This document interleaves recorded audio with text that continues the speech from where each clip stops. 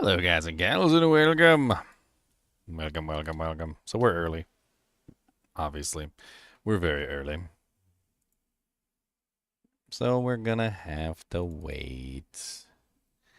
I think Windows updates always popping up, man. I swear I sometimes, I had this theory that the Windows updates are only there to try and like force you to I don't even know, like catch you or something, or like harvest data or something, like because they come so often and so frequently that it makes me wonder like if they're just not like sending you these updates just to like download things to your computer on a regular basis. I know, conspiracy theorists like tinfoil hat, like whatever, but yes, it starts at an hour. We got about an hour till the campfire chat. 1 hour and 3 minutes. In fact, I could get a little timer set up. Let's get a little timer set up. I know you guys like timers. You guys enjoy timers. Don't even pretend like you don't enjoy timers, okay? You enjoy timers, all right?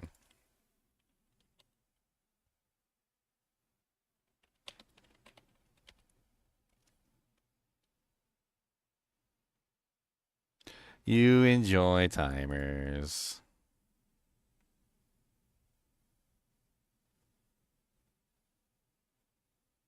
Mm-hmm. Mm-hmm. Let's see here. I'll see if I can match it up properly with the time that we've got for this. So what do we add to 12:58? Let's go ahead and just do it like this. There we go. All right, let's minimize this web page as much as possible. Now we're going to use a little magic.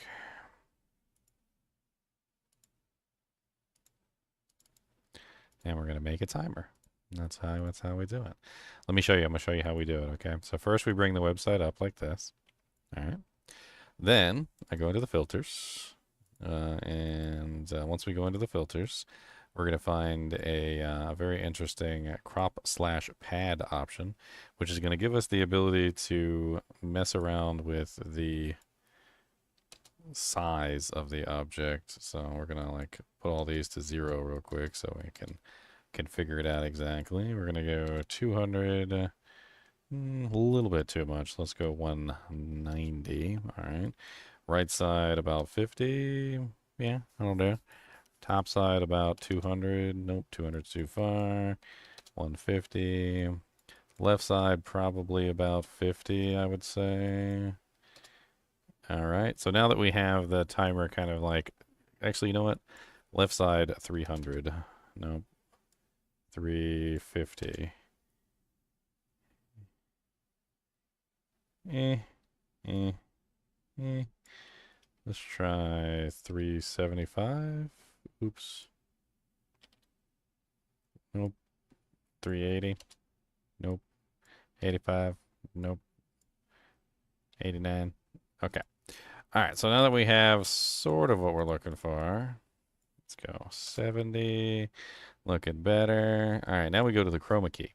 Now the chroma key is where we apply a background removal. And once we have the background removal, now we have a countdown timer. Look at that. Beautiful. Beautiful. So pretty. Joe Mama, so fat she scrunched it. That's right. I'm curious as to what the hell they're doing. Like I'm worried. I'm gonna be honest with you guys. I'm worried. I'm worried they might mess it up. I'm also excited that they might do something that's actually good for once, but like I'm also worried they might mess it up. Season 5 was so good. Like for those of you who haven't played in a while, like maybe you haven't played since like season 1 or something. Like I don't know, but like season 5 was good. Season 5 has been a really good season. I really have enjoyed season 5. I don't know about you guys out there. I don't know what your personal experience is with season 5, but I have really enjoyed season 5. And I don't want to see them go from like, the height of season 5 down to like garbage. Like I want to see them go up higher, like or at least plateau. Like at least maybe do a plateau. I don't know. That would be nice. A little plateau. The plateau. I'm gonna go play my Wolfie Druid while we're waiting. I've been enjoying Diablo 2 Resurrected Season 8. For those of you guys who haven't been paying attention, maybe you only like Diablo 4. But just in case you guys are curious, I have been streaming Diablo 2 Season 8 quite a bit. As you can see, we've got day 1, two streams on day 1, one stream on day 2, 2 streams on day 3, day 4, day 5, day 6. We're currently on day 7, so I'll be hopping back into Diablo 2 Resurrected probably after this, but... Oh, look, one of my videos got demonetized because people couldn't control their potty mouths. This video will earn limited to no ad revenue due to content identified as not suitable for most advertisers. People think I'm joking. And I can do request review. This is requesting a manual review. And they'll probably go in there and be like, "You dirty whore." Like... The things that you said in that video, I was like, I didn't say them. It was my kinship. Like, look, you're not getting the restriction removed. In fact, we upped the restriction. Okay, you've been upped. All right, you were on limited. Now you're on ultra limited. Okay, now that we got a chance to hear it firsthand, ultra limited. Okay, that's where you are right now, ultra limited. Don't push it, or you're gonna get a strike.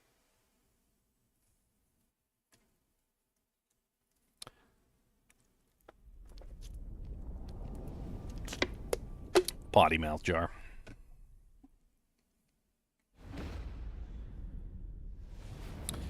Womp womp womp womp womp womp womp womp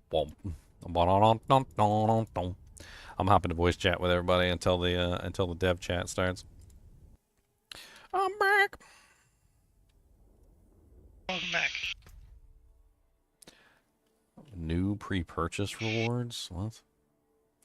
Get more with your pre-purchase.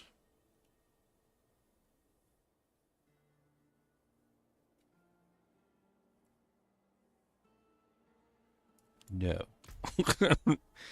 Track down treasure. March of the Goblins live. March of the Goblins live. Sandra Sanctuary. Treasure Goblins have returned from August 27th at 10 a.m. to September 3rd. Pilfer legendary items.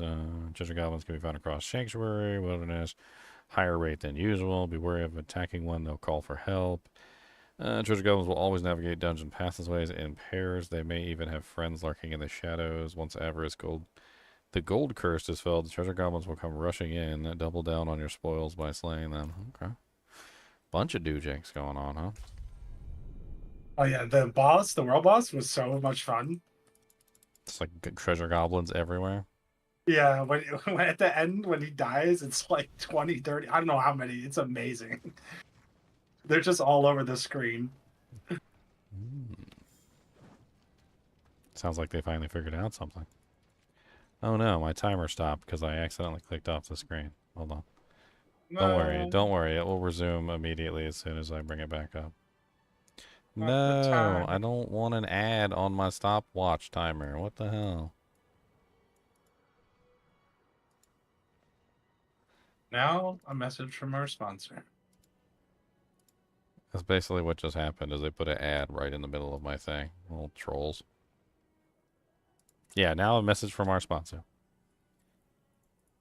MMOEXP.com. Not even joking. They offered me $1,500. I put a poll up just for fun. You guys can decide whether I take the poll. How about that? It'll be your decision. Seems like too much pressure.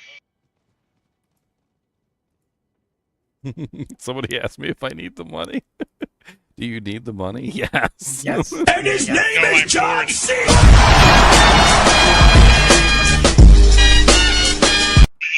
Rude. This is Ginger coming at you from your local Walmart parking lot.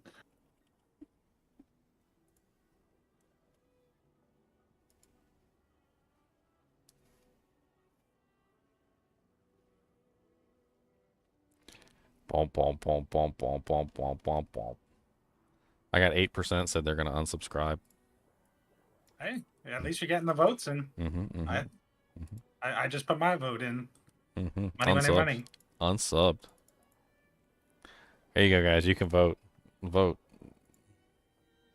Let me know how you feel.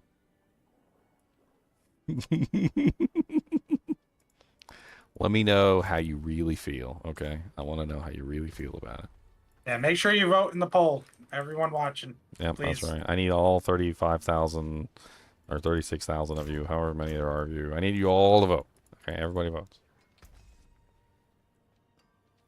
Let me accidentally destroy all my mythic uniques because I'm all just coming back and I'm rusty. Oops. Go Ginger get evil mentor. Yeah, Gem. Ginger Evil Mentor. If you don't start putting your pinky finger to the bottom corner of your mouse, I'm not gonna buy it. Now you know what I'm gonna do, and now a message from Ginger Evil Mentor.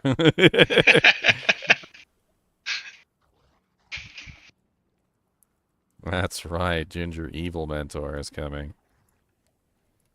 Gem. That's the second channel. Stuff gets wild there. Do-do-dum-bum-bum-bum-bum. Your mama always likes. My mama once told me the world was gonna roll me, and then she sat on my head. And then she farted. Oh my god, it was so freaking stinky, Lord. And I think that I'm going to be dead. Wow, there's like no decks on this board. Like, I guess I just have to move territorial somewhere else. Like, I'm looking at the board. I don't even think there's enough decks on the board to activate the node. Oh, no. But 5, 10, 15, 20, 25, 30. I guess there's barely enough to activate the node. If I get every single dex node in this thing, there's barely enough to activate the node. I'd probably be better off switching this to a different place. Like, how much intelligence is in this board? A lot. A lot of intelligence. Okay. Yeah, let's switch Bane with Territorial. Let's put Territorial here. Where the hell is Territorial? Bom, bom, bom, bom. I don't have no points in Territorial, so I don't that I'm being Emporial. Didn't make sense not to live for fun. Your farts get stanky, but that's okay, hon.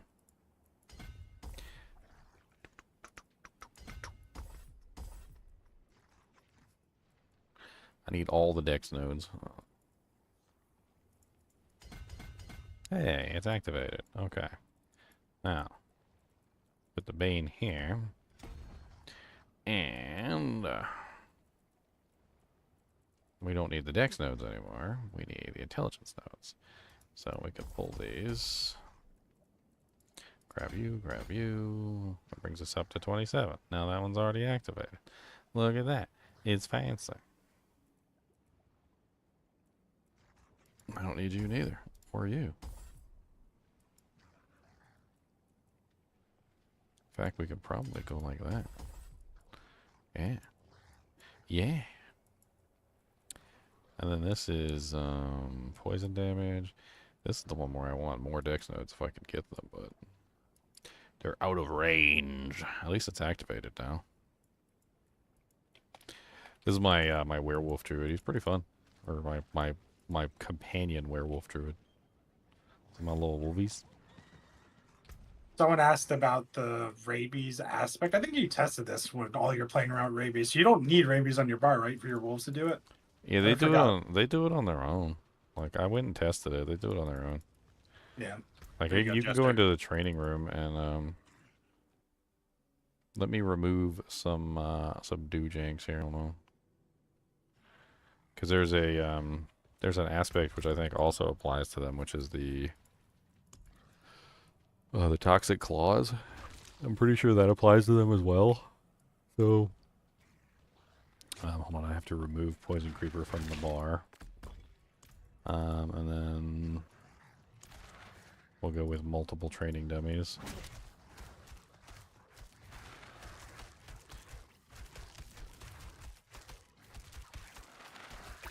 And as you can see, they're poisons.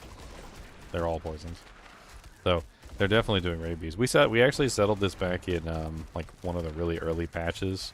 Meow actually settled it because he wasn't using rabies, and he said that there's a perk or there's an achievement. Where's the achievements at? It's like map W or something.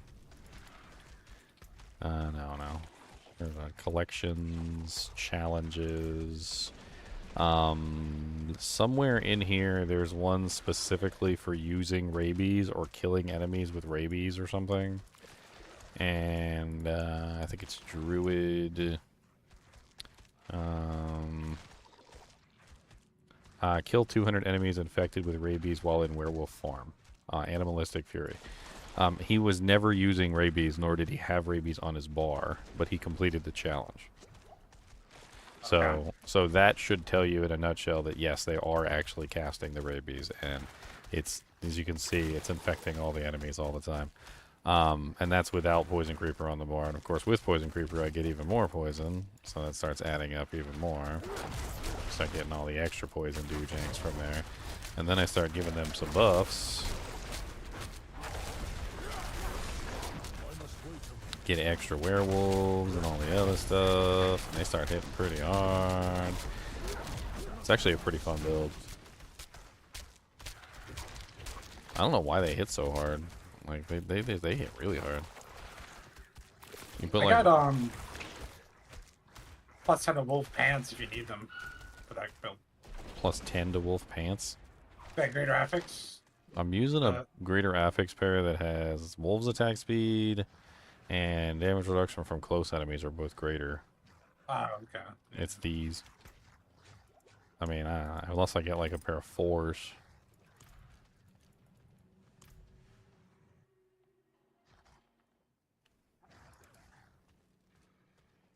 Yo, mama. I let the community decide. How about that? So you guys decide if I should take the money. That way I'm not the sellout. Shifting the burden. I mean, it's like a donation to the stream. It's just not made by the community members. Yeah. For those who can't afford to donate, let the sponsor donate. Yeah, what he said. I like to pay my bills. That's all I'm worried about. Like to pay bills? Bills. Yeah. Bills. There's a lot of bills. Everybody wants to charge you money for something. Seems to run on some form of electricity, Mr. Stark. Just thinking of the Avengers scene. Trying to think, like, I guess the werewolf board, if I take the not to take the werewolf passive, but I think because the werewolf, I think the pets actually do count as werewolves technically.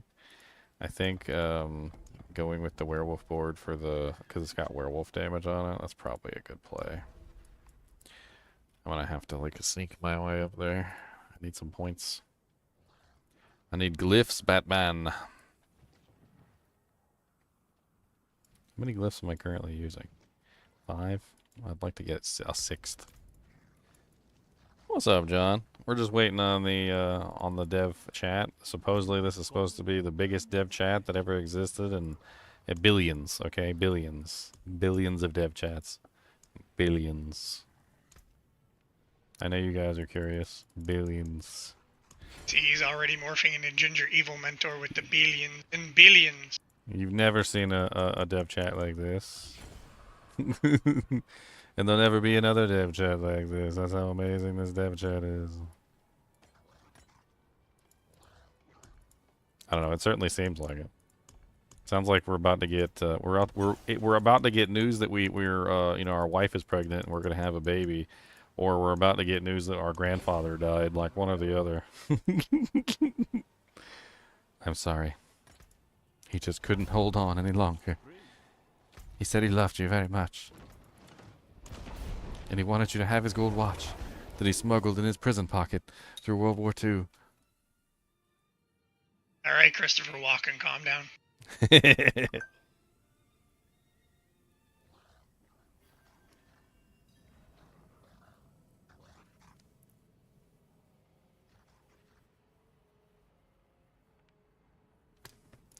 Christopher Walken. It's the mama of all dev chats.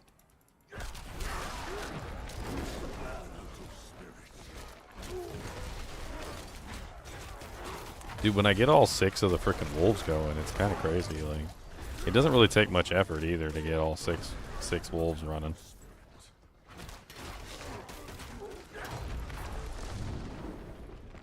And they stay up for a pretty long period of time. Like, once you get them activated, the extra wolves, they stay up for pretty much forever. Like, forever, for the most part. And you just got 6 werewolves running around, just like stomping on everything.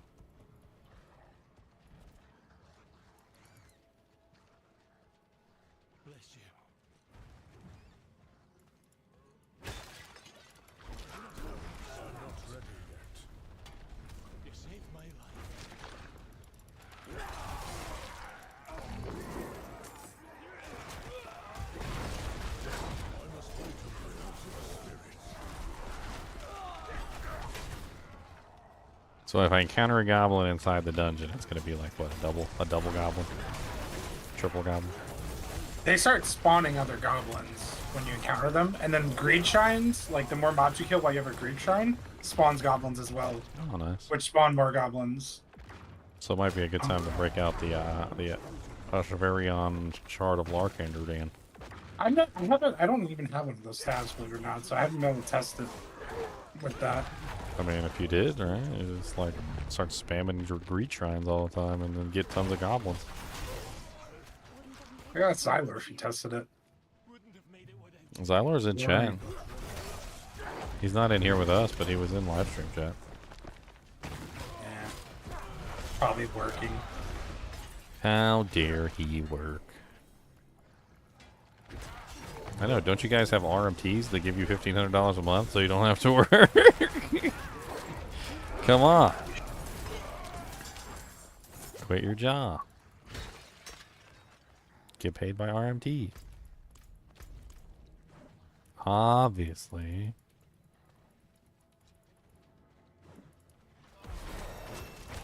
Hey, they can pay my rent, please. Xylor sent us lots of pictures of his vacation. He missed us. He was at the beach, but his heart was in the kinship.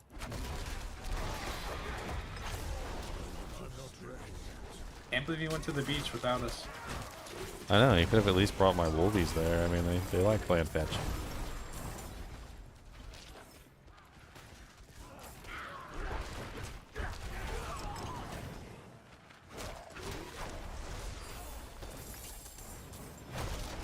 YouTube is a better place to watch, or Twitch. Honestly, wherever you don't have ads. If you have a subscription on, or if you're subbed on Twitch, if you have a membership, then you get no ads. If you got YouTube Premium and you get no ads over here, then YouTube might be a better place to watch.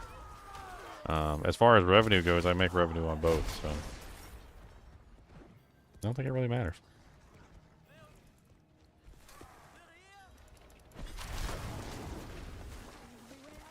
Tell the Xylorian to pick us up.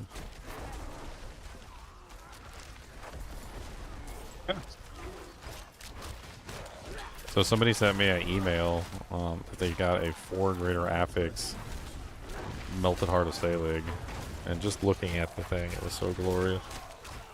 Oh my god! Yeah, if I had that, I would build an entire character around it. Like that would it would just be the centerpiece to the show. I was thinking the Beastfall boots rogue might be a good choice. Yeah, I mess around with a build like that. Well, because it's got lucky hit on it too. It's got a really nice lucky hit. It's like greater affix. It's like 22.7 or something, or 27.5. I can't remember. So I figured you could like triple the lucky hit. Go with the lucky hit Beastfall boots setup.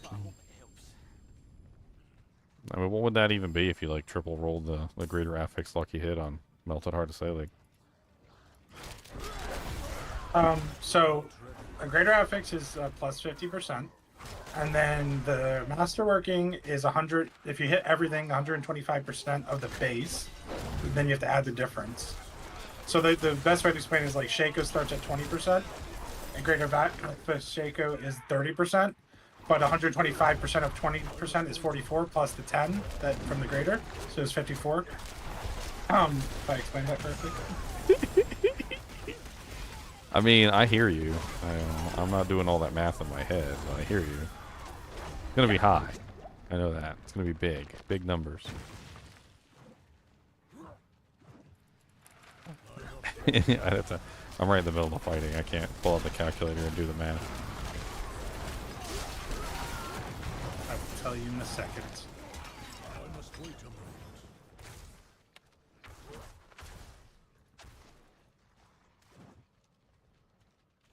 So if you watch me on both, I get paid twice? I do indeed, yes.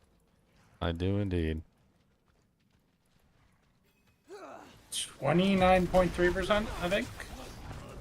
Or 40. Wait, 40.5. Sorry.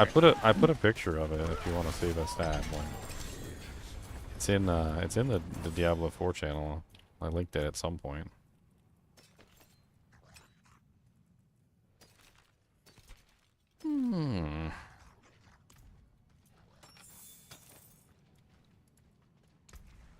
You know, now that they fixed the Ring of the Starlight and it actually works right, life per second actually kind of sounds interesting at this point. Imagine making a character that just regenerates infinite amounts of life and then also has infinite amount of resource as well.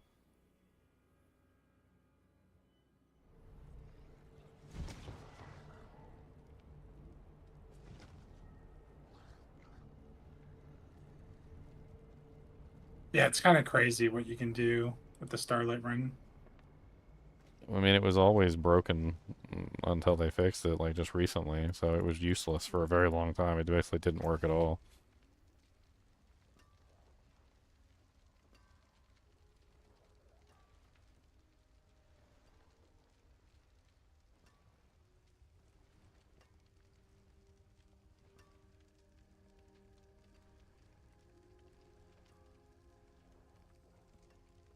There you go. Erno made the math simple. Reading what people have been saying on the post. I think it's funny. Oh, I forgot that you can put comments on that kind of thing. Let me look.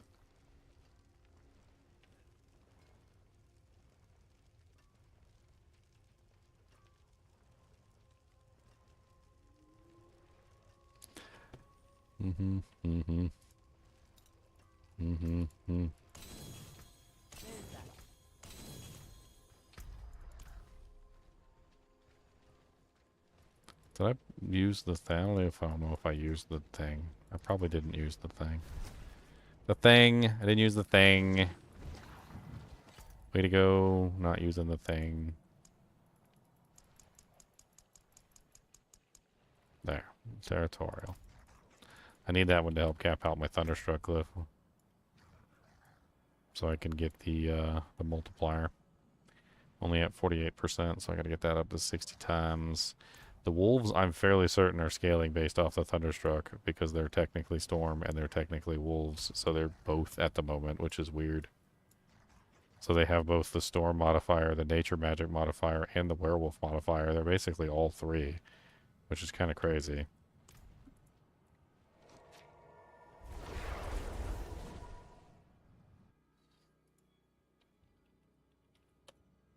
Well, I just spent all my Chinchilla turds. Time to save up again. Okay, let me see if I can cancel out your Chinchilla turds. Nope. Well, I rejected some of the Chinchilla turd spendings that people did, but that one wasn't up there. Unfortunate. A recent change in items appears to have attracted more treasure goblins to the area. They must really like the changes because it seems they may be picking up and dropping even more than usual.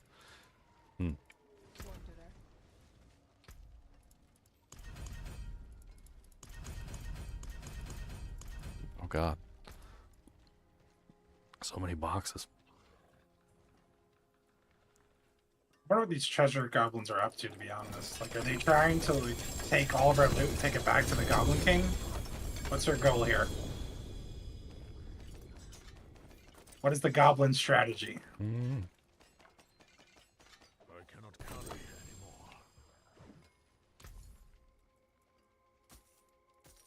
I suppose I could take that off your hands. I don't need a sacred.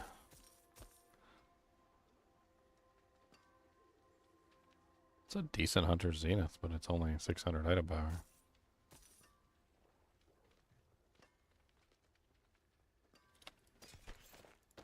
A fine addition to my inventory.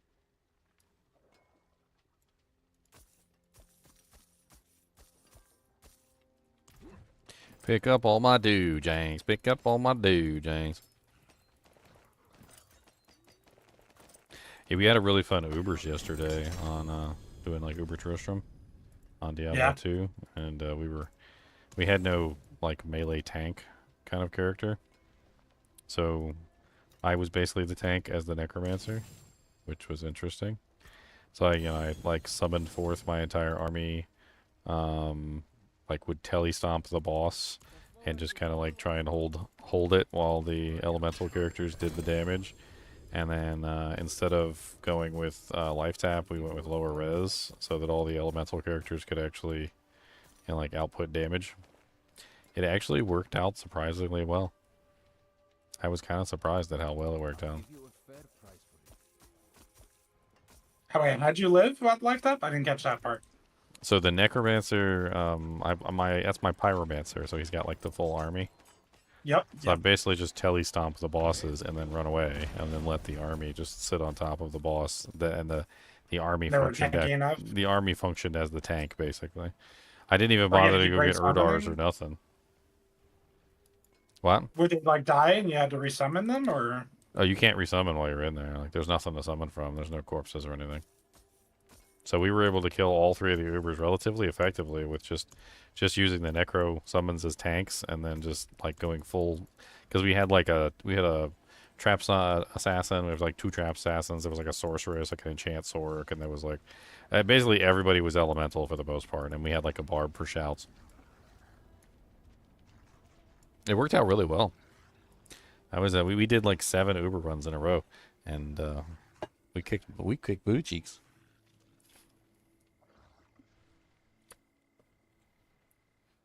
Slapping them Uber cheeks. Of course. Hey, Yaz with the Prime sub. Thank you. Appreciate it. I gave Cooley my Prime sub the other day. I can't really do anything with the Prime sub. I can't give it to myself. They kind of prevent you from doing that, so. So I gave it to Cooley. One day I gave it to Phil. I usually give it to Dabrowski next. Oh yeah, well, that's a good one. I'll give it to Dabrowski next. That sounds like fun. Spread out the love a little bit.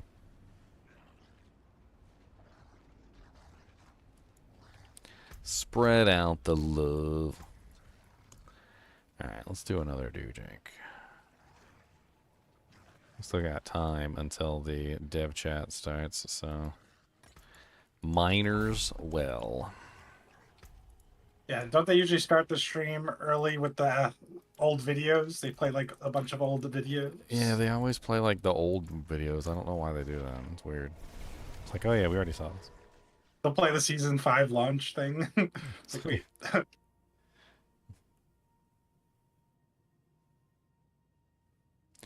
Money, what I want. Cow level's another big one. I'm looking forward to that, Erno. Ginger Evil Mentor has 20% of the votes.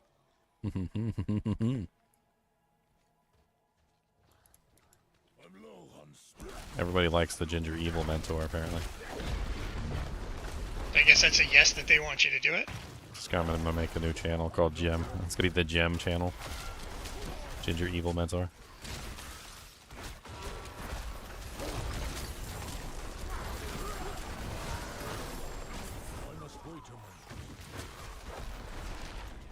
Ginger Evil Mentor.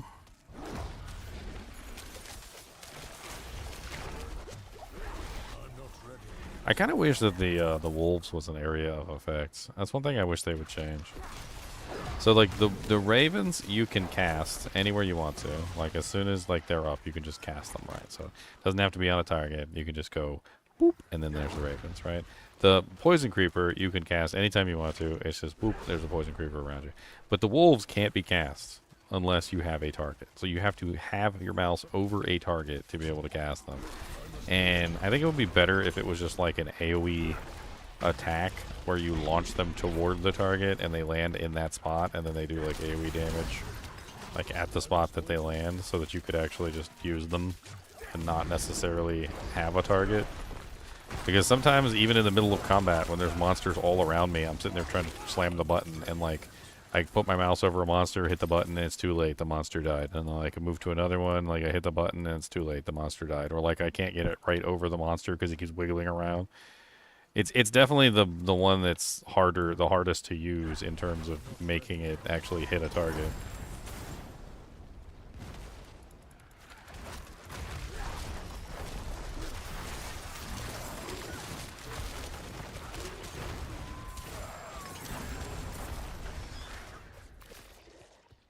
I messed around with a couple variations of the basic build, Yeah, trying to get the most damage out of it that I could.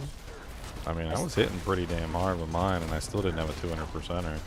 Did you get a 200% shard? Yeah. I have one for my Heartseeker, so I just brought it over to test on the Druid. I was getting like 300 mil overpowers, which is pretty strong, but just didn't seem strong enough to do like Infernal Hordes for some reason. I'd probably have to tweak the build some. I mean, you were using the line, right? And Yes. and you got, did you put your points, you're alternating back and forth between wind shear, right? Yes. I don't know. I mean, honestly, it seemed super powerful when I was playing it, but I thought maybe scaling the wind shear side of things could be interesting as well. Like going with the wind shear poison. That is something I still want to try for sure. I mean, it seemed like going with the bonuses for both would definitely be interesting. Because you get the bonus damage for both, on both attacks, so...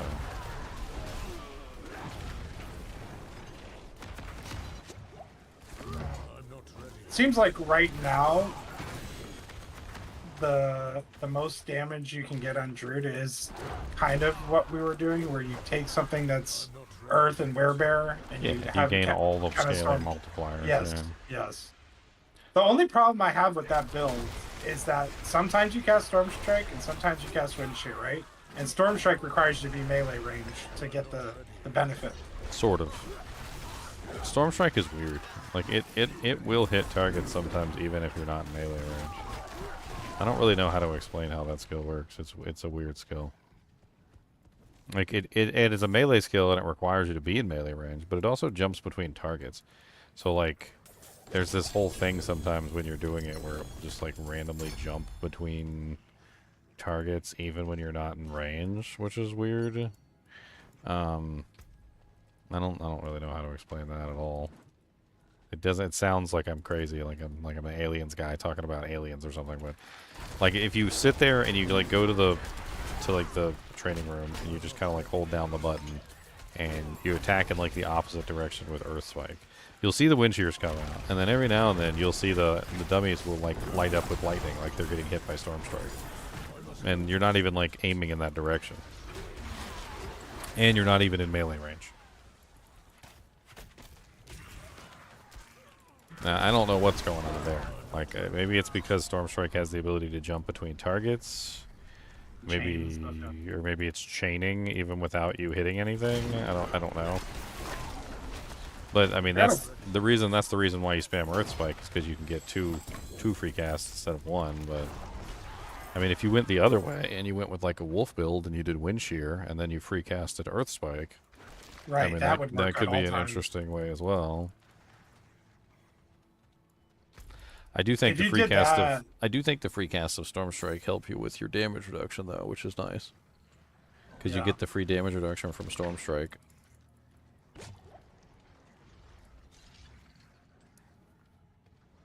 The Wind Shear version casting Earthstrike would be interesting with like an Andariel's and doing like the poison scaling that way. I mean, you can also get all of the scaling between shifting forms as well by just going back and forth between the two basics, which is really fun. I mean, the only thing that would really change is you're just Now you would be doing mainly Wind Shear instead of mainly Earth Spike, which is that's kind of how I currently have it set up. Is I mainly cast Earth Spike, but I still swap to Wind Shear every now and then to get all the quick shift, buffs and things like that. Yeah, the only thing you lose is the Werebear multipliers if you're not casting an Earth skill that's converted. But that means switching to Tempest, which then brings up its own issues of having problems like maybe maintaining fortification, some other stuff. I don't know. I would go, if I did it the other way, I'd probably go Shaco or Andariel's as the helm instead of like Tempest Roar. There's so many options. The one thing I was thinking is about trying the new Staff of the Crone too. I got a greater affix on the Storm Strike attacks additional targets, so it's like +4 before masterworking. Patch notes? What patch notes, Nate? Did you do the patch note? They don't have patch notes out yet, do they? They got 1.15 or 1.51, which is kind of just a bunch of bug fixes. Notes are after the campfire? Yeah, that's what I figured. They're probably going to be posting the 2.0 PTR notes, and yeah, we're going to be going over the notes. 100%, yeah. We're definitely going to be going over the notes when they release them.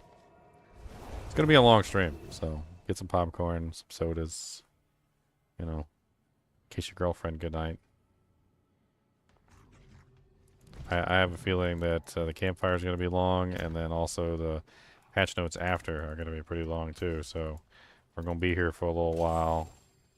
Just chilling out, relaxing, shooting some b-ball after school. A couple of guys who were up no good started making trouble in the Diablo hood.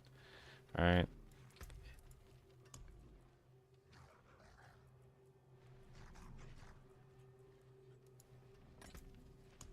Drifting shade. Yuck.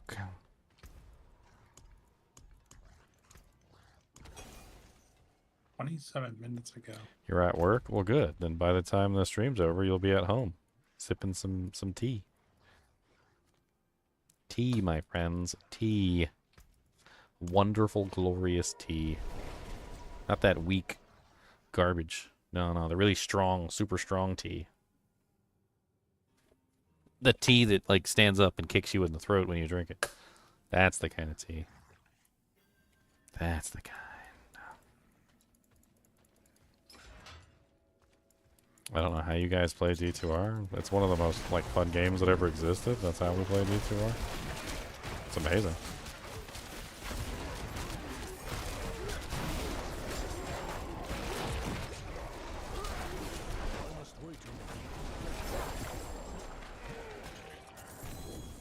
Diablo 4's got a long way to go before it catches up with D2R. I like Diablo 4. Don't get me wrong. And I think that some of you guys are just like stuck in the mud as far as games go. Both sides are stuck.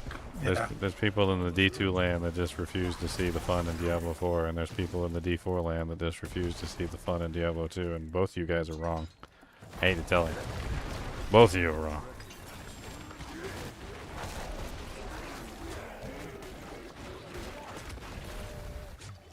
What? Okay, no los dos.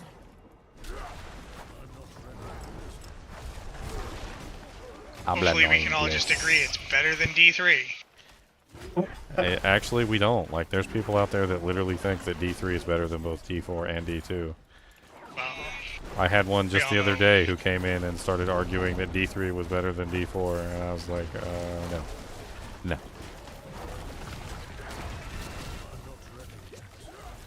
D3 had very few redeeming characteristics, and most of them were, like, stomped out by the dev team.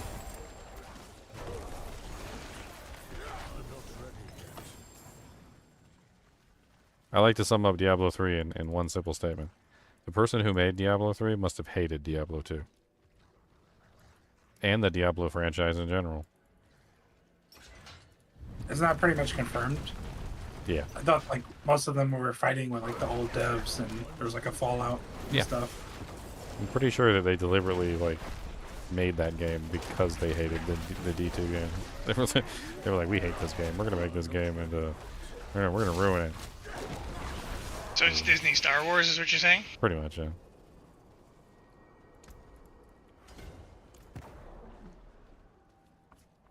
Animus.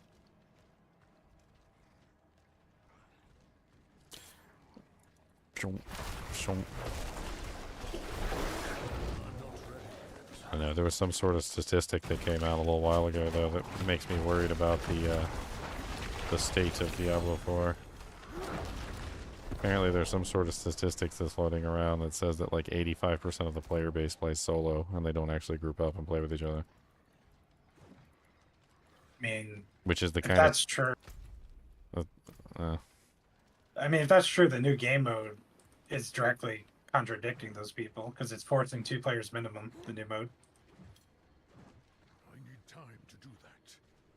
There are definitely a lot of people upset about that. You mean I have to find a partner or a friend? Dude, I loved Final Fantasy 11, and Final Fantasy 11 did pull no punches. They were like, you're not strong enough to do it by yourself. And you would try to do it by yourself, and you would get stomped. You would get raffle stomped directly into the dirt.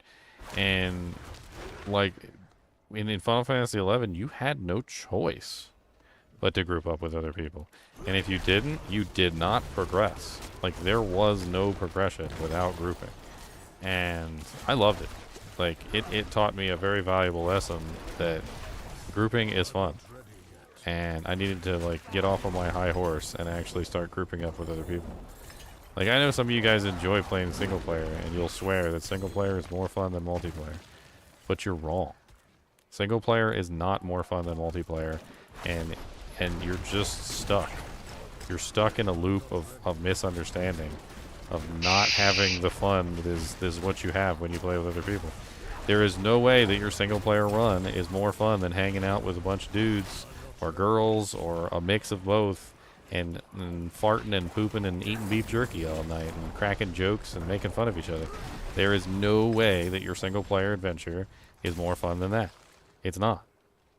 So, like, if you're stuck in a rut and you think that your single player adventure is just so much more fun, or you're avoiding people because of like that one bad experience you had in that one group in like 2005, I mean, just like take some chances and get out there and start making some friends and start grouping with people. It's way more fun in a group than it ever is going to be solo. You get to share items. You get to have the satisfaction of like being able to find stuff for your friends instead of just finding stuff for yourself.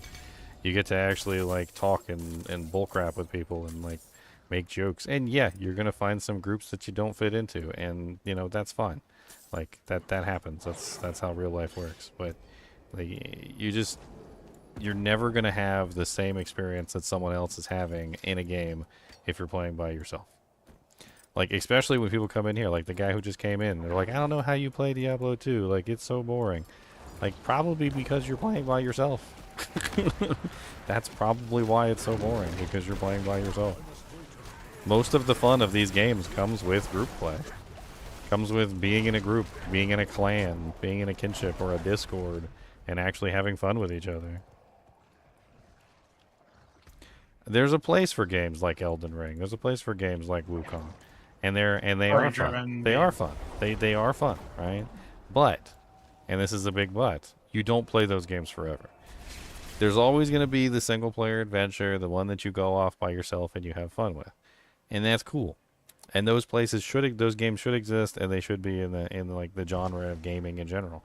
But when you have a game that's based on multiplayer and having fun with your friends, and you deliberately choose not to, that's where things get weird, right? That's where like you're in a situation where the game is designed around group play, and you're just like, no, I refuse to have friends, and then you just play solo, and that's weird to me.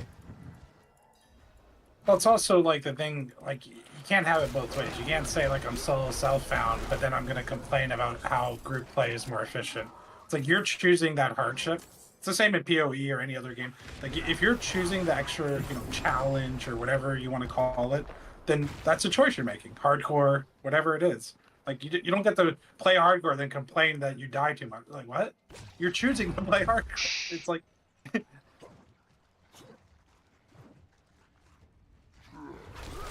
But I only want to die once and then revive. I don't want to lose all my in progress. Look, they're just really big fans of James Bond, okay? Oh, okay. You know, you only live twice. 32 movies later. Look, okay? Listen, he's the Doctor. He's the other Doctor Who because he keeps regenerating. I mean, technically,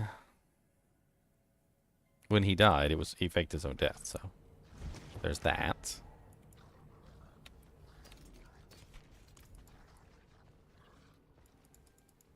I mean, proof in the pudding, okay? Proof in the pudding.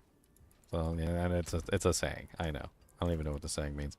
Proof in the pudding is that literally you listen to us, right? Like on stream. You hear us, like, having fun, like, during the season starts. Like, that's the kind of fun you're missing out on, basically. And if you're hanging out on stream listening to us, that's a form of, like, multiplayer, too.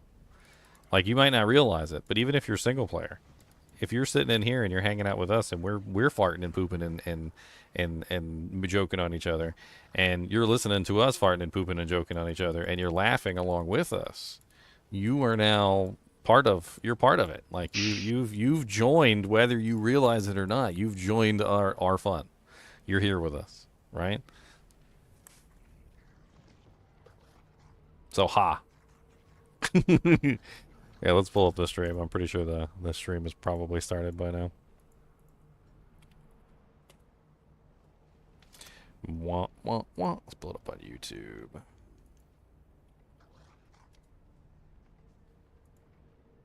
Got the live stream.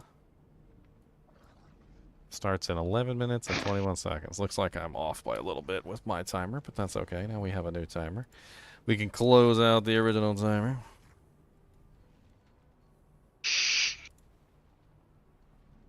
$11 minutes, that's enough time for another run.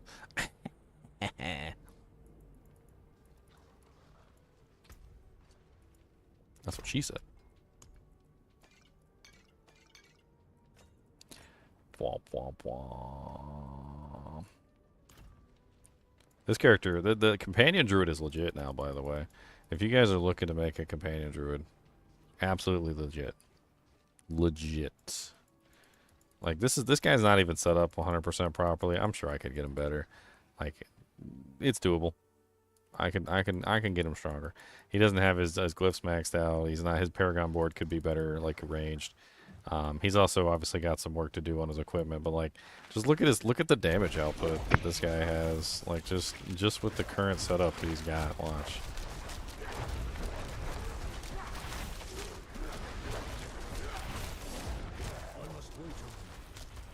See those nice, beautiful 8 million hits from the wolves? Just the wolves themselves are dishing out like 8 million a strike. And this is only with 3 wolves. For some reason, I can't summon additional wolves here. It only lets me do like the original 3. But there's like 11 million like hits in there from the wolves, and like even without my buffs up, they're doing like 6, 7, 8 million like damage a piece. There's 6 wolves. Like, let's assume that we've got like a full rotation, right? And let's assume that each wolf is doing like 11 million damage. That's like 6 times 11 million damage. That's like 66 million damage, like, per rotation, and they're attacking really fast. They're attacking very, very fast. And that's, of course, not even including the ravens, which are doing pretty good damage too. And then, of course, the poison creeper, which is also doing pretty good poison damage. And you start getting everything all nice and stacking on top of each other. This is a legit build now. The companion druid went from a meme to a legit build. Yep. Just absolute meme of a build to a legitness. I think it's a very good boss killer too. It's just I don't know how the AoE is. Well, the poison creeper is your AoE, right? I mean, if you set up for poison, if you don't neglect the poison side of things, the poison creeper becomes a really big AoE hit, and you can spam it. So it's not terrible. That's why I was using Bane and Tracker with the build, and I'm trying to scale like the poison side of the wolves as well, because I figure that's probably the way to go. Because you can do like toxic claws, and you can get like the wolves, like, so they're poisoning basically with every single strike, which is not bad.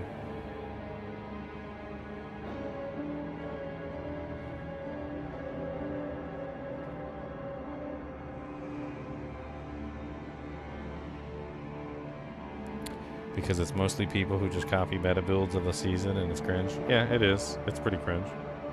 That's why when you're in a group, you enable things that are a lot more fun. I mean, I hate to say that you're just, you know, like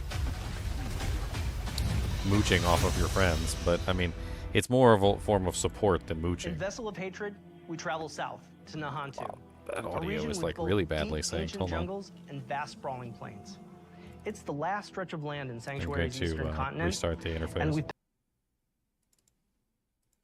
Sometimes it's me, sometimes it's them. I don't know. And it all adds on top of canopy of each other. Nahantu. Nahantu is the southernmost region of the eastern continent that Diablo 4 has been taking place in. It's the last region that we haven't visited yet so far in the game, but it is one that we've been to before in Diablo. There's lots of new areas. We have 6 in total. 4 of them are jungle themed, and then we have 2 that are Red Rock Canyon, but each one of them has their own unique identity. When you first arrive in Nahantu, you're in this place called Lingering Hatred. This is high treetops canopies where you're almost walking amongst the branches high above the jungle floor. Imagine a thick canopy that the light is just barely poking through. The whole area has been infected by this thing called the Hollows infestation. The Hollows are a new enemy that's associated with Mephisto. They themselves are kind of like a tar-like substance creature born straight out of the depths of hell. It feels a little twisted. There's a sickness to the area itself. Humans have ventured into this deep part of the jungle where there's all this poisonous plants and flora. The dregs actually started experimenting with eating these hallucinogens, and it put them into this aggressive psycho rage. The dregs were pretty fun because we were able to push more variety in the monster family. You have one of these tall dregs and then half of a body of another dreg on top of it, kind of controlling it and telling it where to go and tossing poisonous bombs at the player. When you come across it, it's very memorable. And then we've also got the area of Tenganse, where you've got the Tenganse Plateau, which is full of these red rocked plateaus and canyons. Imagine getting up above the land. Those gigantic walls have pockets inside where monsters could live. It offered up a lot of opportunity to bring back a monster family like the Lacunae. We're bringing them back in a new way here as a fully fleshed out monster family with multiple classes. What a more brute force looks like, what a caster looks like. They are very much apex predators, and we're definitely in their territory. And then there's a little sub-area called the Skittering Earth. The name alone makes your skin crawl. And it's bug infested, and you can see how the bugs have destroyed the jungles and kind of input their influence on it. Within the Field of Giants, you have these giant corpses of these long-dead demons that humans have begun to mine away at for their resources. While they've got a lot of use out of them, they're also toxic to the land around it. The notion of massive demons walking Sanctuary 1,000 years ago is really thought-provoking. Plateau's also got just this beautiful color scheme to the lighting. It's really lovely to be Rhinoceroses? there. And then horrific at the same time. You know, it's great. The mercenaries in Vessel of Hatred are a group of people who we like to describe as ordinary people with extraordinary skills. They have the same level of will to fight against the demons of hell. And there's 4 mercs that you can collect over the course of the campaign. It starts with Rahir, a blacksmith and a shield bearer, is a more defensive fighter. He's able to go in there and soak up damage, use his shield as a bulwark against the enemy. You meet him early on in the campaign, and he's one who introduces you to the mercenary network. You end up finding acquisition quests for 3 other mercs that you can find throughout the course of the story. Subo, the drunken archer, is going to work really well for people who want someone who's out of the main melee, in the back, offering utility and that kind of range support. Then we have Variana, a berserker crone, who's a melee combat fighter, close range. She's got a really cool combat meter, a massacre meter, where you need to keep killing enemies to get the meter to be filled. She's got a bunch of really interesting utility skills that you can kind of build in. Finally, we have the demon child Aldkin, who's a magic user who can transform himself from human form to demon form and join you in combat. There's this really great reinforcement ability where you can take one of the mercenary skills and attach it to one of your powers so that when you use that skill, it calls them in to do a specific skill. With the mercenaries for Vessel of Hatred, one of the things we are expanding on is the skill tree. For Diablo 3, you had a very basic type of mercenary, but this time you can actually push a little bit more into the skill tree and make the mercenary the way you would want to play. Going through each mercenary progression arc and outfitting their skill tree so that it's complementary to your character build, I think that's where the fun in the mercenary system really lies. The Dark Citadel is a new in-game feature that's coming in Vessel of Hatred. It's an entirely cooperative player experience. All the mechanics within it are based around you working together with your party members to solve the challenges and face the first Khazra hordes within. One of the outcomes of the Mage Wars is this giant crater and all the souls that were kind of lost in it from those wars. The goal of the first Khazra, who are kind of the original Khazra, they're using the powers within the Citadel found within this crater to perform experiments to try and bring back their Dark God. Only recently, people have started going missing. They head into the Khazra region, they disappear, never to be seen again. So it's clear that whatever they're planning is about to come to fruition, and your job as the players to get in there and stop it. Citadels are a place where we take what is the best part of Diablo, combat, and we test it in a different way, which is adding in cooperative mechanics that you have to manage on top of that. For example, a boss has an attack, and as a player, you have to collect an item that allows you to reflect the attack back at him. So there's a little bit of a Twitch level mechanic there where you actually have to time your reaction shot. What's interesting about it is when you get multiple people in there, we're each responsible for reflecting that shot once, so we all have to sort of master the timing of that move. You can't do that kind of thing without coordinating as a team, and that's sort of the example of what Citadel gameplay feels like. When designing the Citadel, we designed a lot of really cool bosses. And so one of the things that we did is we took that design and made like armor sets for each of the classes. That way you feel like you took their armor and you feel like you're wearing a little bit of them after your victory. We also have a currency that's dedicated to the Citadel, where as you play through, a vendor can be interacted with to buy custom cosmetics that are unique to the Citadel. You can play with 2 people, but the ideal experience is for 4. In order to facilitate that, we've built an all-new Party Finder feature, and the community has been pretty vocal about wanting this for a long time. It made a lot of sense to us to pair it with this new Citadel mode. It really is an activity that's geared towards people who love to play together with their friends or with strangers and enjoy that cooperative gameplay. I cannot wait for players to get into the world. I'm really just excited for people to see all the little hidden storytelling elements that the team has fit in. There's interesting things to find and see and discover around every corner, and it's just a really great experience getting to explore and hunt to.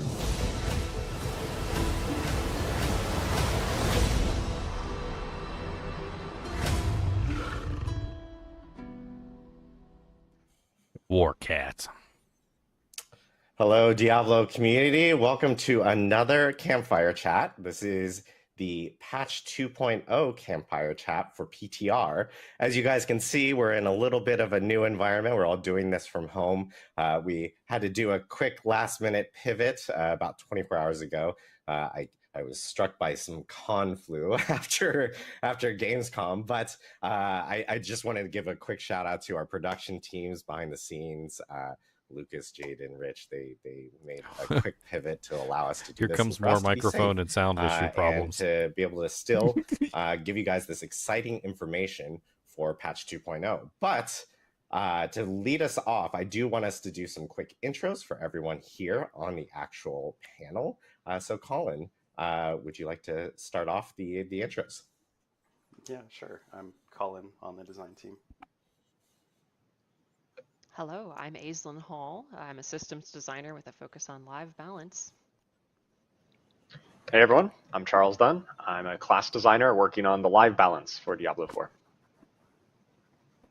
Hey everyone, I'm Jeevan Sidhu, and I also work on the systems team. Awesome. So we got a whole panel here, way more than what we normally have because we have so much to actually cover. We do want to jump into things pretty immediately, but I did want to recap really quickly. Obviously, last week we were at Gamescom. We made some really big announcements for Vessel of Hatred, where we announced, the mercenaries that will be coming to Vessel of Hatred, along with how that system works with like reinforcements. It's like a new take of how mercenaries play within Diablo, especially since Mercenaries has such a storied history within the franchise itself. And of course, we also talked about the Cuirass Undercity and the Dark Citadel, along with the Party Finder feature that players will be able to actually partake in with Vessel of Hatred and use that for Dark Citadel and other features within the game. We do actually have a blog up on Diablo4.com that does do a good deep dive across all of those specific items, so you guys can actually check that out. But we have a packed agenda today. This will be a long one, so we hope that everyone will sit down and grab a snack and join us as we talk about some pretty large systemic changes that will be coming with Diablo 4, along with some new stuff that we'll be sharing as well that will also be coming with Diablo 4. So we're going to start off with some progression updates. We're going to move off into some class and balance changes, along with some quality of life updates. And then we'll kind of cap it off with a cool new announcement that will be coming with Vessel of Hatred. So Aislinn, Colin, I know you guys want to jump into some of these big progression changes that you guys were talking about last week. So take it away. Yeah, thanks, Adam. And I'm sure everyone has no idea what the big surprise is at the end. None whatsoever. So right. Let's jump into the progression. So when we launched the game, we had a sort of vision for the game that we felt like was really fun to play through once, where you'd sort of traverse through these world tiers and you'd be gaining new sacred items rarely, and then you'd be getting ancestral items when hopping into World Tier 4. And as we played the game more and more, and as we've gotten feedback, that necessarily hasn't really been super fun. So we've sped up a lot of the progression to sort of get you into that space that where you feel powerful, where you have autonomy over your choice in terms of difficulty and challenge and reward. Diablo is all about that progression, right? And sort of blasting and feeling efficient. So we wanted to take a step back after looking at itemization. We've added a ton of itemization progression that we think is feeling pretty good. There's a lot of ways to customize your character. There's a lot of ways to progress your itemization. And we wanted to look at other aspects of the game. So that came in the form of like what hasn't aged super well. What are the things that we really enjoy and we see that you all enjoy? And doubling down on that. So two of those things are difficulty and overall just character progression from your paragons, your glyphs, etc. And we've sort of taken the approach of like really doubling down and embracing again what has been really fun, right? Blasting, being efficient, having control over your challenge and reward, right? Profane Mind Cages is awesome when you can stack it to 3 and you can hop into those HellTides and just start getting tons of experience and reward for pushing that challenge. Key dungeons like Nightmare Dungeons, Infernal Hordes, really pretty much every endgame in the system at this point has a tiering system associated with it, and we think that's like pretty indicative of like what has been fun, and we want to embrace that. And part of that is that idea of I can push really hard to get more efficiency. Part of that's conquering milestones, right? It's really good. It's a ton of fun to hop into World Tier 3 early. I think I hopped in at level 25 in the latest release just to see if I could do it, and it was a ton of fun. And it's sort of all about embracing that gaining power in multiple ways, feeling super powerful. And then another thing that we really wanted to look at in terms of making this better is alting.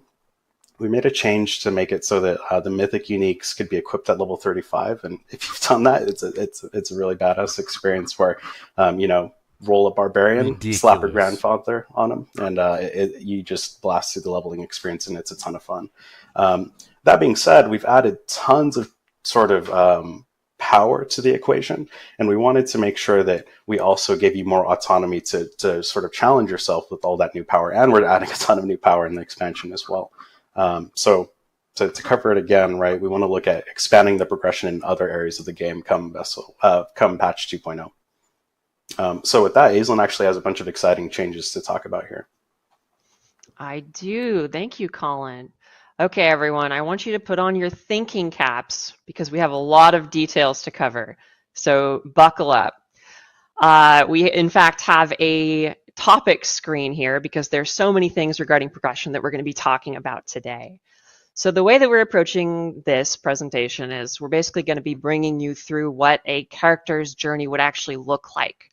Starting by talking about the character journey and then talking about some difficulty tier changes that are coming, and then going deeper into, you know, how you're going to be gaining more rewards from those said difficulty tiers. So yeah, without further ado, let's simply jump in and get started with the character journey. Okay, so some changes coming to how you're going to be leveling up. There's going to be a level adjustment, first of all, coming to patch 2.0. Right now in the live game, you know, you go from character level 1 to 50. Those are your skill point levels. And then every level after 50 is a Paragon level where you're earning 4 Paragon points per Paragon level. We're going to be splitting those out in patch 2.0. And so you're going to earn Paragon points, which are going to be separate from your character level. Levels 1 to 50 represent those character levels. And there's also going to be a new max character level, quote unquote, of level 60. And that means that you are going to be earning 10 more skill points from what you had been earning pre-patch 2.0. There's also going to be a reimagined pace to the leveling journey. So we have a lot of new difficulty tiers that are being added to the game. More on that soon. But effectively, lower difficulty tiers are going to be offering you a slower pace if you're a near player, you just want a very casual, chill experience.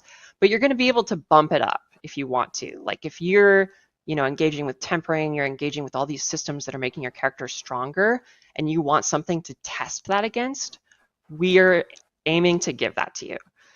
And these difficulty tiers are going to be offering you improved efficiency, improved rewards, and the goal is to improve your pace if you can blast through these difficulties.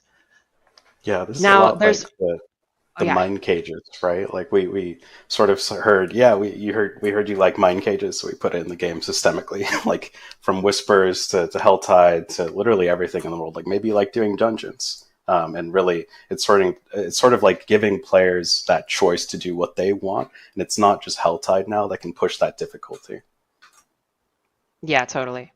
Like we were just playing on the development team, and we were playing in HellTides and, you know, playing with mine cages, and we were like, this is great. Like I want to just be able to do this, or like have this option available to me, like basically whenever I'm playing. So that's a big part of these changes. Moving on here to the number adjustments. So as a lot of you guys found in footage, yes, there is a pretty substantial number adjustment. So a big part of this is we want to make sure that there's room for growth. And we're adding a lot of player power in patch 2.0 and Vessel of Hatred. And we want to make sure that numbers don't get so crazy that we cannot even fathom them, right? And so a big part of this is giving us a good starting point in patch 2.0 where we can afford to grow numbers. Yeah. Yeah. Aislinn, I think it's really important, you know, to have numbers that are like, when you're like doing damage numbers, to see ones that are meaningful to you, right? If you're increasing your damage like even 10x, but it's taking it from like an 8 or 9 digit number to a 10 digit number, it's almost impossible to see that kind of growth in player power. So with numbers that are more readable on screen, that A, makes it much more obvious when you're getting more powerful, and just makes the game as a whole easier to kind of comprehend. Totally. Yeah, and it's important to note that like this is relative. In that we're not slowing you down in any way. This is purely sort of one of those adjustments that we're making to ensure that you can have more growth in the end game. We're not at the top end nerfing things like crit chance or CDR. Really, this is all about having actually, like sort of what we set out to do when we launched the game, is have more grounded numbers for longer. That's not to say that you aren't going to get insane in the deep end game, right? Yeah. Yeah, you're still going to have a lot of power to game. And yeah, finally, just going back to this first bullet here on this slide, we're going to talk more about Paragon later, but for now we're going to focus on some other things. So sit tight. Okay, let's talk about how monsters are changing. So we've streamlined monster health and damage in a pretty big way. We took a look at how monsters gain health and how they gain damage over different difficulty tiers. And we've really like honed in and kind of universalized our approach to how they're gaining power throughout your character experience. And this is going to be applying to all monster types, normal monsters, minions, which are elites, little buddies, elites themselves, and of course bosses. And all of these monsters now have health that's relative to their normal monster counterpart on any given difficulty tier. And what this does is it really helps smooth difficulty progression and the difficulty of any experience that you're currently in. Secondly, we have some changes to monster scaling. So monsters are going to scale to a pit tier, and we're going to talk more about that as well pretty soon too. So sit tight. And the big thing here is that monsters are always going to match the player level now. So on live, we have a world where monsters can be, 100 levels offset of you and anywhere in between. And that can be fairly hard to understand. And so a big part of this pass is kind of removing that element of the game so that we can focus on what difficulty we're currently in and using that as the judge of how hard or how easy or wherever in between the content you're currently in is. And finally, we have some pretty cool combat tuning changes. So we've taken a lot of looks at, the moment-to-moment combat pacing in the game. And monster mechanics across the board have been adjusted to really hone in on player momentum. You're here to slaughter demons. We want you to move quickly through the game. And we don't necessarily want monsters to be slowing you down, especially normal monsters. And to achieve this, we've reduced instances of getting one shot out of nowhere. And we've also adjusted boss HP so that they're not quite as grindy after you're moving in from, after blasting down AoE packs in the pit, for example. Yeah, it was definitely a pain point. Oh, great call. Go ahead, Charles. Just saying, right, that's always been the pain point in the pit so far is hey, you're really strong, you blast through most of the dungeon, and then you get up to the boss, and the boss takes, 5 minutes or more. That's just such a slog. So we're definitely making sure it's a more consistent experience. In a given difficulty tier, you're going to have a more consistent experience across boss and other portions of the game. Yeah, and we've already taken a lot of steps towards this. One of the previous seasons, we set it so that you wouldn't get armor cap penalties as the monster is leveled higher than you, right? So this is really just sort of consolidating a lot of the, I'm going to get shit for the Blizzard math, on the back end to make sure that a lot of the things are really being reworked on the back end to address the problems we see on live with the crazy exponential scaling of boss health from 4 different multipliers and the crazy exponential damage that some of the monsters are getting. It's the corpse bow, of course, dying in one shot from off screen. A lot of those things should be much more consistent as you're climbing through those difficulty tiers, which we're going to talk more about in the future or in this presentation. Very soon, in fact. Difficulty tier. Right now. Here we Difficulty go. tiers. Right now. Let's talk about it. So this is our beautiful Blizzard illustration, if you will, of current day difficulty. Art by Colin. Thank you very much. Got to call out Colin. Yeah.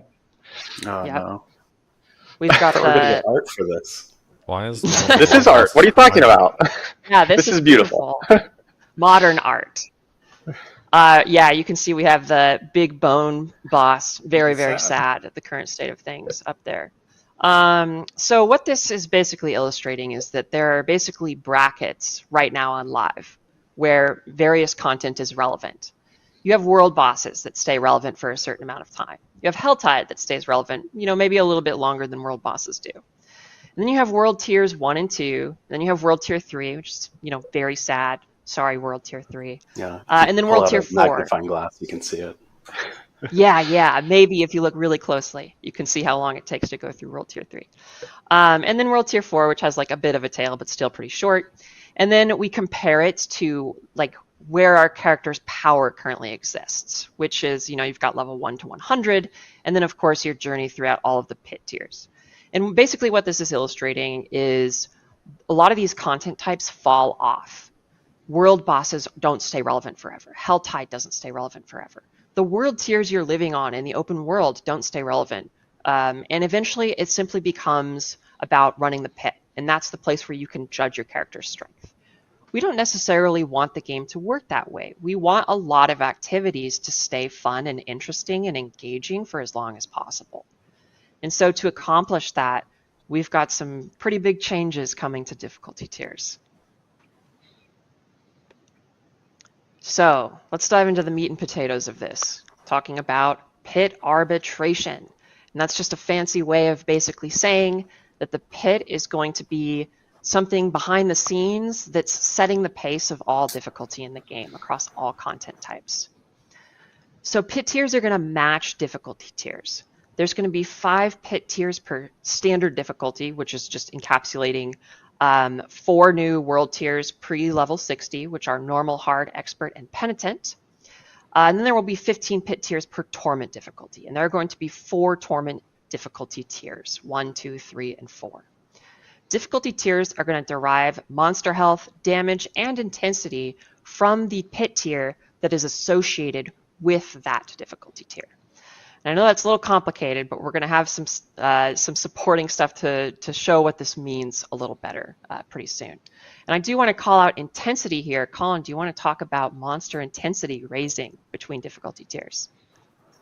Yeah, so intensity is something we played around with in the base game, and it's sprinkled out throughout the game. But what intensity is it's a backend system that controls monster aggressiveness as well as monster intelligence. So by aggressiveness, it's things like they attack faster, they have lower cooldowns, they move faster. And then intelligence is they predict your movement more, they'll face you more. So if it has a big swing, it's actually going to try and track you a little bit more accurately. So it's not just the health and damage that's going up through these difficulty tiers. The monsters are actually becoming a little bit more dynamic and fast-paced. And we think that feels pretty good, especially when it's sort of scaling through the new difficulty tier system that we have. Yeah, this is something we do have on the live game, but in the new patch 2.0, you're really going to feel that difference. Currently, you feel a little bit of difference in between the different world tiers, and that's just going to be magnified. And your moment-to-moment combat it's not just going to be higher numbers. The moment-to-moment will feel different and harder at these higher torment difficulties. Yep, they're going to become bigger jerks as you ascend difficulties. All right, so let's talk about difficulty gating. So this is basically how people are going to be moving through these different difficulty tiers. So the pit is going to unlock once you hit character level 60, which is the new maximum character level in patch 2.0. So pit tiers associated with standard difficulties are going to unlock immediately, which is pit tiers 1 through 20. You're going to be able to challenge all of those immediately once you're max level. And you're going to need to beat pit tier 20 to unlock the first torment tier. Once you beat pit tier 20, you're allowed to go into the overworld on torment 1. And then, as we see here, there are 15 pit tiers per torment difficulties. So to unlock torment 2, you would then need to progress through the pit and beat pit tier 35, at which point you can now go into torment 2 in all other activities, so on and so forth. So this is basically creating a... Sorry, go ahead, Colin. Oh, I was going to jump in and say, like, what's kind of interesting is, like, Torment 1 you can think about as World Tier 3 today. And what we're sort of doing is essentially saying, now that level cap is 60, you actually can find some of the best items in the game very early, right? Imagine if you were able to just start finding the best items in the game in World Tier 3. That's really sort of what we're talking about here. We're really speeding up when you can actually get to the end game, where we've added things like the pit, we've added things like nightmare dungeons and more end game activities for you to engage with, and item modification systems. So it really is sort of getting you into the fun faster, which also makes alting a lot more cool, right? It's way easier to sort of get to that point where, all right, I'm in the end game. I'm going to start looking for awesome items. I'm going to start modifying my items. So we think that like sort of represents a pretty substantial change to how you play the game. Oh, so yeah, for absolutely. us wondering why we kind of built it around the pit, and why we associated difficulty with the pit. How do y'all think about that? Yeah, so right now the pit is a fantastic razor to judge your character against.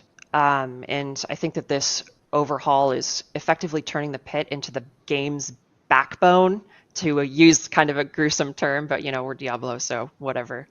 It's basically turning the pit into the game's backbone of like difficulty, and all other difficulties is kind of derived from that. And it gives us a very predictable and understandable pace for you to experience all other activities in the game based on the pit's difficulty. Yeah, and that razor is great for pushing difficulty, right? You think about how part of what's really fun, again, about Diablo is that feeling of progression and that feeling of becoming powerful, then taking on a big-ass demon, killing it, getting awesome loot. And what the pit is going to do is you're going to push that difficulty, then unlock new torment tiers, which is going to unlock more efficiency for you. And Right. you can sort of think about it as like we've added not just a world tier 5, but a world tier 5 and 6 as part of this torment system. And it's something we can continue to sort of evaluate and build on as characters become more powerful and we add new ways to sort of play through the system. Yeah, and I think it's also a lot about consistency across content, right? Currently, in the live game, we've got a lot of different, levels of different types of things, right? You've got Nightmare Dungeon keys, you've got pit levels, you've got Infernal Horde tiers, and we just kind of realized that, hey, the pit is something that we have, really good delineation between the different levels. So you've got a wide spread of different tiers for that, and that's something we can kind of peg difficulty against across the whole game to make a more consistent experience. When you're in a certain difficulty tier, you're just going to get a more consistent experience across all activities. Right. Yeah. Yeah. So like when you're on Torment 2, you're going to know that all content you're facing is on the level of Torment 2. But right now on the live game, you go into a pit tier 50 and you're like, okay, it's pit tier 50 difficulty. And then you go into a Nightmare Dungeon tier 50 and it's a totally different difficulty. And then you go into an Infernal Hordes tier 8 and you're like, wait a minute, this is extremely hard compared to these other ones. They're just not similar, right? And so we want to create a more level playing field so that difficulty is easier to understand. It's also so the pit's like a kind of common language and shared experience for everyone. Mm-hmm. Yeah, that's definitely a benefit, and it's also, in some sense, leveling up all the activities. Like, I know that there's some people who really enjoy Whispers, for example, and Whispers just falls off. Like, if you're doing the pit and you're level 100, you're level 90 in the pit, like, Whispers are terrible, right? Like, you're not actually going to run Whispers when you're pushing that deep into the game. But now when sort of things are leveling up with Torment tiers, you have a place to go and sort of juice the efficiency from those different activities, if you like that activity. Yeah, and this kind of carries over to other activities, not just Whispers. It's like, your HellTides. Yeah, too, the whole Infernal world is Hordes. leveling, right? Yeah, and like which is another thing. Like Infernal Hordes is something that obviously was introduced in Season 5, is coming back, and is a permanent feature within the game, and is also going up with the rest of the content. Yep. All right. So let's talk a little more about the details of difficulty tiers. So on the right-hand side here, you can see this table. It's basically showing off the associated pit tier with any given difficulty tier. So normal simply starts on 1, and then like we saw before, it goes up by 5 each time until you get to Torment tiers, at which point it goes up by 15 each time. So Torment 4 lands on 65, Torment 1 starts on 20. And in light of this, we have changed the highest pit tier to be 100, down from 200. And this doesn't mean that the pit tier 100 is going to be the same difficulty as it is on live. It's going to be harder. So each pit tier you're going up is going to be harder than it was before, effectively. And we also have this pretty neat new system where we have smart keys. And what that means is your things like Infernal Hordes or Nightmare Dungeons, the keys to enter those activities are now going to follow the current difficulty tier that you're on. So if I have an Infernal Horde key and I'm on Torment 3 and I use it, I'm going to go into a Torment 3 difficulty Infernal Horde. And the same is true for Nightmare Dungeons. So we're pretty excited about that change because, again, coming back to all these things we've talked about, where it just kind of makes things easier, just makes life easier. Yeah, it's a big quality of life change because on live right now you get a bunch of sacred Nightmare Dungeon keys, and I'm sure everyone runs a ton of World Tier 3 Nightmare Dungeons, right? You definitely don't just pop in to get a sacred weapon, but what I'm getting at is a lot of those keys just end up getting salvaged, and now when all keys can sort of carry weight through various torment tiers, getting a Nightmare key is this interesting choice of like, well, do I keep it or do I run it now? Because if I keep it, I can just use it at a later time, and it's really about giving the players that choice on when do they want to run this content. We're not just going to invalidate that key and say, oh, in Torment 2, you need to find a new key to do this thing. So I think it's definitely making key management a lot easier and more fluid as well. One thing on the pit, Aislinn, that I think is really interesting is we definitely have rescaled the pit. Tier 100 is sort of like our 200 on live. But I think that's something that we definitely want to keep an eye out on PTR. We don't have any problems with increasing the amount of pit tiers. Like, this is something we can definitely revisit if we see in PTR that you all are insane, which is probably going to happen, and you beat tier 100. We really like that it's a razor and measuring stick, and we don't want to take that away from players. So that's something that we want to get PTR feedback, and we could really use your help in breaking that system and seeing how far you can push it. Oh yeah, that's a great point. And like we've said on this stream, there are going to be a lot of new player power opportunities coming, and so yeah, please show us what you got, as they say. Okay, so let's talk about, let's just dive a little more into the details. I think we went over a lot of this stuff already, but we can kind of go through this slide here. So yeah, all content in the game exists within an expanded difficulty tier selection, like we were talking about. I think an important thing to call out here is that, for example, Penitent is, if you're comparing it just to like kind of understand what it's going to look like relative to live right now, Penitent's kind of going to end up being like World Tier 2 if you added 45 monster levels on top of it. And that's intended to kind of be the upper echelon of like pre-max level character leveling. So if you really want to amp up the difficulty to as hard as you can make it, like going on to Penitent is where you want to be. And this is just a lovely little visual aid. We've got some cool new icons for these difficulty tiers. Normal, hard, expert, and penitent. It gets harder as you keep going. Okay, so yeah, and we really want this to be like opt-in, not progression locked. And so the vanilla Diablo 4 difficulty tiers kind of operated as progression tiers, right? And what I mean by progression tiers is the moment you get to World Tier 3, as Colin was saying, like you unlock sacred items, maybe you go into a dungeon so you can find a sacred weapon. And these things unlock so quickly and they drop so frequently that you kind of just got this huge burst of power, and you never really got to feel that power. And we want to make sure that you are like feeling each upgrade you get in the game, and it feels really, really punchy.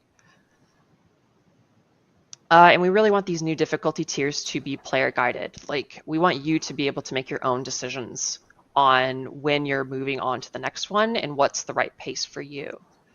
And of course, these new difficulty tiers are going to give you improving rewards. You're going to find more gold, more experience, and you're going to have more loot efficiency per difficulty tier. So the higher difficulty tier you can fight the game on, the more efficient your experience is going to be effectively. Yeah, and I think that's really... Go ahead, Charles. Go ahead, Kyle. Yeah, I was just saying that's really like what I view as the differentiating factor between what current V4 is and in the new patch 2.0 is if you enter Torment 1, you can find the best item in Torment 1. You could complete your character and get full best in slot and everything. It's just going to take a while, right? It's going to be less efficient. You're going to be getting less loot. And whereas in the live game right now, right, you just can't find the best things in World Tier 3. You are kind of obligated to go to that World Tier 4. And now, if you're able to clear higher torments with efficiency, that's just going to be the best option for you to find the gear more efficiently, but you aren't forced into Torment 4 to find the best items in the game. Yeah, that's something I've really liked about it, is that we get to start the end game a lot earlier with Torment, right? Because there's nothing that you're excluded from. There's no awesome piece of loot that you can't find by Torment 1, and so you get to really start to test your build after it's kind of gotten some real optimization, I think much earlier into the journey than before. Yeah, I couldn't agree more, Jeevan. And like a great example of that is what we're doing with the ladder bosses or the lair bosses. All of those unlock in Torment 1. The cost to summon them is static. It remains the same throughout all the Torment tiers. And what that means is if you can beat it on a higher Torment tier, you're going to get way more uniques. So you get a handful of uniques starting in Torment 1, way more uniques in obviously Torment 4, but the cost, because it remains static, we're not going to ask you to get anything extra like a Stygian Stone. That just means as long as you can kill that Torment 4 boss, you're getting way more efficiency out of that boss. I mean, it really is like this, it feels amazing to sort of progress through those Torment tiers and just unlock way more power opportunity. Yeah, we don't really have this differentiation of like a regular version of the late game boss, like a regular version of Duriel, and then the tormented echo of Duriel. That's not really a distinction that we have anymore. Whereas like previously it would cost more materials to summon the tormented version, but it would give more rewards. Now it's the same cost across the different torment tiers. It's just if you're able to conquer him on Torment 4, that's where you're going to get the absolute most bang for your buck in terms of resources in to loot out. Yeah. And I want to just double down on like Torment 1 is where the end game starts now. And just each torment tier that you're ascending is making your end game, more fun, basically. Because you're going to be getting cooler stuff or more frequently. Okay, so enough about difficulty tiers. Let's move on to some itemization changes. So, item strength. We have what I like to call the item power shuffle happening in patch 2.0. Items with item power above 540 are going to be adjusted to 540. And affix bands in lieu of this, or in addition to this rather, are going to be adjusted as well. So yeah, items at the new character level max they're gonna max out at 750. And that's not actually the highest item power that's going to be in the game, and we'll talk about that more in just a second. But most items you're going to be finding once you hit max character level will be item power 750. And you're going to be finding much better item power items from levels 51 to 59. There's going to be big item power jumps. So once you start leveling your character past those original 50 character levels, you're going to start finding a lot better gear. Okay, so let's take a look at what an ancestral item looks like in patch 2.0. Oh, could we? Yeah, let's take a look here real quick. So you'll notice here that this item has 800 item power, which is 50 higher than the max 750 that I was talking about before. You'll also notice on the right-hand side that is the Torment icon. So ancestral items can be found starting on Torment 1. They're going to become more frequent as you ascend Torment difficulties, but they're still going to stay pretty rare throughout all Torment levels. You'll also notice that the greater affix on this item is highlighted. That is because now whenever you find an ancestral item, they are always going to have one greater affix. They can roll with more, but they will be guaranteed a single one every single time. So let's dive in more into the details. That, right, Aislinn, is part of finding a greater affix on live right now is sometimes it's on life per second. It's like, oh, okay. Got a greater affix on life per second. But now when you see an ancestral item, it's always going to have a... I'm a little confused. Like, they said that they're going to take all of our items and reduce them down to 540. Then they said the max would be 750. And then they, like, contradicted themselves and were like, well, the max is going to be 800. And then, like, they're just going back and forth now. Like, is the max 800 or is the max 750 or is the, like... But then why are the 925 items all going to be reduced down to 540? Like, it's weird. A greater affix, and that ancestral eye power bump, the affix bump, is going to feel really good. Even if you miss that affix, it's still a huge upgrade to your character. If you I think that was all progression numbers. Item power jumps from and sometimes you get an item that has multiple greater affixes on live, and it's it's not at 925. It's not at the highest item power, and that's kind of a mixed bag, right? Like, well, it's kind of good, but it's a lower item power. And now things with greater affixes will be definitionally at that highest item power. Yes. Okay, so let's talk about the details here. So sacred items are not going to drop anymore. They're kaput. You're going to be looking at normal items pre-torments, and then you're going to be chasing ancestral items once you are in torment tiers. So yeah, starting in torment 1, they're going to start to drop. As I said, they're going to become more common as you go up, but again, they're going to stay fairly rare. They're never going to, be like the only thing that's dropping. Ancestral items are intended to be where you're finding forever items.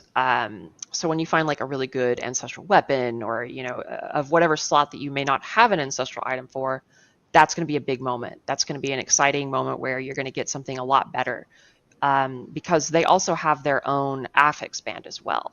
So these ancestral items are going to have better affixes than their non-ancestral counterparts too. Something to note is that greater affixes only drop on ancestral items.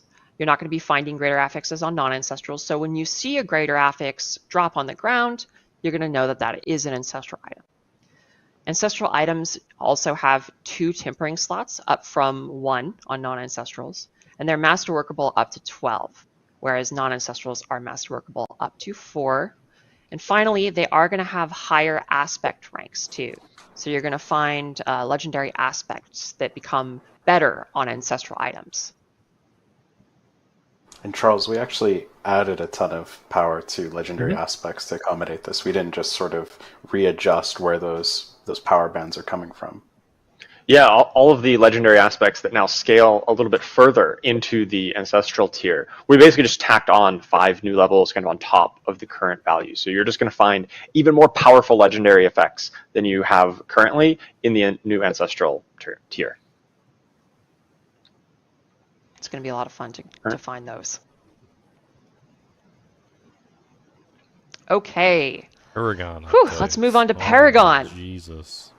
100 ranks. So we have some pretty big glyph updates coming with patch 2.0. There's been a significant rework to how many ranks you can earn on any given glyph, from 21 to 100, which is a lot of new ranks. But we want to make sure that there's still texture in that system, right? And so because of that, we also have a new a new glyph rarity, legendary. So once you upgrade a glyph to rank 46, it becomes a legendary glyph, which you can see here on the right. This spirit glyph is level 50, so it's past that 46 mark. It's legendary. You're going to get a glyph radius increase at rank 15, which is already in the live game, but you're also going to get another radius increase at rank 46 when it becomes legendary. And this is making them bigger than they could have been previously. So you're going to get more space with your glyphs because of this. And when a glyph becomes legendary, it also unlocks a significant bonus, more so than it did before.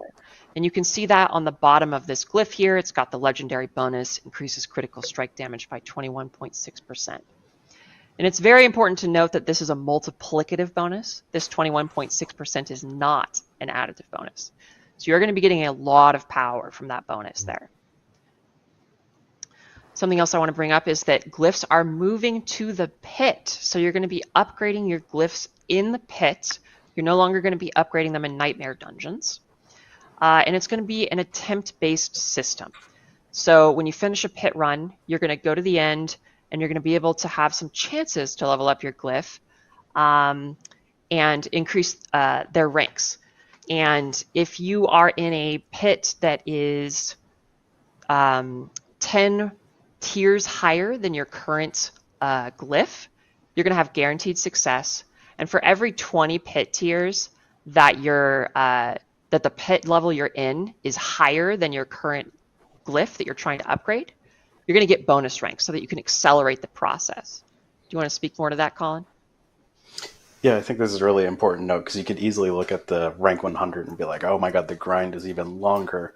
But based on how that upgrade chance works, it's guaranteed as long as you're beating pit tiers that are higher than your glyph. And then how that bonus math ends up playing out is if you're beating, for example, a pit tier 30, that's roughly somewhere between today's world tier 3 and 4. You can upgrade a glyph from 1 to 15 in 3 runs. So you think about the difference between today's game and patch 2.0, you're getting those glyphs leveled way faster if you're pushing that difficulty. And what we really wanted to do here was we've heard a ton of feedback around how the XP system for Nightmare Dungeons feels really grindy. It also just doesn't serve the Nightmare Dungeons very well, right? It's like, how do I get to the end as fast as possible, but nothing in the dungeon matters, right? And that what that does is in the pit, it's all about speed and efficiency, and it sort of embraces that.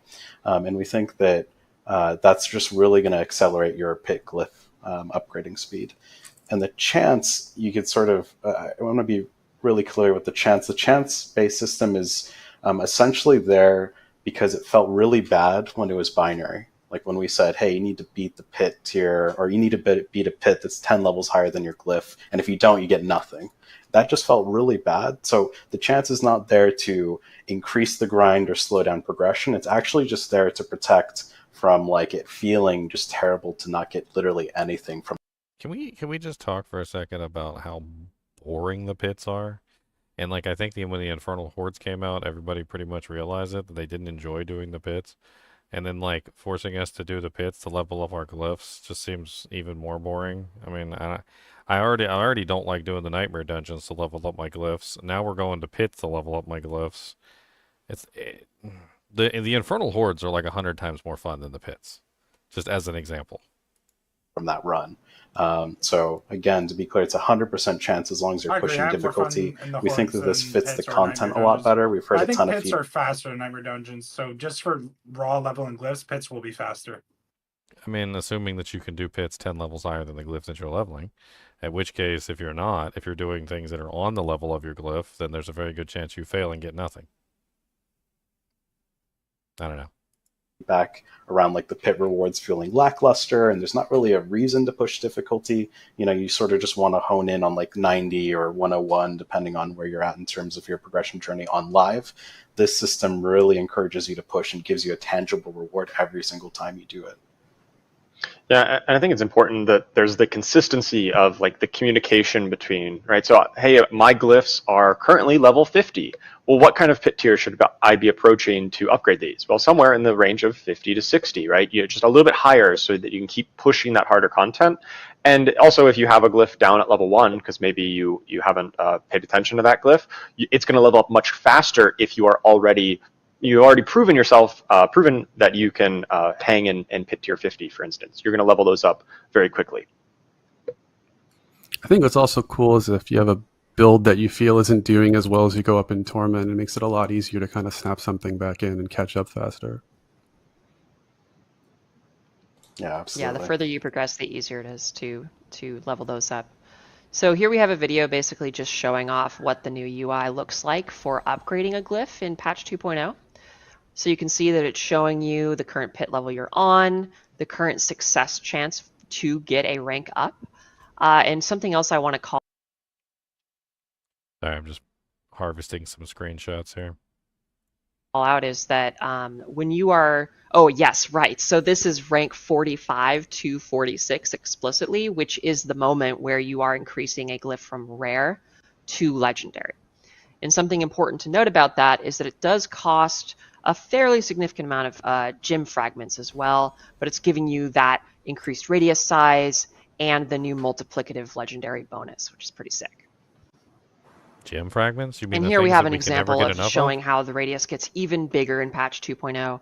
I want to call out here that the midpoint says level 21. That is not correct. It is level 15 where the radius increases.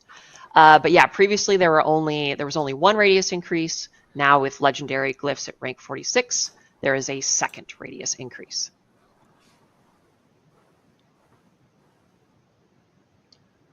Okay, so let's talk about some more stuff related to Paragon. We have realm partitioning for Paragon now, and this is kind of getting into alting that Colin was talking about. We have realm-based Paragon points now, so your Paragon points are going to be shared across an entire realm. And remember that what a realm is like either seasonal softcore or seasonal hardcore or the same for eternal. Those are realms. And these Paragon points are going to stay latent on a pre-level 60 character. And what that means is that, if you have, let's say, 150 Paragon points on a realm, those Paragon points will remain inactive on any character that's pre-level 60. But once you hit level 60 on that character, they will have those 150 Paragon points. And it's also important to note that any Paragon points you earn on any of your characters in that realm are going to be shared among all characters in that realm. So if you earn 25 or 50 Paragon points on one character and then hop over to your alt, you're going to have 25 or 50 more Paragon points to spend on that character too. And in addition to this change, we have a pretty hefty Paragon level increase. So right now the current max besides Renown and Altar of Lilith bonuses is 200, and we're increasing that up to 300, which is going to give you a lot more levels to chase throughout any given season. It seems like the Paragon scales with your alts now. So like if you do a second character in a season, you have all the points? Yeah, that's what they just said. It's D3 all over again. So remember, in D3, you would level up, you would get your Paragon points, and then you would have, like, say, 1,000 Paragon points, and then you would go level up another character, right? And as soon as you got your new character, you could then spend all 1,000 Paragon points on your new character, and your baby level 1 character was in, like, Torment 4. Like, that's basically what they're saying. Although they did say something about the fact that you don't get access to your Paragon board until you hit level 60. So you're not going to get access to these Paragon points across all characters until you hit 60. But once you hit 60, bam, 300 Paragon points. Just like that. Yep. Okay, and in light of these changes coming to Paragon, we've made some adjustments to the way that boards work as well. So because we're offering so much more power with legendary glyphs, and they mean so much more to your build, we're looking to set a maximum for the number of Paragon boards that you can equip at any given time. And this is also because, on live right now, the best strategy is to aim for as many glyph slots as possible. You just go off, you oftentimes ignore whatever legendary node bonus you're getting just for the glyph slot. And we want to make sure that you're really focusing on these legendary nodes and that you're focusing on these really cool legendary glyphs that you're getting, and really think about those choices instead of gunning for like every single glyph, for example. This also complements the additional... I was just going to say this really helps complement the additional 100 more levels. Like, we've heard a lot of feedback that it feels really flat once you hit 100, that there's just no more progression. You don't really need to kill any of the monsters. Oh my dear Lord Jesus. There's no more progression once you hit level 100, right? So they changed it so there's no more progression once you hit 60. You do realize that basically what they've done is that when you hit 60, right, you're going to level up your Paragon points. You're going to hit 300 max Paragon points, and once you hit 300 max Paragon points, you now no longer have to do anything once you hit level 60. So every single character that hits 60 is going to already be capped out on all Paragon points. They basically just created the same exact thing over again. So like, hey, I hit level 100, now there's nothing to do. Now it's, hey, I hit level 60, now there's nothing to do. Anymore, unless it's explicitly to get the loot drop off of them. And that kind of feels bad, right? Like, I'm walking through this dungeon and like I get literally nothing out of killing these monsters. So with the board limit, we've packed a ton of power with additional Paragon levels to grind, a ton of power with the legendary glyphs, but it also creates a situation where once you've achieved all those different things, you don't feel so bad necessarily around not getting to that Paragon level 300. At a certain point, you start to really just really need to hone in on your build, and those extra Paragon points are going to start providing you more of a show of sort of how badass you are, and give you incremental progress that's a little bit less sort of demanding that you must grind through all of this content to unlock every part of your Paragon board.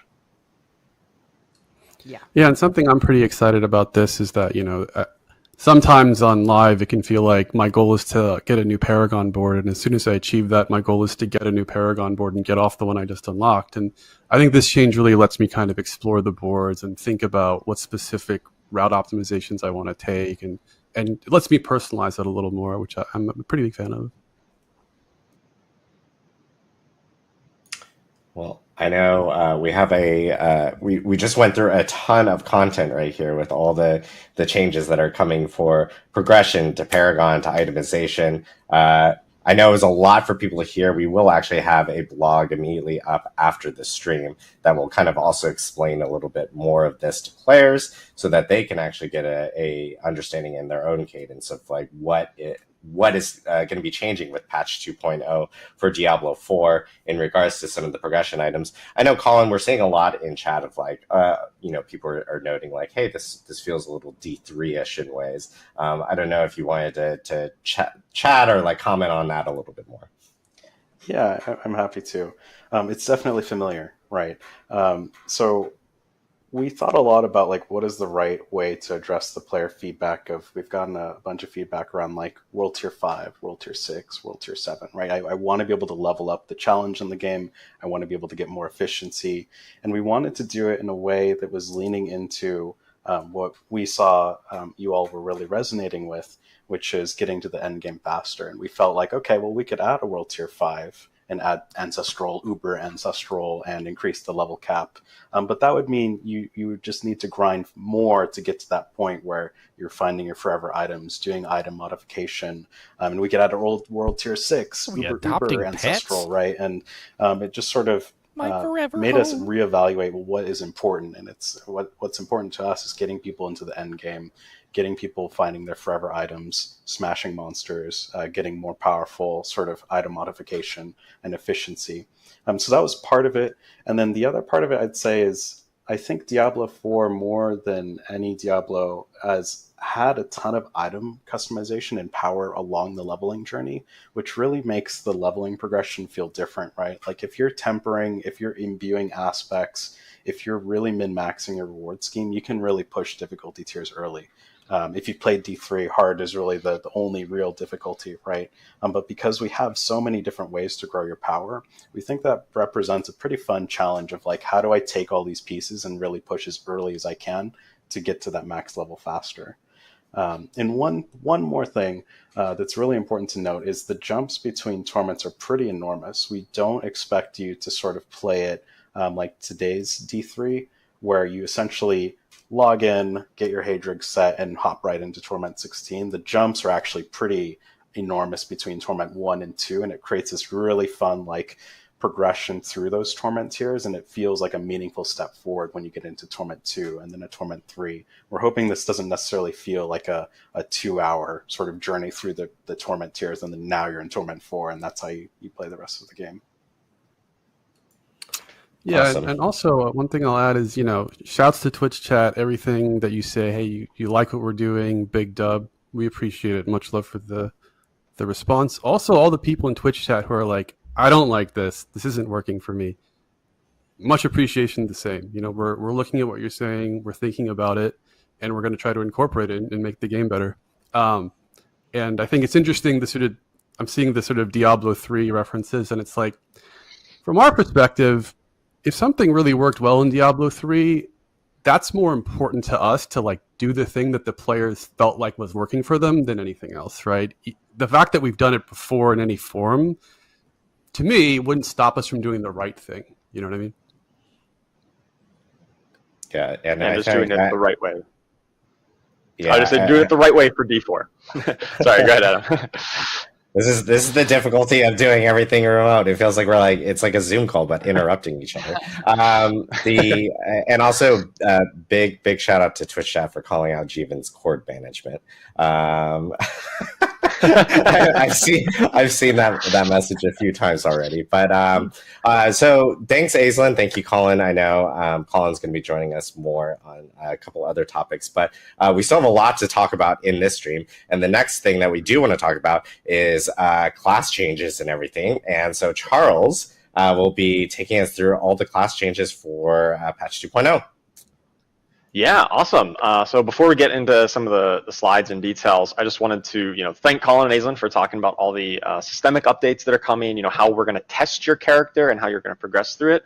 But my topic is going to be a bit more about how, like, what are the exact abilities and skills and new legendary effects and uniques that you're gonna get to take on these awesome challenges that are set up through the difficulty tier system. And also a slight disclaimer, PTR is a very early build for whatever is going to go live on patch 2.0, and some of the assets that we've captured here are also still early on, and so some of the exact numbers or some of the wording may slightly be changed, so definitely refer to the patch notes, which we're going to be publishing right after the stream, for the exact details and kind of final, in air quotes, numbers that are going to go on the PTR, and of course it still may be subject to change before we actually launch patch 2.0 live. All right, so with that out of the way, let's start talking about some of the tempering changes that are going to come in patch 2.0. So tempering is a system that we introduced back in Season of Loot Reborn, Season 4, that gave you a way to really customize your items and kind of make your build your own.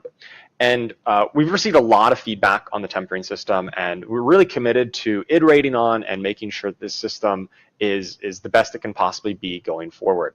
One of the key points of feedback that we heard was around weapon tempers. So these affixes that you get to attach to your weapons, right? Your weapons are your big, important part of your build and your character. And there was a big disparity here, where some affixes that were on weapon tempering were multiplicatively increasing your player power, right? Things like double projectiles or things of that nature, or bash cleaving, which was a multiplicative bonus. And others, not so much, right? You had some other ones that were more duration or size effect, and they just were hard to compare against each other. And so going forward in patch 2.0, we've made all weapon tempering affixes multiplicative damage increases, oftentimes to very specific skills. And to accommodate this, we already had one bonus projectiles, and now we're going to have new affixes that give skills chance to deal double damage, which means if triggers the chance to deal double damage, the entire skill is just going to do twice as much damage as before. Every hit of it will deal double damage. It's kind of an all or nothing kind of deal. And then the chance to hit twice is the chance for any time it deals damage, you just get an extra hit of damage. And this allows you to trigger things like lucky hit procs or anything that counts the number of times you deal damage. That's going to trigger an extra time with the hit twice. Offensive tempering affixes, these are the ones that can also go on your weapons, but can go on other spots as well. These are going to be additive damage increases. And these will often be to broader categories like bonus fire damage or bonus critical strike damage. And whereas the weapon tempers are often talking to more specific skills. And so here we can see an example with the Shadow Augment's Execution, where we have the Sever projectiles chance to cast twice, but now we've got new ones that are chance for Reap to hit twice. So you cast Reap, and every target you hit, there's just a chance to get 2 hits on that target instead of 1. And Corpse Explosion, whenever you cast Corpse Explosion, there is a chance for the entire skill to deal double damage to every target that it hits. Additionally, we've moved those size and duration affixes, which we think are really cool and really interesting ways of modifying your skills. We've moved those over to the utility category. So they're not directly competing with these multiplicative damage increases. You're not going to feel bad that, oh, I'm missing out on damage just to make my area hit a little bit larger or to have a longer duration on a buff. So there's not as much opportunity cost to investing in those size and duration affixes, which are still really cool ways to customize your character. We just don't want them to compete with damage. And finally, we know that oftentimes tempering leads itself to, hey, I see this list of 5 or even 6 affixes sometimes. We really are going to try to be limiting tempering recipes to at most 4 affixes that could possibly roll on them, just to give you a little bit better odds of actually hitting the one that you care about than the one that you want, and just be a little bit easier to... Although, real talk, even with 3, half the time I still can't get the one I want on the tempering recipe, which is really quite sad. They'll only have 3 on there, and I try and roll it like 8 times and still can't get the one I want. To kind of comprehend. And even so, we're trying to set this limit at 4, but oftentimes we're aiming for just 3 on the recipe, depending on how the grouping them together in ways that make sense. So this is an active area that we're working on, really trying to make sure that it's not quite. It's easier for you to get the right affix out of the tempering recipe by limiting that the number that are on there. All right, next up we've got changes to ultimate skills. So ultimate skills can now gain skill ranks. This is probably pretty self-explanatory, but just like every other skill in the game, ultimate skills can now be ranked up to rank 5 in the skill tree. And just like every other skill, increasing the skill rank will increase the damage output of your ultimate skills, but it's also going to give you cooldown reduction on these ultimate skills as well. So oftentimes other skills you just kind of get one or the other, right? Sometimes it's a cooldown reduction, sometimes it's a damage or healing increase. On ultimate skills, you're going to get kind of the best of both worlds. It's going to be increasing the damage output and reducing the cooldown. And finally, effects that do grant bonus skill ranks on this, such as, you know, Harlequin's Crest, the Shaco, that gives plus to all skill ranks. These are only going to apply to ultimate skills that you've already learned in the skill tree. And this is to make sure that you still can only equip one ultimate skill. You can't like get plus ranks to all skills and then suddenly have access to 4 ultimate skills. We still don't want that. We still want you to just pick one. But you're just going to be getting, you're going to be able to really juice that ultimate skill up. If you really want to make, you know, lacerate be really strong, that's going to be a powerful effect that you can invest more skill points into. All right, so those are some of the general updates. Let's now talk about the new content coming for each individual class, starting here with our Barbarian. All right, so sometimes you're playing as a Barbarian and you experience a problem, right? You are standing here and there is an enemy over there. What to do?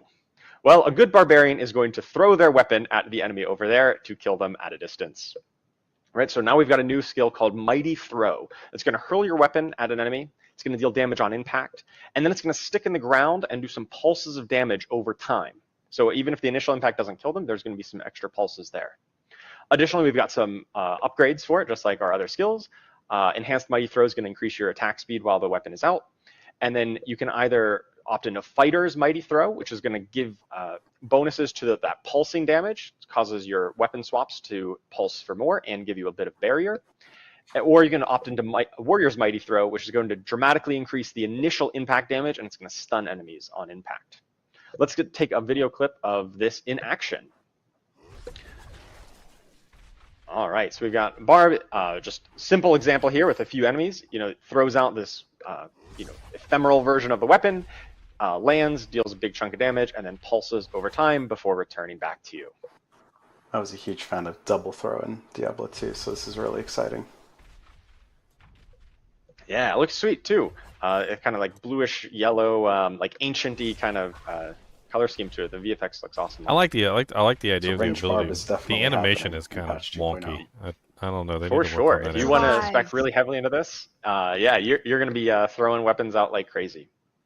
All right, so we've also got some new key passives and new legendary Paragon nodes for every class here. So for Barbarian, we've got Barbed Carapace. This is a key passive, so it's going to increase your thorns based on how much fury you're spending. And whenever you cast a skill with a cooldown, it's going to grant you Unhindered for a duration, which allows you to move through enemies. And then enemies that are close to you are going to take bonus, or going to take damage from your thorns every second. You're going to kind of pulse damage of your thorns every second. Now this is really cool. It really enables Thorns Barb, which we had a little bit of support for, but you know, one of the big problems with Thorns is that you really wanted enemies to hit you and hit you quickly, and this gives you another alternative to deal bonus damage or to really pay off for building up all that Thorns with this new key passive. Additionally, we've got a legendary Paragon node, the Force of Nature. Your Earthquakes have a chance to spawn Dust Devils, and your Earthquake damage is going to be increased by your damage against close enemies. So this is really plays into these Earthquakes and Dust Devil effects, which we kind of call sub-powers internally. These effects that are not skills that you cast directly, but you know, some of your legendary effects will spawn these Earthquakes and Dust Devils. This is just a new way to really power those up and blend them together in the same build. Additionally, we're adding some new passives to the skill tree, and this has really helped to give you a way, along with ultimate skill ranks, to spend a lot of those new points that you're getting by leveling up from 50 to 60. Those new skill points you're getting, we're giving you some new ways to invest those. All right, we also got some new items, of course. We've got the Ugly Bastard Helm, a new unique helm for Barbarians. And it makes you so ugly that whenever you are berserking, all of your damage is converted into fire damage. And so that's really interesting. You know, Barb always had this little bit of like light fire theme. You had a few different effects that dealt fire damage. And now if you really want to play a fire Barb, this is the unique helm for you. Also playing into that, we've got Aspect of Flaming Rampage, which causes your charge to deal some fire damage, and Aspect of Shattering Steel, which will cause your Steel Grasp and Iron Maelstrom to do some bonus physical damage. All right, moving on to the Druid. The Druid gets a new skill, a new core skill, in fact, called Stone Burst. And this is a core skill that's channeled. It kind of has a very unique kind of input mechanism compared to pretty much any other skill in Diablo 4. And as you're channeling it, you target an area, and as you channel it, the affected area grows in size over about 1 second of channeling. And at any point, you can release the channel, and it's going to deal a big burst of damage to whatever size you kind of landed on there. You could tap it really quickly and just do 1 pulse of damage to a small area, or you can channel up for a little bit longer and hit a much wider area, depending on the exact combat scenario you find yourself in, or how the enemies are distributed on the battlefield here.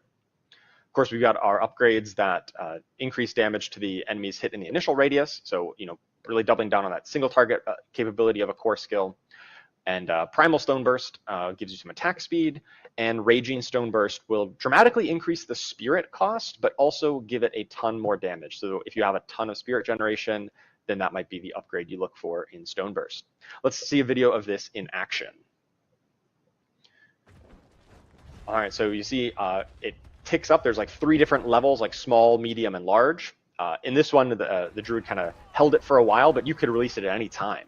And so here you see just kind of rapid firing a lot of quick, small shots, just because they knew that would be enough to clear out the enemies here. And also while you're channeling, it does some pulses of damage to enemies in that area as well. The channel explosion is so satisfying to blow up just so many monsters. Yeah, it gets huge, really feels and amazing. It looks so sweet too. I really hats off to the VFX artists who worked on making these look so beautiful. The new skills here.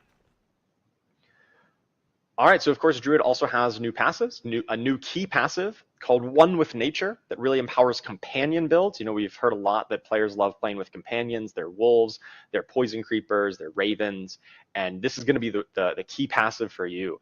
So all of your companion skills gain an additional companion, and they deal increased damage. And there's also a little bonus, basically, with you gain the passive effect of all of the companion skills. Now, if you're taking this key passive, you're probably taking these companions anyway, but just in case, your build is such that, well, I just want to take, 2 out of the 3, right? I can put wolves and poison creeper on my bar, but, maybe you don't have enough skill slots to put in ravens. You're still going to be able to get the passive effect of that when you take this key passive, because we just want you to have tons of these companions, really leading the charge here. We've also got Untamed, a new legendary Paragon node that plays right into this One with Nature key passive. Casting the companion skill is going to increase the companion active skill, will grant you bonus ranks to all of your companion skills for a time to really buff up the damage of those. Just like before, we've got some new passives coming into the skill tree as well. I think some of these might have some temporary icons on them. So like I said, these were from an early build. Some of the icons or very specific art might be adjusted. So bear with us. This is the nature of PTR and early development. All right, moving on to some of the items. Oh no, we've got a video. Oh right, a video of really leading a wolf pack here, right? So this includes wolves with the Storm's Companion to turn them into lightning werewolves, and I'm sure there's some other ones here, like aspect of the Stampede is probably involved. You just have, what is that, 7 wolves following you around. You really get to lead the wolf pack with this. This is the best video in our presentation. Well, actually, no, sorry. This is the second best video in our presentation. You guys will see the best video in our presentation, but yeah, it's so good. Yeah, for all you werewolf lovers out there, this one is going to be really sweet. I'm really looking forward to playing with this in patch 2.0. All right, so new items. So they've got the Stone of Vehemen. This is a unique totem that's going to empower your Stone Burst, the new core skill. So channeling it is going to grant you some damage reduction, and the final explosion will deal increased damage based on how long you were channeling it. So this just really encourages you to build it up to that max size and let off a huge explosion. And gives you some damage reduction, so you're kind of standing still for a bit. That's okay. You get a bit of bonus damage reduction.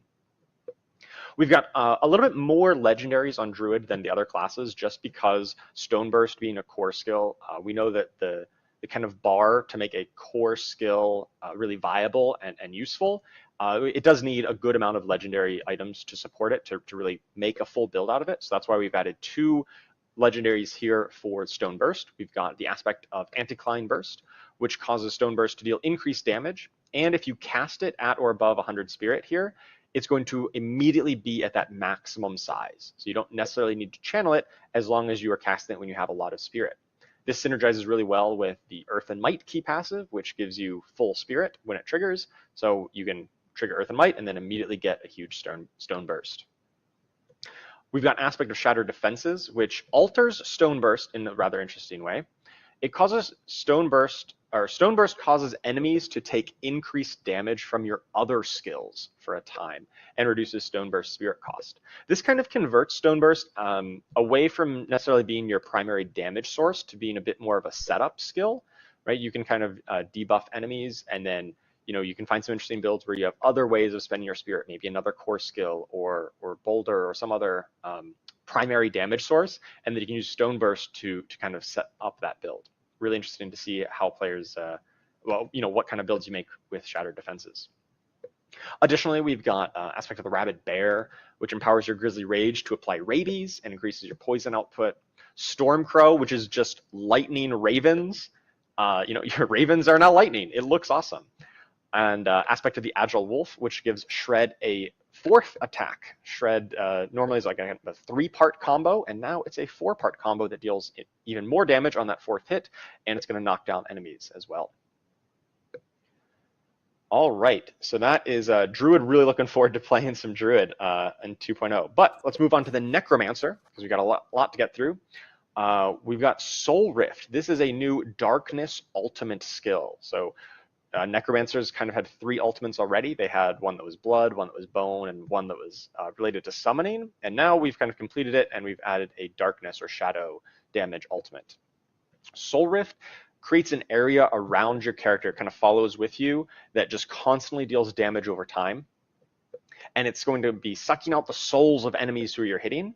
And every time it sucks out a soul from an enemy, you're going to gain some essence, and you're going to gain a barrier. So you can stack up this barrier. It helps you be survivable, and it deals really good damage over time. Supreme Soul Rift gives you bonus damage for every soul that you absorb, and Prime Soul Rift causes the soul absorption to also apply vulnerable. Let's take a video of this in action here. Right, so enemies all coming up. Super useful, Charles, right? Now that you have another way to give yourself defenses. Necro has historically had some trouble with that, right?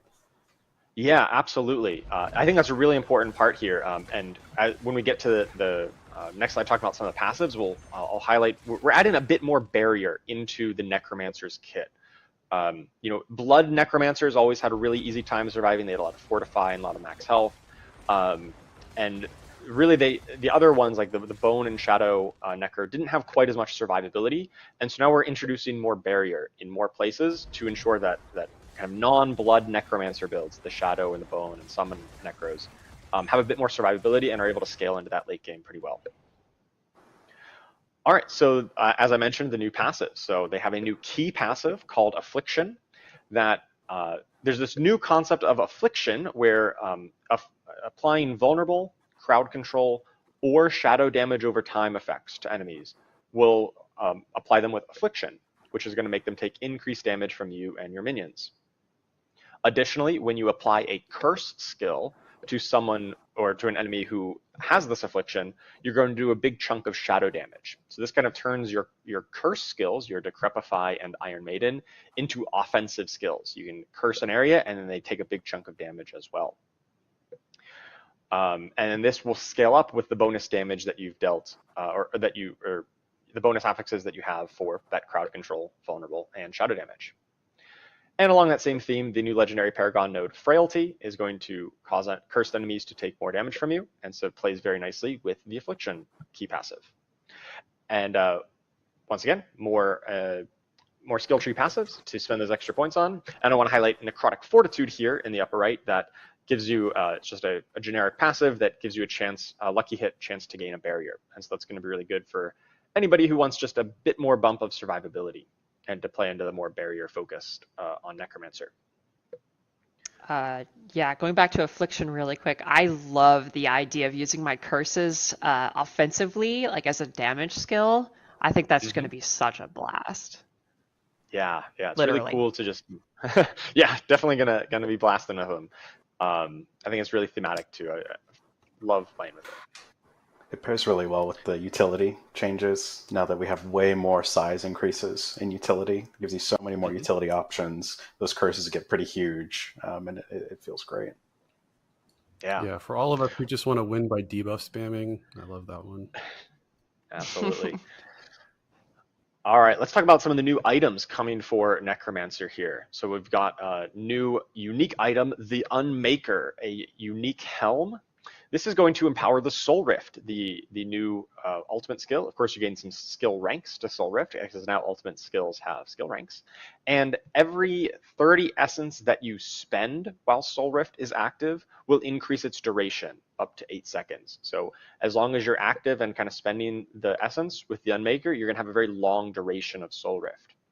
And then for every essence that you gain while it's active, which absorbing the souls does trigger essence gain, you're going to do a pulse of damage around you, some bonus damage. And so it really encourages you to just keep Soul Rift up all the time, be constantly gaining and spending the essence, and it's going to be really, really fun to make that build work. Additionally, we've got Reaping Lotus aspect. This empowers your Sever, your core skill. Sever will no longer return to you. Previously, Sever was kind of an out and back situation. Now it just goes out, and then it splits into 3 specters at the end, deals some extra bonus damage, and then that's the end of the Sever. So it really does empower it on the swing out, and looks really cool. We got aspect of Fell Gluttony that empowers your Golem. Whenever you cast your Golem's active, deals a big pulse of damage around it. And your Golem will then consume corpses to reduce its cooldown. So anybody who really wants to build around making your Golem as strong as possible, this is going to be the aspect for you. And finally, we've got Phasing Poltergeists aspect, which causes your Bone Spirit to split into 3 spirits that deal a percentage of the damage as well. I think we got a video clip of this one because it looks really sweet. So you cast Bone Spirit at 1 target, and then it spawns 3 little mini Bone Spirits to seek out nearby enemies as well. So it kind of gives you increased area of effect, and if there's just 1 target, of course, it'll reconverge back on that same target as well, but also just adds a bit more AoE capability for your Bone Spirit build. Very cool. All right, so Rogue. Rogue gets Dance of Knives. This is a new channeled skill for Rogue. It's an agility cutthroat skill, and it also has a pretty interesting mechanic where it has some charges that will recharge, and how long you can channel it is based on how many charges you have. It's going to take 1 charge per second of channeling, but there's no energy cost or just like a normal cooldown. Here you can just channel it as long as you have charges. And while you're channeling, you're going to be spinning around, you're going to be throwing knives at enemies nearby, and you're going to gain some movement speed and dodge chance. Really is kind of like a spin to win kind of build on Rogue here. You've got Enhanced Dance of Knives, which gives you some charge refund as you're moving with it, because that's what we really want to encourage, is this constant motion, this forward momentum. And Methodical Dance of Knives drops some stun grenades when you finish channeling, or Disciplined Dance of Knives will slow enemies and has a chance to pierce through the enemies that you're throwing the daggers at. Let's take a look at this in action. So here we got the Rogue just going spinning, throwing some daggers around at everyone, and yeah. This is awesome for speed farming. This is like the best speed farming skill. And that animation is just amazing. Absolutely. And you can see there at the end they had the upgrade that drops a bunch of stun grenades at the end. Obviously, enemies were all dead, but if you use this to get into a big cluster of enemies, then you stop the channel, you drop some stun grenades, reset some of your charges, and you're good to start spinning again. Ton of fun. Yeah, those are perfect for like you run into an elite pack after slaughtering a bunch of normals and it just annihilates the elites. It feels amazing. Yeah. All right, so we've got new passives as well. New key passive is Alchemical Admixture, and this is empowering your non-physical damage. So rogues can do poison, shadow, and cold through their various imbuements. And when you deal 3 different types of that non-physical damage, the potency of your imbuement skills is going to be dramatically increased for a time. And the more bonus damage that you build on your gear for bonus poison, shadow, or cold damage, the further that potency gets increased. Really encouraging you to mix and match the different elements. It's really thematic with the alchemical kind of theme, and really supporting a build of Rogue that we've kind of had in the game, but really wanted to give that robust support of a key passive for. And also we've got a legendary Paragon node, the Dance Macabre, which encourages this kind of 1-2 combo of casting a mobility or subterfuge skill, increases the damage of your next skill, whatever it might be, by quite a substantial amount. So you can, cast your dash and then, position yourself, cast a big rain of arrows, and it hits very hard. Very cool, and actually impacts your moment-to-moment rotation as well. And of course, we've got the new skill tree passives as well. All right, new items. We've got the Pit Fighter's Gall. This is the Ancestral Unique Ring. Or sorry, just it's a unique ring. It's not necessarily, you can find it before Ancestral Tier. And this Pit Fighter's Gall will empower your Smoke Grenade. So your Smoke Grenade skill will increase your critical strike damage and then leave a cloud of shadows behind. And while you're within that cloud of shadows, you're going to be constantly regaining stealth. And so there's a lot of interesting ways you can play off of triggering going into or out of stealth. And Pit Fighter's Gall is just going to really enable that when you cast Smoke Grenade. We've got Aspect of Star Shards. This is a new legendary to directly support Dance of Knives. And the daggers from Dance of Knives have a chance to shatter, creating more shards of metal that deal bonus damage. And you can now use combo points on Dance of Knives to further increase the channel duration if you've opted into the combo points specialization. Aspect of Poisonous Clouds plays well with Pit Fighter's Gall. When you gain stealth, you create a cloud of poison damage. And Aspect of Splintering Shards, there's just a chance whenever you're hitting a frozen enemy to create some ice spikes. So if you're freezing enemies because you're playing Alchemical Admixture and using Cold Imbue, Splintering Shards might be a good aspect for you as well. All right, moving on to the Sorceress. The Sorceress gets a new conjuration skill called the Familiar. This is a conjuration skill that is all 3 elements. It is a shock skill, a pyromancy skill, and a frost skill. So there's 3 charges of it, so you can cast it back to back, and you summon a familiar of the element of your last skill cast. So if you just cast a pyromancy skill, you're going to summon a fire familiar. If you just cast a lightning skill, you'll summon a lightning familiar, and same with a cold, you'll summon a cold familiar. And with the enhanced effect, these familiars will do a bonus effect. So the fire familiar will constantly apply some burning to enemies that it's around, the cold familiar will chill, and lightning familiar will stun. And of course, their damage type is going to be based on what type they are, so that it'll benefit from all of your bonus fire damage. And that aura, Charles, is really great, right, to tap into some of the passives on the Sorcerer. Yeah, absolutely. So, if there's a lot of passives that say, hey, you get bonuses against burning enemies, for instance. Now, if you have the Fire Familiar, that's going to really easily be able to apply that constantly, and you're going to have pretty high uptime on having Familiars out because of the way the charge and duration works. Let's take a look at this in action. All right, so initially we cast a Frost Familiar here, right? It's jumping around and it's landing, it's doing frost damage. Then we cast a Fire skill. Now we get a Fire Familiar jumping around and kind of dive bombing on enemies. And then finally we get a Shock Familiar, a Lightning Familiar here that's going to deal lightning damage. So you can kind of mix and match these depending on what skills you use, what combination you cast them in. And it's really flexible. It fits into a lot of different builds. Even if you're just a pure, say, fire sword, and you just want to do fire damage, you just want to do burning, this could still fit because you're just going to be able to summon the Fire Familiar. But it really reaches its maximum potential as you're kind of mix and matching these to suit the situation and apply the debuffs that you want onto the enemies. You can have quite a few of these out. For the Sega demonstration, I think we only have a couple of them out on screen, but I think you can have up to 6, right? Yeah, you can have up to 6, and that would make a lot more sense once we get to talk about some of the unique items that are coming with this patch. But first, let's talk about the new passives, and we've got Enlightenment. This really also plays into the concept of mixing and matching the elements. You see it's got all 3 kind of colors on there. Casting a skill grants a stack of Enlightenment or 3 stacks if your skill was a different element to the one before. So you're alternating here. And whenever you gain max stacks, you're going to become enlightened and you get a ton of bonuses for being in this enlightened state. But then it drops off over time. It's really a reward for mixing and matching those elements, more so than any other key passive we've had on Sorc before. And similarly with the legendary Paragon node fundamental release, each fire, lightning, cold attack you make against an enemy increases the damage they take from all sources by 10%. So you really need to hit them with all 3 types to gain the maximum bonus here. All right, on to the unique items. So Side Bindings, this is a unique gloves, and this plays right into the familiar. So whenever you cast familiar with this unique on, you're going to summon all 3 elemental variants at once.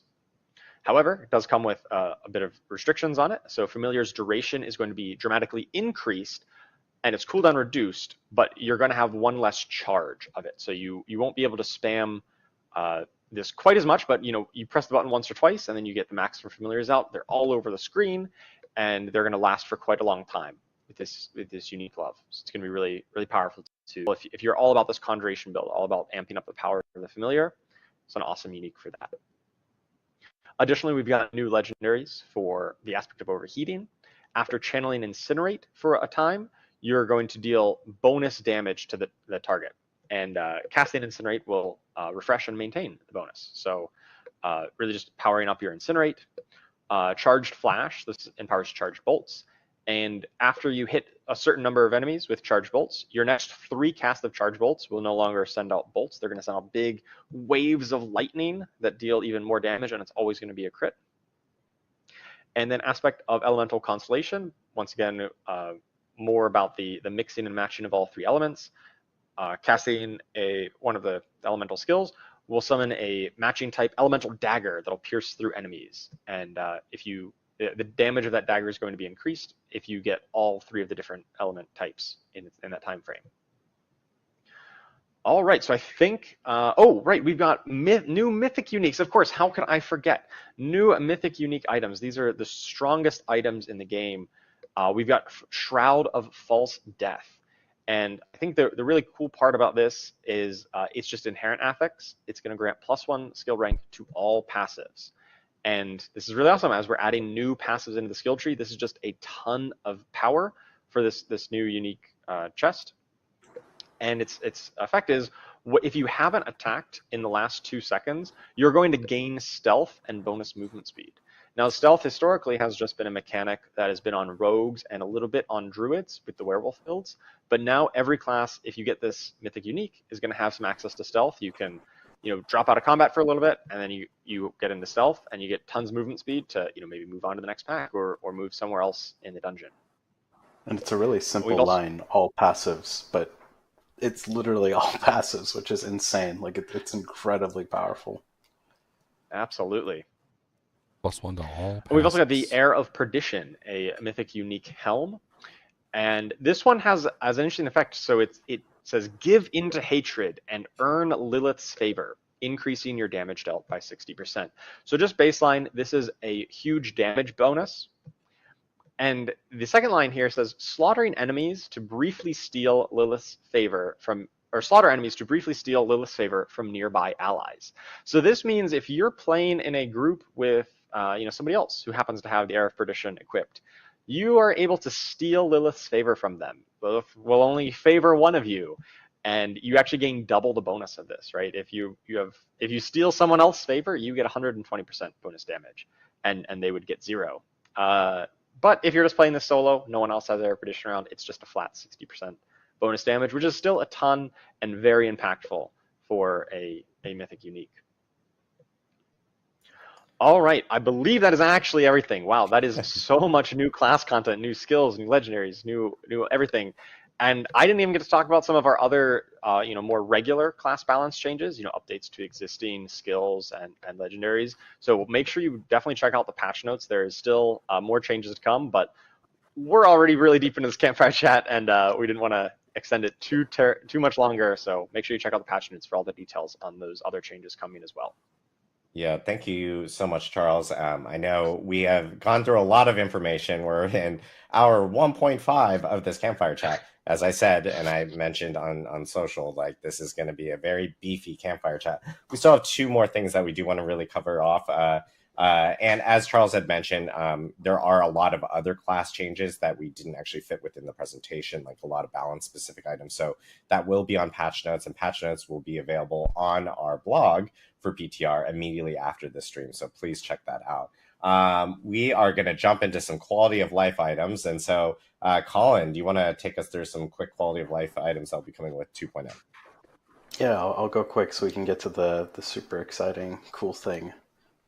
Yeah, so the first one here is you can now select your preferred town portal location. So how that's going to work is you're going to open up the map and hover over any of the waypoints, and when you right-click on it, it's going to set that as essentially your preferred location, and whenever you town portal, it's going to take you there.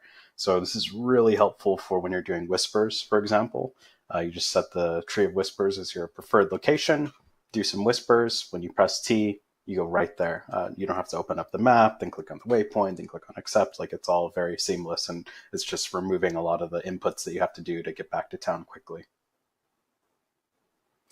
The next thing here is we're adding a dungeon key inventory tab for things like nightmare sigils. So that just gives you more space for more activities. So much room for activities.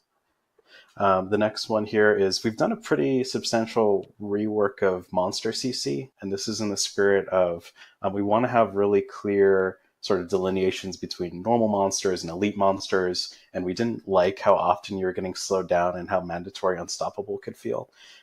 So, you know, it always felt bad to be fighting this huge horde of enemies, and you see this elite, and you're paying attention to the elite, and then like this goat man mauler comes up and like sneak attacks you and knocks you down for 3 seconds, and that's the thing that kills you. That always felt like bullshit, right? So what we've done is we've sort of overhauled a lot of the normal monster CCs to be quick and snappy. Like, you still feel them, you kind of want to avoid them still, but they're much less sort of the reason why you die entirely. So the vampire impale, when like the two-hander like comes and stabs you and stuns you for 3 seconds, that's turned into an immobilize. So you can't move, but you can just smack him in the face. And then the werewolf leap is another great example where previously they'd come out of stealth and like leap attack on you, and you get dazed and you'd walk around confused. And now they just does a quick knockback. This next change here is small, but I think it's a blaster's delight, which is all the monsters that had really long death animations all die instantly. You don't have to wait for the loot to hit the ground. It's very satisfying. You know, the big ass like spider hosts that crawl towards you, when you kill them, they pop instantly, and all the spiders go and hit the walls, and it feels great. The zombies feel really good too. It like they pop instantly when you kill them. And it's a very satisfying experience. So this should speed up combat quite a bit, and it just feels really good. The next thing here is their socketable inventory tab, another tab for you. The next slide. Like gems and other socketables. And then there's also an additional stash tab that we're going to add. The next thing, if we could roll the clip, we took out just about all the... What? All would go up and then like click on the plunger and don't get hit by the spikes. That's all been replaced entirely with just monster packs of varying sizes, and it's just way more seamless. In this case, we only rolled some normal monsters, but sometimes it's a couple of elite packs. You never really know what you're going to get. It's like a Easter or a Kinder egg, I should say, and it just helps the dungeon flow substantially, like to just sort of blast through those things. And then a handful of dungeons have had their procedural logic updated, just so there's more variation in the layouts. So when you play it, it's just going to roll out differently. This is really just iterating on our dungeon set to make them feel much more sort of flow-inducing, not slowing you down.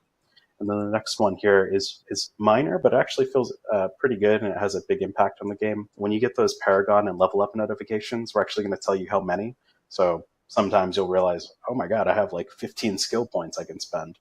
And it actually tells you the number, and it's a nice quality of life change. So I think that's everything. Awesome. Thank you, Colin, for running through quickly. I appreciate the efficiency of going through all the quality of life changes. Now I know Jeevan has been very quiet over here. He's only chimed in a little bit. And we do want to talk about a new thing that is coming to Vessel of Hatred specifically, and for Vessel of Hatred players. So Jeevan, will you talk us through it a little bit? Yeah, so it's my privilege to kind of talk about a feature that the whole team's been working very hard on that we haven't really mentioned much. And you know, we looked at the expansion. We had all these cool things, you know, Torment, new class skills, Spiritborn, but we thought there was a hole, and we wanted to particularly give build crafters a new way to play for Vessel of Hatred. This is for folks who, like me, whose dream cooking show has nothing to do with British baking, but instead would be called Colin's Kitchen. Twitch chat, if you would binge Colin's Kitchen, let us know. Yeah, let's. And I think some of you already kind of have an idea.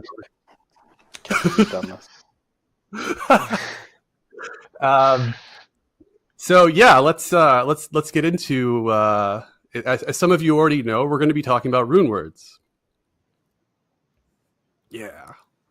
So let's start with a little background. So rune words were in Diablo 2, and they were a very powerful way of augmenting gear with socketable content. Oh look, there's an And enigma. there's a lot of good sort of nostalgic look. feelings. They were popular. They were remembered fondly. You can look on the right. That's one of the most iconic examples from Diablo 2. The name is Enigma, and you would make it with runes Ja if Bur, and it would get you some really cool skills that would come out of it when you put it all together. And for Diablo 4, we wanted to retain the soul of what Diablo 2 runewords did, which is combining socketable components and creating more powerful items. But we also wanted to do something that felt appropriately fresh and new. And we wanted to lean into what's unique about the modern game to make the Diablo 4 version of runewords and make it stand on its own and really feel like the right version to be given to players. Yeah, and what was so awesome about Diablo 2 runewords, right, was you got this set of runes that made a god item, right, and it broke the rules, like being able to teleport on other classes. Like, what the hell, Barbarian is teleporting across the screen? We really wanted to embrace that in a way that extended builds and didn't necessarily enforce you must play with this item, and we're really excited to share what that's sort of manifested, right? Yeah, and you all have a lot of builds that you started with from the base game, and we want to add on to those. So, what are rune words? They're a way for you to make your own spells. So there are two types of runes. There's runes of ritual, and they specify actions from the player that they have to trigger. So you can see the example here of the Yul rune, which is a legendary quality rune of ritual. You have to cast a skill, which has a cooldown. So, Frost Nova or something like that. Then you have runes of invocation. And these grant powerful effects as a result of satisfying those runes of ritual. So the example here, the Gar rune, gives you 2.5% critical strike chance for 5 seconds. And you can stack up to 10 times, up to 25%. And you can mix and match these. There'll be a lot of different runes of ritual and runes of invocation, and you can put them together as you see fit. So when you combine a rune of ritual and rune of invocation, you pair them together, you put them in an item with 2 sockets, boom, you form a rune word. And as you can tell, there's going to be rarity. We're going to have magic, rare, and legendary, and the higher rarity runes will have more potent conditions or effects. So one of the important elements of this is called offering, which is the rune resource system. So your runes of ritual will generate offering, and they're meant to feed into their linked runes of invocation so that they can consume that offering. And the sort of more demanding rituals that we would ask of you as a player gain you more offering. At the same time, the more powerful invocations that you would try to get require more offering. And so there's sort of like shared economy there. So if you can look at these runes on the right, you get 50 offering for casting a skill with a cooldown. And this rune only requires 25 offering for it to trigger. That's where overflow comes in. Overflow is when an invocation receives an offering in excess of what's needed to trigger it. But put more simply, we want you to have a mix and match system, but we want the pieces to be not super hard, that they can't fit together easily when they have some rough edges. So many invocations can get different bonus effects when overflowed. Some of them might get increased radius to the effect. Some of them might get increased duration, but it'll always be proportional to the overflow amount. So as an example here, the Gar rune only requires 25 offering, and it's getting double that, which is 50 from the Yul rune. So every time you cast a skill with a cooldown, you'll get 2 stacks of 2.5% critical strike chance, or 5% crit strike. And so that's kind of how you get to play with this system, and you get to optimize it in different ways. And it creates a lot of flexibility, right? Even like if you do a really demanding ritual trigger, for example, on a really low offering rune of invocation, it's almost a way to start scaling that rune of invocation in a completely different way beyond just triggering the rune. Exactly. Yeah. It lets us as developers be more flexible in creating wide ranges of effects, sort of small ones, big ones, and also the same for the rituals. And you get to kind of decide which ones you think fit your build or are cool. And we do our best to make sure that you can almost cook up anything. So a few rules. Runes can be socketed into items with 2 sockets. We've added another item to get 2 sockets for Vessel of Hatred. So you'll have your helm, your 2-hander, your gloves, your helm, 2-hander, pants, and chest. They can only be paired with a rune of the opposite type. So you have to pair a rune of ritual with a rune of invocation. You can have a maximum of 2 rune words equipped. You can't equip the same rune twice. And they're available for users who own Vessel of Hatred. They stack in your inventory in the new socketable inventory tab, which will also have your gems. And runes are tradable between other players who own Vessel of Hatred. And they unlock with a quest in the campaign, both runes dropping from as loot, but also rune crafting, which we'll get into later. And they drop at a higher rate in the Undercity, which is a specific place you can farm them. So now let's get into some clips here. We get to actually see it in action. So this is a barbarian, and the rune of ritual they have is travel 5 meters. Very simple. And they're going to join that to the earthquake, which is a legendary aspect that you've already seen before, which requires 100 offering. So you see, we'll put them together in this item. And then all they have to do is just run around. Boom, earthquake, dropping. Insane with the Paragon legendary glyph we just talked about. Yeah. Oh yeah. The earthquake train is leaving the station. What I love about this is it doesn't just count your normal walking, right? If you're leaping, if you're charging, that's all counting towards like the distance that you're moving, right? Oh, Yeah. whoa. And you can see it here in like the whirlwind, for instance. Like it's obviously spawning earthquakes. So Was that a druid petrify ultimate? This must be the wrong clip. All right, sorry guys. We're doing it live. Let's just move on to the next one. Okay, so we have a necromancer here with the rune of ritual, cast a non-channeled core skill, getting 25 each. And then this is a classic from D2, gain +3 to all skills. So you'll get to see this necro's got 5 skill ranks for reap and sever. And they're going to go out and cast the core skill. Socketable Harlequin crest, pretty good.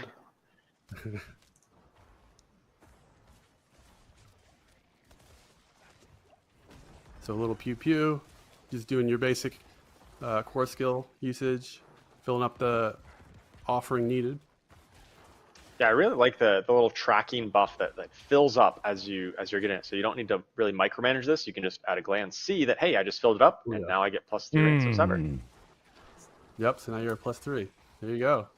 What was that? So yeah, this necro's just cooking, and oh, what is this? Another broken clip? Did they just cast teleport? What is this? Another? This necro's just cooking, and yeah, he just teleported. Oh, what is this? Another broken clip? Did they just cast teleport? What?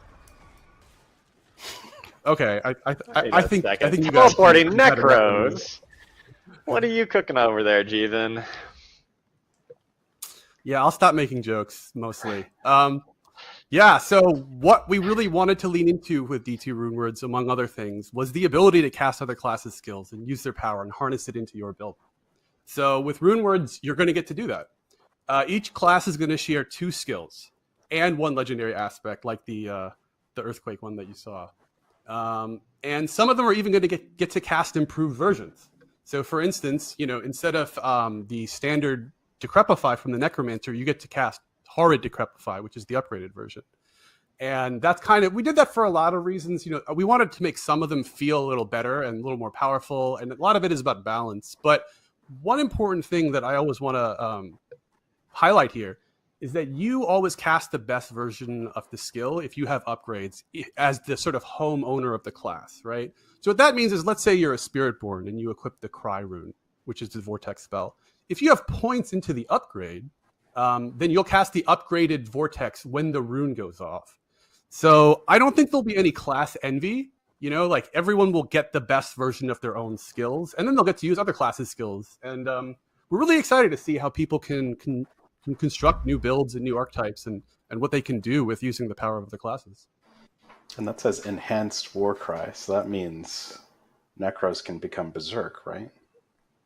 That indeed does mean that, and that Enhanced Warcry is a winner. I gotta say that one's real strong. We've already seen people just chopping up the pit with that one. Yeah, absolutely. Really looking forward to what kind of interesting new combinations and builds you can come up with by dipping into other class skills in unique ways. It really just like multiplies the possibilities of what you can do with any given class. Yeah, exactly. And not only do we want you to augment your builds with other classes' skills, but runes will scale with gear. So when you get more interesting runes of rituals, you'll find ways to optimize them as well and get more output. So we really feel like people will have a lot of theory crafting that they can build off of the rune word system. And I'm very excited to see how you break the game. By the way, that's what she's do on PTR for me. Just break the game. See every build you can find that totally destroys everything. So now we have the crafting element. So using 3 of the same rune, you can use them to roll a new rune. You go to the jeweler, or it might not be the jeweler, but we'll see. And you will combine 3 of the same exact rune, and you'll get a new rune out that is guaranteed to be different than the rune you put in. And there's a chance to up-roll it to the next highest rarity. So if you put 3 magic runes in, there's a chance that it'll be a rare rune. Same with rare. There's a chance that it'll be a legendary rune. And then on top of that, we'll have the ability to craft mythic uniques. So you can use runes. Each mythic unique can be crafted with a specific set of runes. You'll need a legendary, rare, and magic runes of a certain quantity, and 1 resplendent spark. And this is in addition to the existing mythic unique crafting flow. So I was just going to say, this really harkens back to the sort of crafting that was so core in D2, with the runes of being able to match 3 and get the next upgrade, but in a way that's a little bit more flexible and gives you more progression out of it. And this is all tradable, right? So that match 3, those crafting mythic uniques, what do you think that's going to do with trading? Yeah, I mean, I think it's going to really build a sort of player community around how to acquire the runes you need, whether it's because you want to The runes are going to become currency. You have 2 and you want to find that 3rd one to combine for a new one. The really rare runes are going to be the highest value unique. currency. I think we're going to have a lot of player interaction, and well, someone's going to win the capitalism game there, so we'll see how that goes. I really like how the rune crafting system makes it so you're kind of always progressing, right? If you're getting rune drops, then you're getting materials that can use to progress towards higher rarity runes and potentially towards these mythic unique items. Unlike some of the other loot drops, if you don't find a good piece of gear, it just ends up being salvage. Here with runes, you're kind of constantly getting some of that progression, even if it's not always the perfect rune right now. Yeah, I think that's something that when we did talk to a lot of sort of D2 diehards when we built rune words, and one of the things that most of them tended to mention consistently was like every rune drop is progress, right? You're always moving up that ladder. And so we wanted to make sure that even if you didn't get the exact thing you wanted, it still meant something to you one way or another. Well, I know we've talked a lot about a lot of stuff today. We had progression, itemization. We talked about quality of life. We talked about class changes, and of course, the newest thing, which is rune words, which will be in Vessel of Hatred. But the one thing we did want to quickly talk about was PTR. PTR is coming up. And we want to give a little bit, or at least some specifics on what that PTR test is going to be, and also hear from the team on exactly like what they're looking for from you guys out there that are playing, like for feedback as you guys play through the systems. Everything that we've actually talked about today is going to be present in this PTR. So all the class balance changes, the progression changes, rune words will also be part of the PTR. So we actually do want players jumping in and checking it out. So let's jump right into some of the PTR items. So as everyone knows, PTR from even the last PTR that we had will carry over content from your main account. So if you've already done all your renown, cleared your fog of war, your altar of Lilith status will carry over onto your PTR account. We did do a character copy as well. It was a while back though, so there you may find that it might be a little dated from like the character copy that you have on live, but that will exist for players to actually use. One thing I will note is that we are planning on having 2 different testing phases for PTR specifically. The first testing phase will actually begin next Wednesday and will run through Friday, about midday, where we're going to actually give players the opportunity of kind of just starting characters from fresh, because we really need people to try out the new progression systems that Colin and Aislinn were talking about specifically in the beginning of the stream. So Wednesday through midday Friday, we really need players to jump in, check that out, give us feedback specifically regarding anything tied to the new progression systems. Around midday on Friday, though, we will be turning on the rest of the PTR, which will include things like rune words and all the other features that we were kind of talking about. All the other features will be part of it, but rune words and things like that will be turning in on Friday. One thing that we've heard from feedback from players specifically, especially as we have addressed this in the past, is that there is going to be a boost vendor available for this PTR. So in Kyovashad, players will be able to go and visit this specific vendor. This is the best video that I was talking about because this Fallen is dancing and looks absolutely amazing. This vendor will be available and you'll be able to interact with it. And this vendor will actually then be able to provide you a ton of enhancements to your character, which we do have a list of here. So you will be able to boost your character up to level 50. Level 60, of course, which is the new level cap after Vessel of Hatred actually ships. We will end up clearing out your whole map, your waypoints, Fog of War. We will do your class mechanic stuff and have that already unlocked. All torment tiers will be unlocked. Your potions will be upgraded completely. And then I know based off of feedback that we got from like the last PTR was, hey, it'd be great if we could generate like legendary items, if we can get all the unique items, all the runes, that's new now, but all the runes and everything like that, including masterworking materials, that will actually be available in this vendor. So this is a way for players to be more efficient while testing and being able to give us more feedback, especially around endgame related items. So we really need players to jump in for PTR. One last caveat I do want to mention is Infernal Hordes will not be available in this specific PTR. We are still doing some work on that right now before we actually get it ready, but all the other features within the game will be available. Infernal Hordes, as I mentioned, it's a permanent feature, so it's coming back to the game no matter what.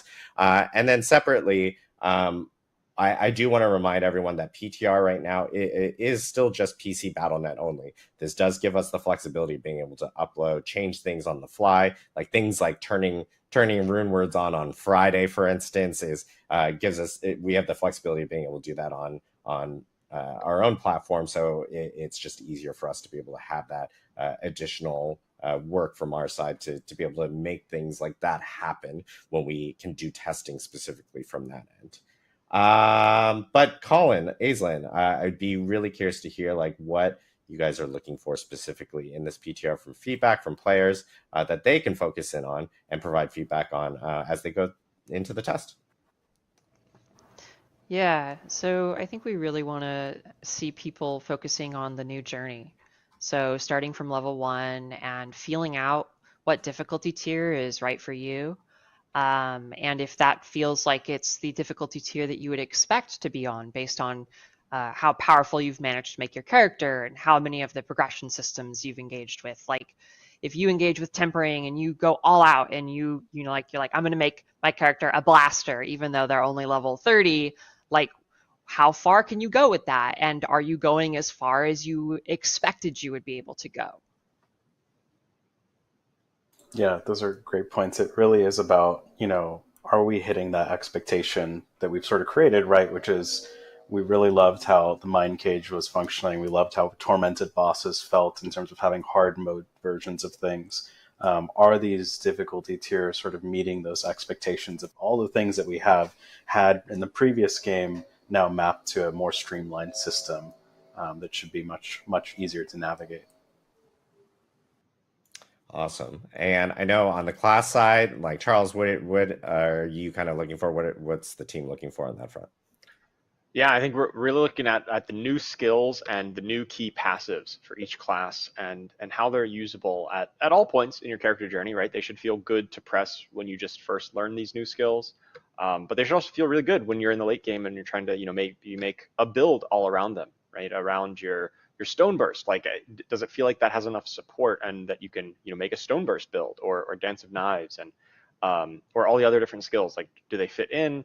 What's their appropriate power level? And we really want to make sure that the new skills and the new key passives enable new ways of playing our classes and that they feel satisfying to build that way. Awesome. And Jeevan, I know you mentioned to everyone, break the game with rune words. So is there maybe any more extra items you're looking for in terms of feedback? Yeah, I mean, it's definitely mostly about that. I want to see what people come up with. I want to see, what you can cook in terms of builds. You can do something fun or cool or unexpected. And also, I'm highly interested in the sort of balanced feedback. I think we'll get it from all of you. But we've had a lot of people on the team work very hard on conceptualizing how to make sure this stuff is right on the edge of broken without actually being broken. And you'll get to prove me wrong if that isn't the case. Yep. Awesome. Well, I know we do want to jump into a little bit of Q&A before we kind of wrap up. I know we've been here for a little while, so we'll try to grab some questions specifically from Twitch chat. I know probably the most popular question right now from the community is about Armory, and I do want to start off with that specifically. And I do also want to just confirm that we are working on an Armory. The team is cooking on it right now. We just don't have it ready immediately, but as soon as we have an update, we will be providing that to the community. There is work for an Armory happening. We're not purposely ignoring it, I promise you. And it is in the works specifically from that end. So I know we have questions from Twitch chat, so this is where I actually butcher everyone's names. So in standard fashion, I will continue to do that. It's just a little different now because I actually have a screen in front of me, which is actually really, really beneficial. But I guess we'll start off with a question regarding the different difficulty tiers. So this is from Double DHZ, which is, since we now have 8 difficulties, does this mean with power increase in later seasons, more difficulties will be added? Are we planning on adding 20 difficulties like in Diablo 3? What's the plans around that? Yeah, we want to be really measured in terms of when we add difficulty tiers. I think it sets us up for adding them when we feel like it's an appropriate time. We don't want to get to a spot where we have 20 different difficulty tiers. We want to have just enough granularity to support the amount of power that we're adding.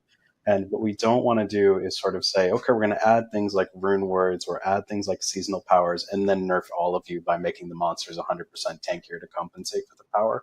We'd actually rather create a system that when you get that new power, we're going to add another band of difficulty to get even more efficiency out of that power. So that's been the sort of guiding light, is we don't want to continue to sort of nerf players into a spot where they can sort of use all this new power to push. A great example of that is previously in seasons, we would actually increase monster health to compensate for some of the seasonal powers. Now, if you get seasonal powers, if you're blasting Penitent and leveling to 60 faster, good for you. That's something that we think is actually really important to the system. Awesome. I know next question that we have, this is a question I've seen a decent amount. This is from Explosive Cat. Hopefully your cat is not exploding. What's the purpose of Nightmare Dungeons now that glyphs have moved out of Pit? Yeah, so Nightmare Dungeons are going to be where you receive your masterworking materials. And because Nightmare Dungeons are going to be following the difficulty tier system now, you're going to be able to go into higher torment tiers, or rather higher difficulty tier Nightmare Dungeons, and get more mastering materials out of that. So just like all other kinds of content in the game now, being able to go into a higher difficulty of that activity is going to ultimately be better for you.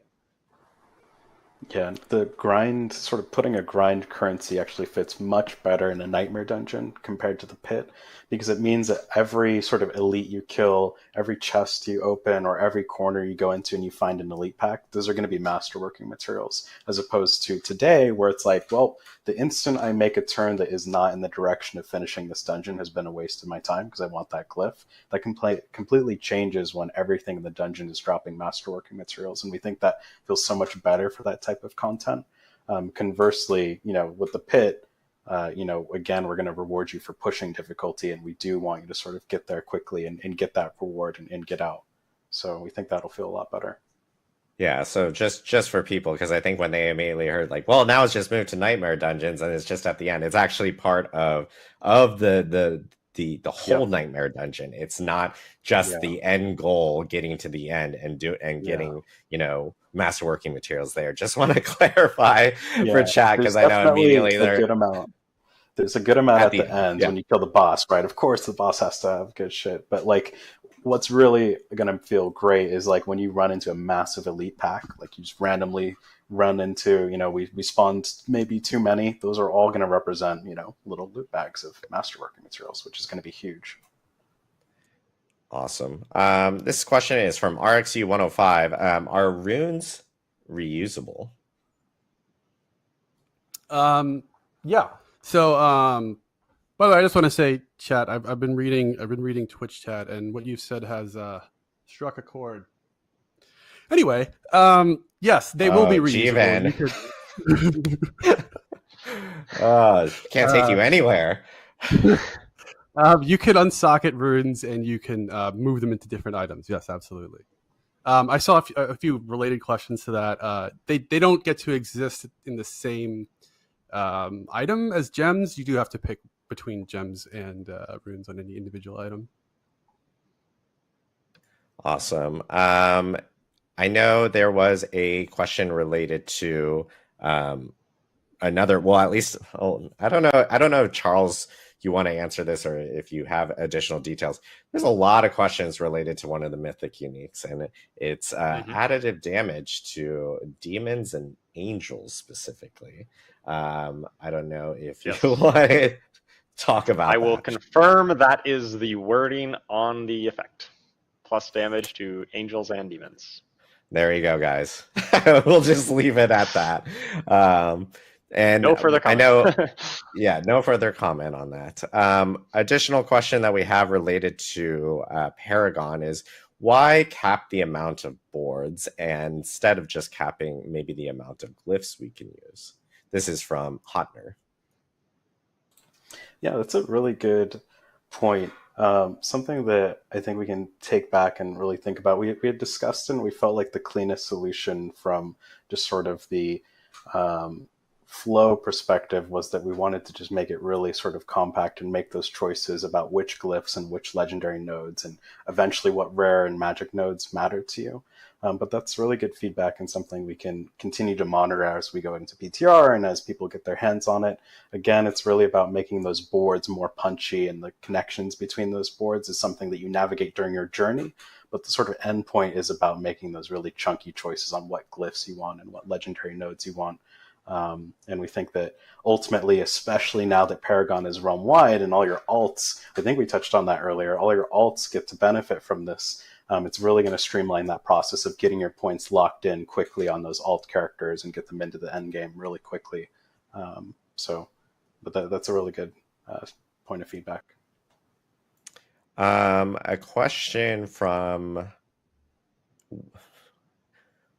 WTF, Akalaka. I don't know. See, this is bad. Yeah, you get the point. Well, everyone need to be in Kyovashad to change difficulty like it is currently right now. That's a good question. We've added, actually, so you could imagine how obnoxious it would be to do the pit in Karagar and then have to go to Kyovashad to then unlock the new Torment tier that you just got. So we actually added difficulty tier selectors in Karagar as well as Kyovashad, in addition to Kyovashad. And then we also have one in Kurast, and there's also another one, I think, near the Dark Citadel entrance. We've added them in a few locations across the game just to make that a little bit of a better experience. Question from a few people. There's like Corinter. There's another question from 9 Tons of Pain. Are glyphs kind of shared between all characters in the realm, or do they have to be leveled up separately? So those are still leveled up separately, but that's something like going forward, we definitely want to emphasis on like making alts more seamless to play into. And we definitely, there's some underlying feedback there, which is, wouldn't it be great if the Paragon glyphs were account wide? And it's like, yeah, that's something we can take back to the team. And philosophically, we really want to start moving towards a direction where making alts is really easy to get into and feel powerful. So that's something we can definitely take note of. And I'll also highlight that, right, because the Paragon points are shared account wide or realm wide, as it were. If you make a new character, you're going to get a ton of Paragon points right away, which increases your power level, which maybe means you take on a higher pit tier, and then you get the catch-up mechanic on leveling up those glyphs. So it is a little bit easier for your alts to level up those glyphs as well, even if it's not 100% shared. Yeah, that's very true. You can level them up really fast in the pit if you're pushing deep.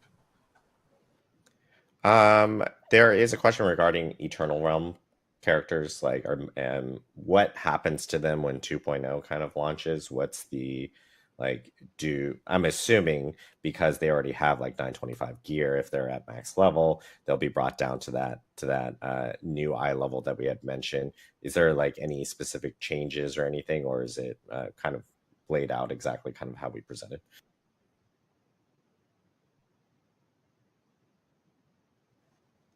Oh, I can answer this. Yeah. So we are doing some adjustments for those Eternal players who really like to play the game on one character. We wanted to make sure that there was new loot to chase. We also just needed to make sure that with the new character level adjustments, we sort of had to adjust the eye power of items now that the fact that the max character level is 60. In addition to our goals of really sort of creating more grounded numbers, it does mean level 50 is getting an eye power adjustment, as well as the affixes are being adjusted.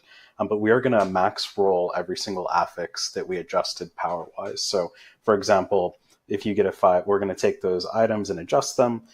We aren't going to re-roll those affix bands. Like if you had perfect affixes, we're just going to essentially max roll all of them within that band. So there's no feels bad about, I had this perfect item and you ruined it by readjusting it. But the sort of main takeaway there is we wanted to make sure in patch 2.0 that there was new loot to chase. We wanted to make sure that the new uniques had a place to sing. And that's all sort of in service to that, for that type of Eternal player who really likes that sort of long form progression. Awesome.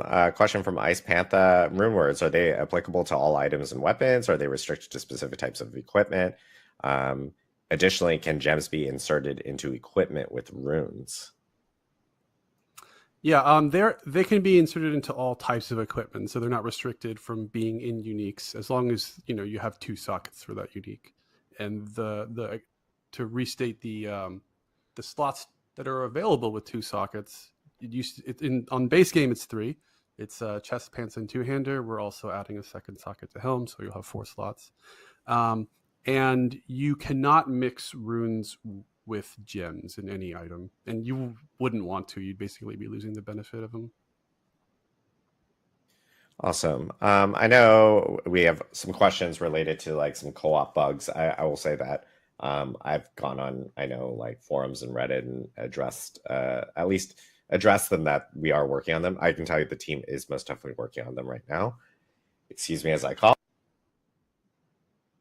Still getting over my sickness. And then I know this is actually I'm going to ask this because it's a funny question. Are there runes for G and then Vun?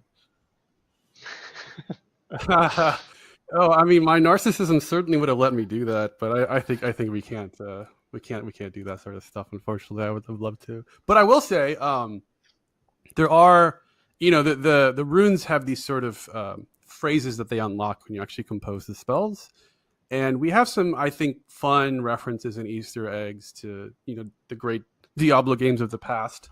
And so hopefully that'll kind of make you smile when you see them. Awesome. And then runes, are they stackable? Yeah, they are stackable, and we have added a new tab for them as well. We have a socketable tab. So all your runes and gems will go there. So There we go. you know, would be pretty good for your inventory. Yeah, that would have been really messing with inventory if runes did not stack, and now that they have their own tab. Yeah, and now they have their own tab, which is really, really good. So cool. I know we are very over on time. So I do want to make sure that we let everyone go here so that they can eat, because we've now gone well past lunch over here in California. Just a reminder for everyone that PTR is actually going to be starting next Wednesday.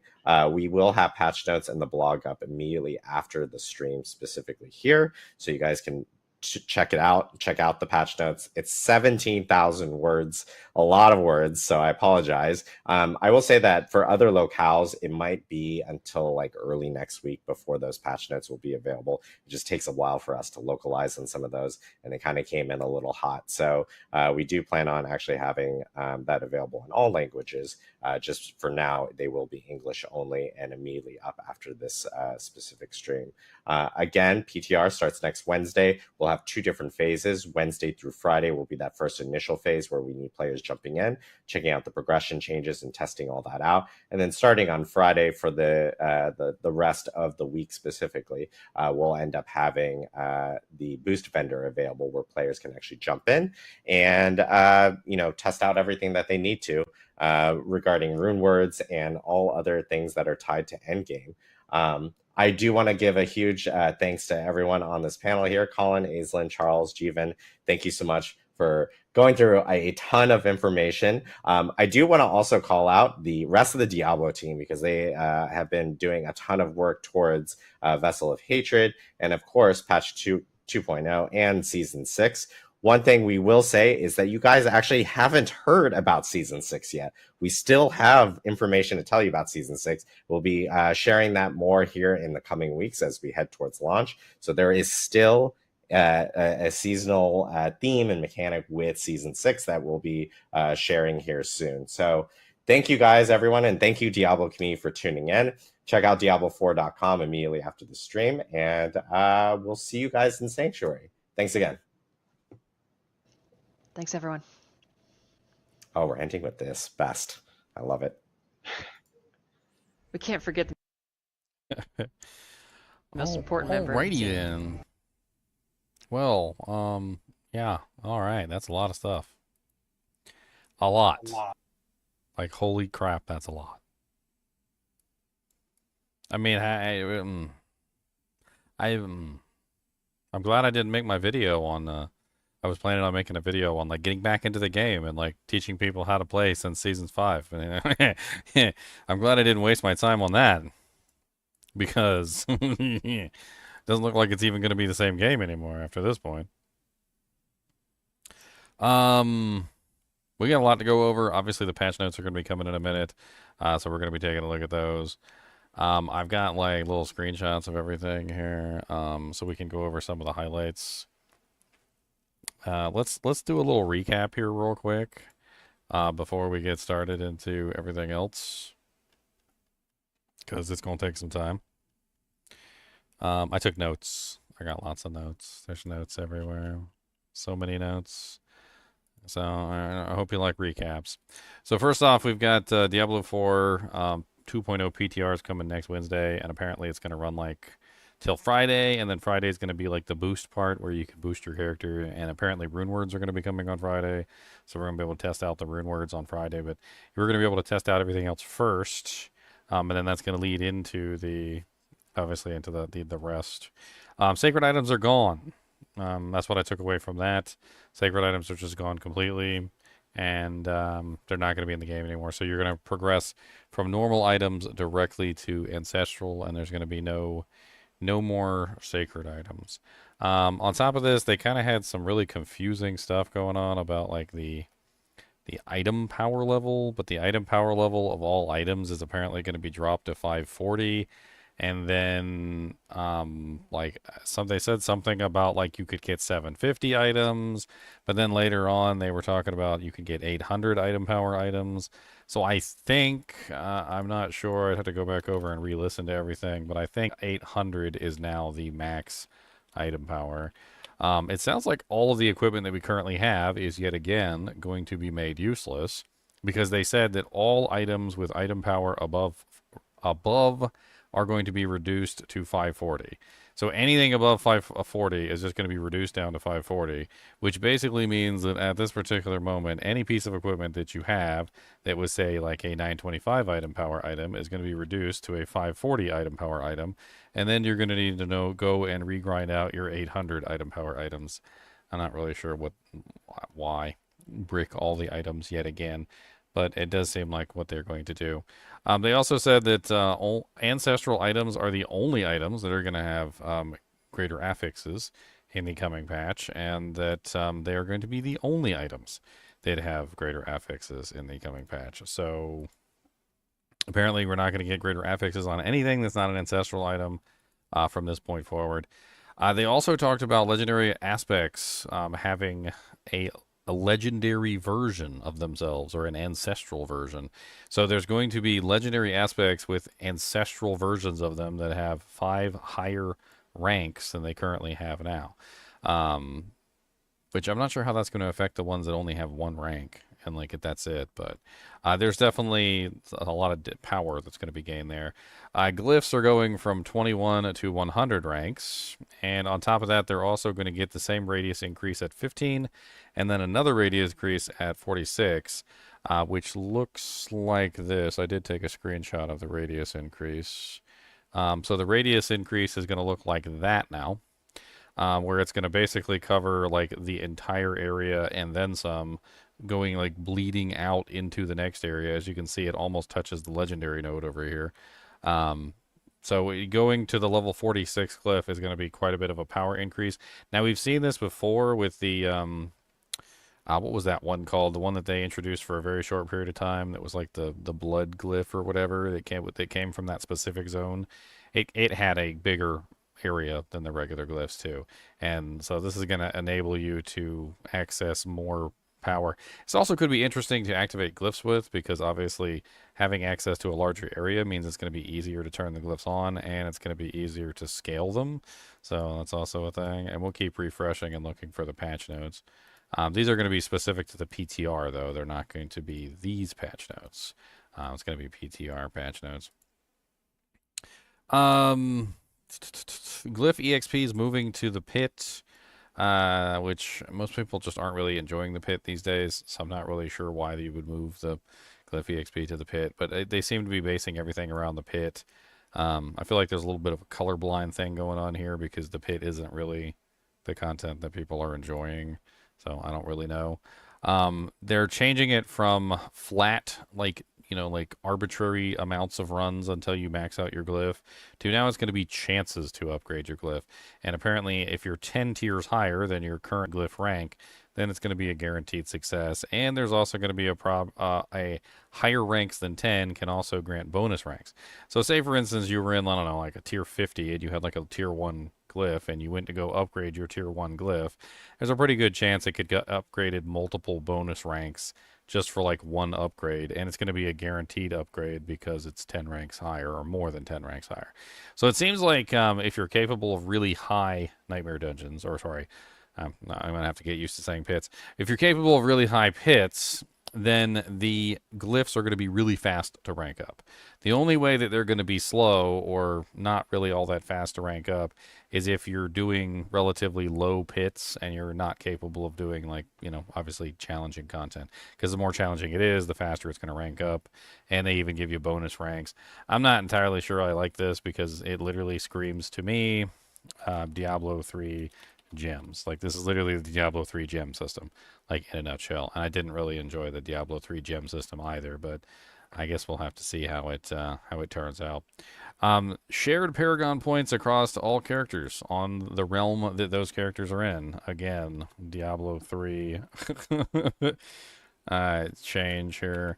If you played Diablo 3, you know that when you leveled up in Diablo 3, you got Paragon points. Those Paragon points would then go to a pool that was shared across all of your characters on that particular realm. And then when you logged in and you leveled up a new level 1 character, you had access to all of the Paragon points that you were using on basically all of your characters, right? So your level 1 character now became like God freaking Goku with, like blue hair and because he was literally like 1,000 Paragon points or 2,000 Paragon points deep in bonuses. And so even just like as a regular character, you had to like bump up your difficulty to like Torment 4 just to even have a challenge because you're like a level 1 character in Torment 4. They did, however, say that these Paragon points would not be activated until you hit level 60. So unlike in Diablo 3, when you got access to all of your Paragon points at level 1, you're not going to get access to your Paragon points until level 60. It is a little odd, though, to take away basically all of the grind of a character, because it sounds like to me that once you get one character to level 60, max out your Paragon points at 300, then go level up another character. As soon as you hit 60 on that character, you are going to be finished with that character, because by then you've probably capped out all your glyphs and you're probably working towards your end game equipment. You hit level 60 and then bam, now you're maxed out on your Paragon points, which is a little weird. I mean, I don't understand exactly why they would go this route, because and they even said it in the stream. He was like people got to level 100 and then they felt like they didn't have anything to do, right?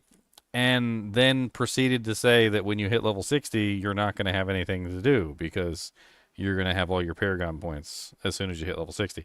So before you hit level 100 and then you didn't have anything to do. And now when you hit level 60, you're not going to have anything to do. They didn't really change anything. They just lowered the number. So, yeah.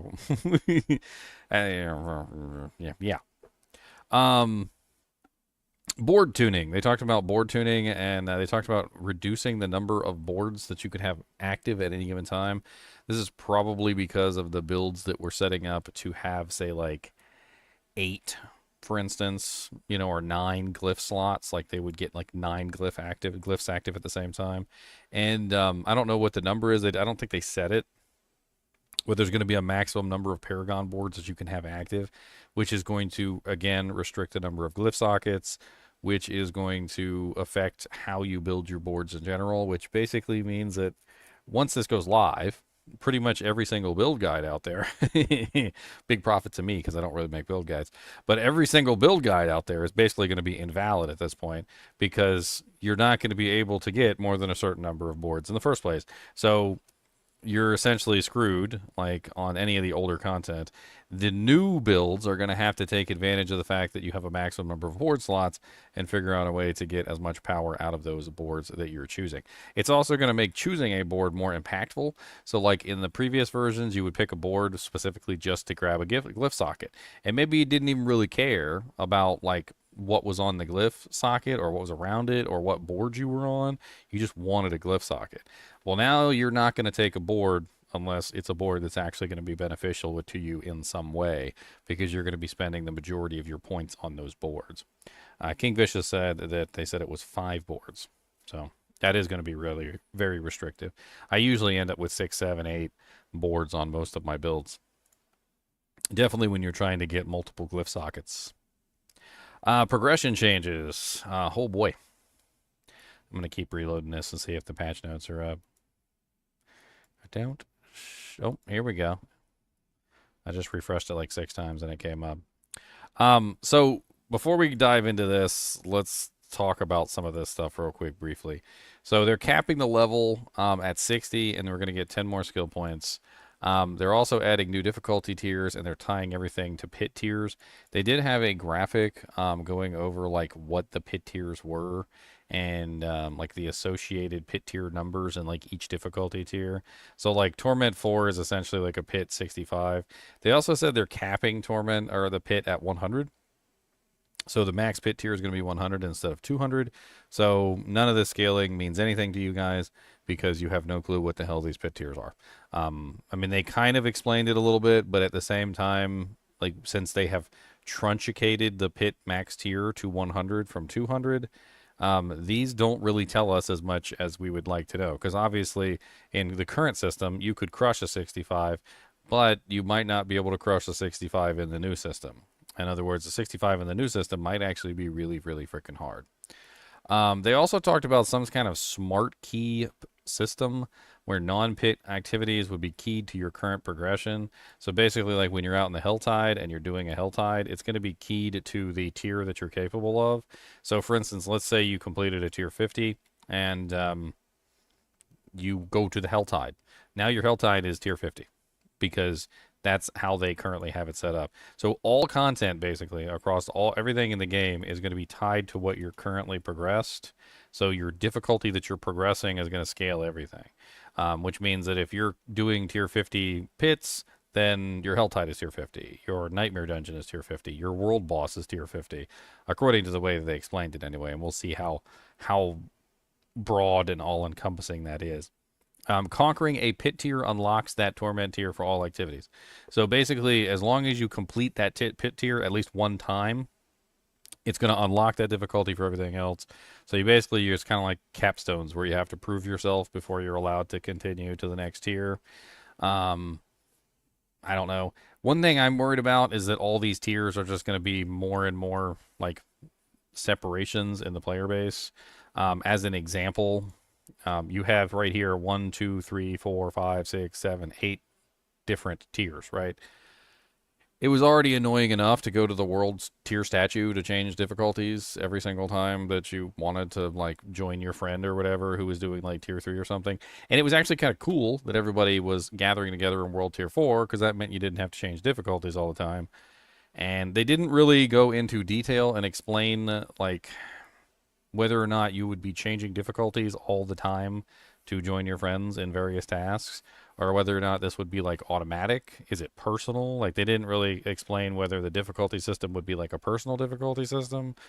You know, like for instance, if I'm capable of 50 and I go to the HellTide, like am I going to be in the HellTide with people who are not capable of 50, who are doing it at different tiers? They didn't really say. It's got to be something that we're going to have to test out. I'm pretty sure I heard him say that profane mind cages are going to be in the game permanently now and apparently drop from all over the place. And they also kind of said that they didn't only apply to HellTides anymore either, if I remember correctly. Player health, damage, and armor have been adjusted to be more readable, smaller numbers. So they're basically stat squishing us down. They basically said that the big giant numbers that we were getting were stupid, and like it was getting to the point where you couldn't even read the numbers on the screen because it was like 8 trillion damage, whatever, blah blah blah. I don't know exactly what this means. I guess maybe it could mean that they're going to truncate the damage. So instead of it saying 8,567,427,000, maybe it's actually just going to say 8.5B, like Diablo 3. I don't know. This could just simply be like a D3 change where they're making the numbers into truncated versions. Like you'll see 3B, or you'll see like 7T, which is trillion, by the way, and silly things like that. But they also said they were going to be stat squishing, which means that the numbers should be lower than they were before. But they also said more readable, which means we could be getting kind of like a combination of both of these things, which is where the numbers are getting smaller, but maybe they're also just simply making it so that they're not writing out the entire number like they were before. I don't know. We'll have to see. Streamline monsters' health and damage across all difficulties and contents. Monster level always matches player level. So I'm pretty sure this is what they said. So the monsters are just going to be like at max. Oh, well, actually not 100, right? At max, they're going to be level 60. So they're not going to be like level 200 anymore. They're just going to be level 60. And I'm assuming that they're going to find other ways to increase the damage and like difficulty of the monsters. They did talk about reducing instances of getting one shot, which was really nice. I was actually pretty happy about that because the number of times you get randomly one shot in Diablo 4 is just stupid. They also adjusted boss HP. I'm not sure what that means. It didn't say whether they were adjusting it up or down. They said that there was going to be new affixes to enhance double damage, and I do have some of those pictures here. So these are some of the new... No, that's the new glyphs. I got screenshots of everything in here pretty much. Boop, boop, boop, boop, boop, boop, boop. Yeah, here it is right here. So they're going to be adding affixes that are going to do things like chance for double damage. You can see here, chance for corpse explosion to deal double damage. And they're also going to have chance for reap to hit twice. So they're basically adding in a similar version to kind of like the cast twice things, which is what we already had. But now it's going to be a hit twice instead for some of the abilities apparently that didn't have like a double. And then some of the abilities that can't be doubled are going to just get double damage. So there's going to be a lot of ways that you can just give huge bonuses.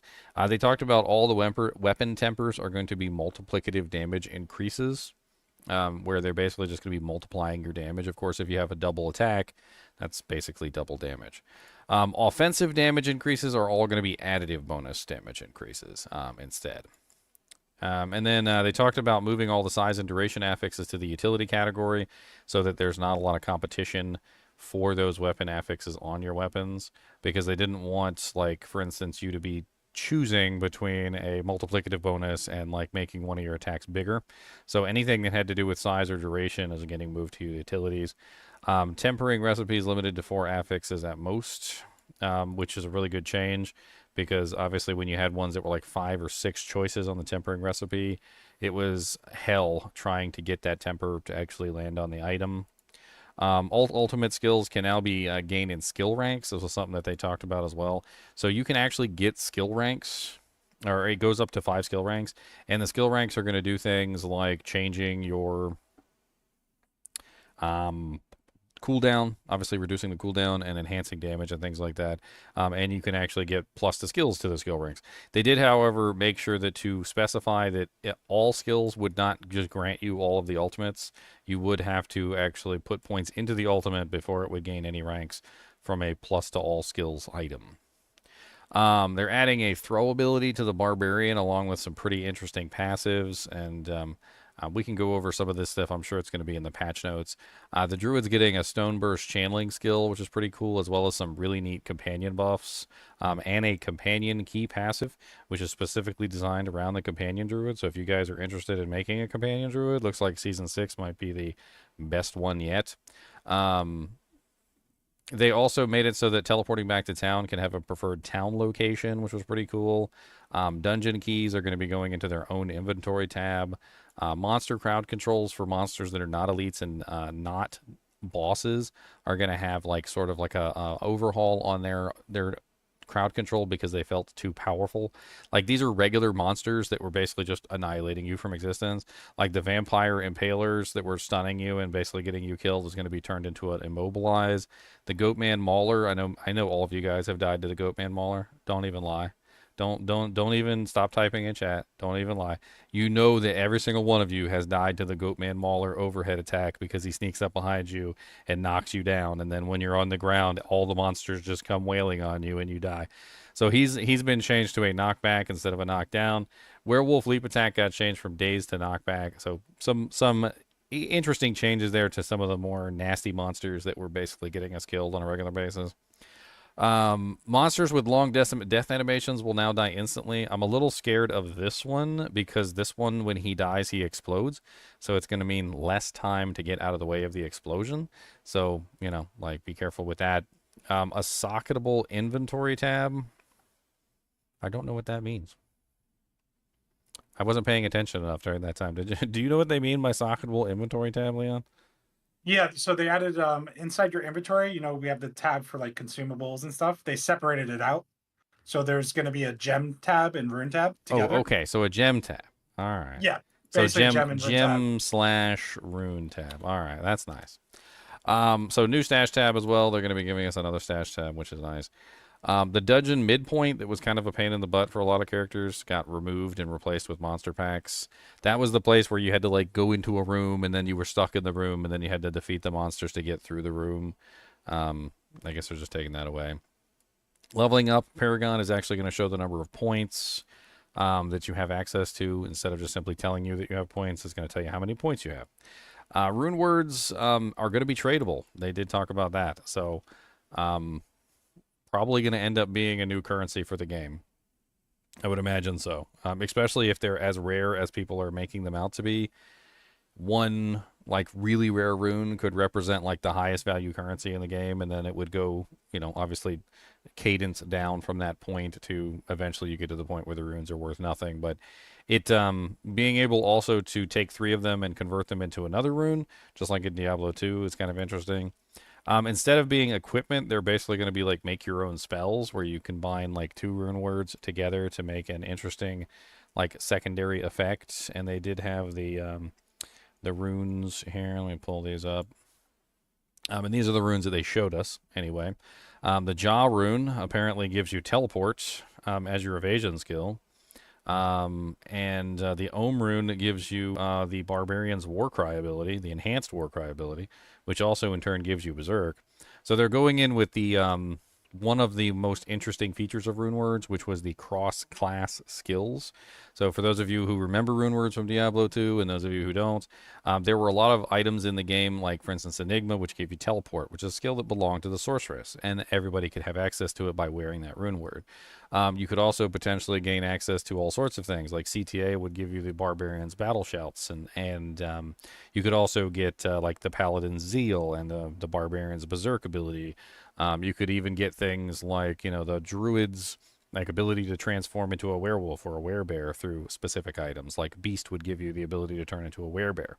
And so that's kind of like where they're going with this, is they're turning it into almost like cross-skill compatibility kind of a thing, where obviously like a necromancer could have access to teleport, a druid could have access to the barbarian's warcry, you know, like a freaking sorceress could have access to the necromancer's decrepify, and so forth and so on, which is going to make for some very interesting builds as we cross skills between characters.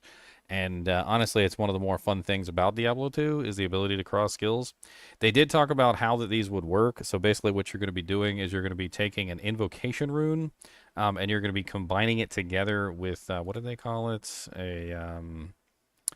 There were 2 different ones. I can't even remember. It was the Rune of Ritual and the Rune of Invocation. So you have to combine the Invocation rune with a Rune of Ritual to basically make a result. And the result is going to give you like specific effects and specific bonuses. Obviously, there's going to be a whole lot of different combinations that you can potentially make here. And they're all going to be 2 sockets. So 2 socket rune words means that you can only place them in very specific places. Your pants have 2 sockets, for instance. Your armor has 2 sockets. 2-handed weapons have 2 sockets, but I don't know if they said, did they say that it was capable of being put in weapons, or was it just armors? I don't even remember. He said he did. It was a question in the Q&A, and he said it can go in any 2-socket thing, which is mainly 2-hand weapons, pants, chest, and helm now. So the interesting connotation there for the 2-handed weapons is that for the longest time, the 2-handed weapon has always been the choice of like, do I want 1 really powerful aspect or do I want 2 less powerful aspects? But now the 2-handed weapon is going to be slightly superior because now you're going to get a 2-handed aspect and potentially a rune word as well, which could be really interesting for build compositions, giving the, you know, a little bit more interesting usefulness to a lot of the 2-handed weapons that people might not normally use, like say on a necromancer, where you might not want to give up that extra aspect slot. They talked about the runes having their own resource system called Offering, and you can see right here it says requires 500 offering, requires 500 offering. They basically have like a specific condition that has to be fulfilled. Like one of them was running a certain number of feet, another one of them was using a certain number of cooldowns, so forth and so on. Like you're going to be able to choose like what the condition is to achieve the effect, which is interesting. They did say that you could not wear 2 of the same rune word, and they also said that you were going to only be able to allowed to have 2 rune words per character. So a total of 2 rune words per character. So that means that even though you could technically equip 3 total rune words on a character, for instance, on your armor, your pants, and your like 2-handed weapon, you're only going to be able to actually do 2. So that's going to leave some flexibility there as for which one you're going to put the slots into. I think a lot of people are probably going to be going with the armor and the pants, but the barbarian, of course, has other options depending on what he wants. Maybe he wants to use one of his 2-handed weapons. They did confirm that they were going to drop his loot, and that they could also be crafted by taking 3 of them, and you basically combine them together, and you can make like another one of the same tier with a chance to be upgraded to the upper tier. So you can basically just like roll them kind of the same way you do in Diablo 2 to like upper tiers. They did confirm quite a few of the cross-class skills like Petrify, Teleports, Warcry, etc. And the PTR for all this is going to be on next Wednesday, which is what is that? Fourth, the I think you said. So September 4th. And on September 4th, we're going to get access to most of the stuff, but not all of it. And then on Friday, they said that Friday would activate the second phase where we're going to get access to the rune words. And then we'd also get access to one of those little guys where we can boost our characters up. So they really want to test out and see how we like the leveling from 1 to 60 progression. So the first phase of the PTR is going to be based on that. And then the second phase of the PTR is going to be based on like testing out more of like the end game stuff and the rune words. So we'll be getting into that part. They did talk about how nightmare dungeons were basically going to be the masterworking materials, and they also kind of specified that the masterworking materials would not be restricted to only the boss, that they would be dropping from elite monsters inside the dungeon as well. So it sounds to me like the nightmare dungeons are going to turn from a thing where you would rush to the end into kind of a situation where you might want to clear the entire dungeon, because if every single elite monster is dropping, masterworking materials, then those events and stuff that spawn like multiple waves of elite monsters might actually be treasure troves of farming masterworking materials, so you don't have to worry about it, doing like 1,000 runs. But nightmare dungeons are no longer going to have Glyphy XP because that's going to be moved into the pits, apparently. And let's get into the patch notes, shall we? We got like 1 million hours of patch notes to go over, boys. So Yeah, they got the new skills in the patch notes. They even have Paragon updates in the patch notes. where's my patch notes? I just had them up too. That's such a stupid poopy. Stupid poopy. I must have accidentally closed them. That's okay. We pull it right back up. It's not big deal. It's not a big deal. I linked it in the Discord too if you need to just use my link. Alright, let's get into this, shall we? So the armies of the Burning Hells grow restless, anxious to inflict more wounds upon the sanctuary. Muster the strength to protect your home, Wanderer. The 2.0 public test run for Diablo 4 available September 4th to 11th. Offering the chance to test upcoming changes and features releasing for the base game with the next season of Vessel of Hatred. The purpose of PTR is to test updates and features before launch of Season 6 and using your feedback. And I want to stress this point because Season 4 has been amazing. And you know why Season 4 was amazing? Because we had PTR and because people gave feedback. You know why Season 5 has been amazing? Because we had a PTR and people gave feedback. So if you want this next season to actually be a good one, I suggest you hop on and see what you like and what you don't like, and also give feedback because they seem to be listening. And, like if something sucks, we need to make sure that they know that it sucks. So let's move on to the next part here, which is why make systemic changes? Our original vision for character progression was that you would have a grand journey traversing through world tiers, swapping out gear, gaining incremental strength through Paragon system. We felt that was fun the first time, but on repeated playthroughs, World Tier 3 and sacred items felt artificial and added a lot of stat bloat that didn't make the game more fun. They basically removed World Tier 3 completely, by the way. I'm not sure if I mentioned that, but like World Tier 3, I don't even think really exists anymore. The sacred items are gone, and it just doesn't, like, it might technically still have a like representation in the new difficulty system, like in some way, shape, or form, but it's basically gone. Since the launch, we've added in-game features like Infernal Hordes and the Pit of Artificer. Vessel of Hatred will expand out in the end-game lineup even further, adding the Dark Citadel and Undercity to the mix. Our hope is that these new systemic changes will allow for new characters to reach the endgame faster. Leveling adjustments. The way the Paragon points function has been adjusted going further. Earned Paragon points will now be tied to realm versus character level. This means that all Paragon levels earned will be shared across all your characters on the same realm. To support this shift, we made a variety of alterations to the leveling journey, other stats and monster levels, numbers, and our values also more easily understandable. Paragon and character level split. Paragon and character levels are now split out, with levels 1 through 60 representing the character level. This means that you can earn an additional 10 skill points, opening in additional avenues of character customization. Starting at level 60, players will begin to earn Paragon levels, which can be used to unlock Paragon nodes. Characters above level 50 will have all of their experience-based Paragon points converted to Paragon level. Here's an example of this change. Characters above level 50 will have all of their experience-based Paragon points converted to a Paragon level. If your character level is 100 currently, once these changes go into effect, your character level will be reduced to 50, and all 200 Paragon points your character has earned will be converted to realm-wide Paragon levels. If your character level is 50 and below, nothing will change for them.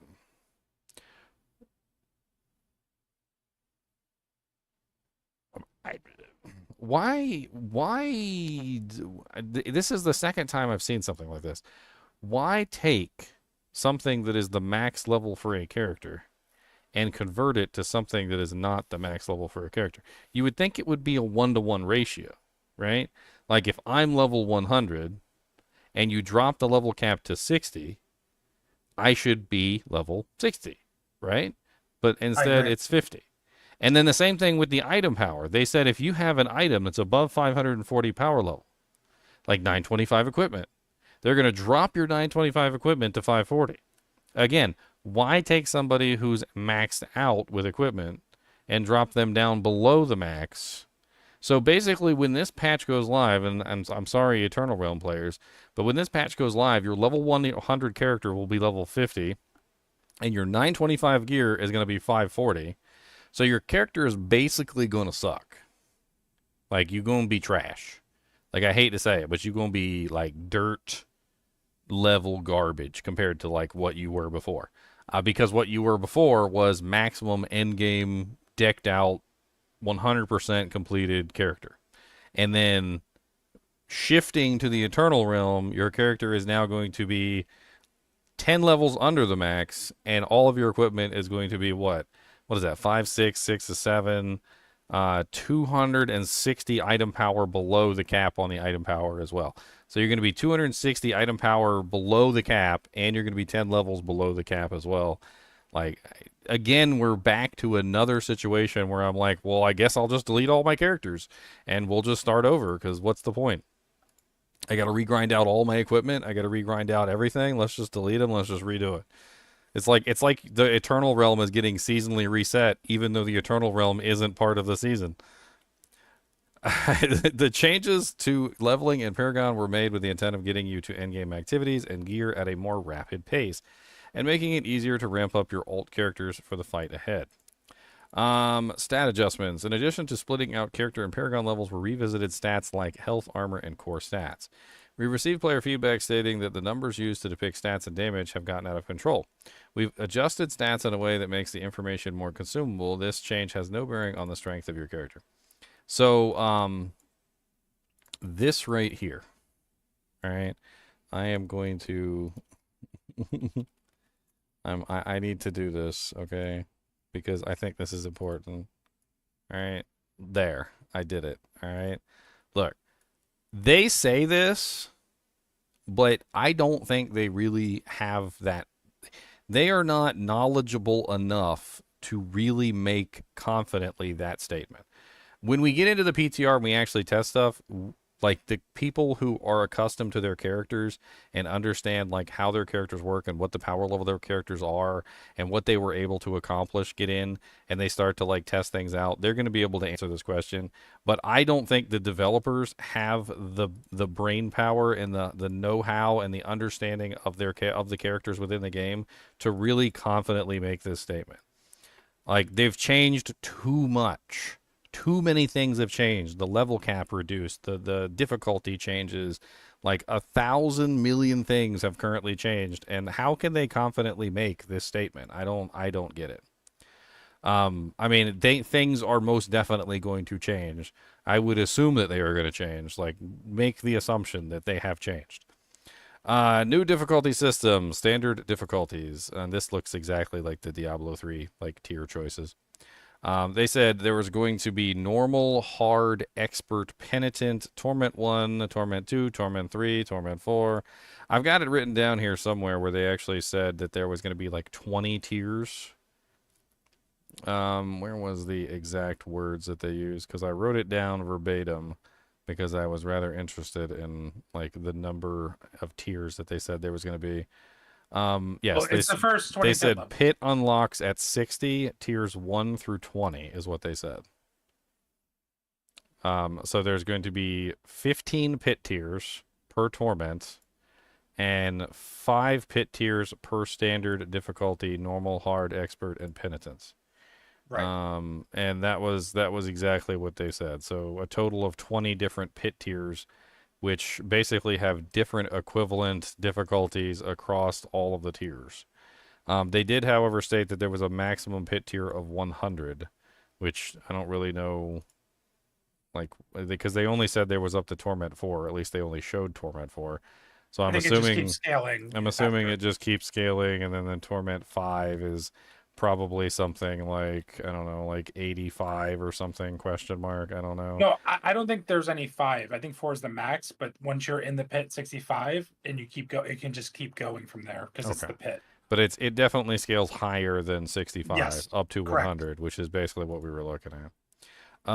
So world tiers have been changed to difficulties and a new way to control your challenge and reward. The first 4 difficulties, known as standard difficulties, are normal, hard, expert, and penitent.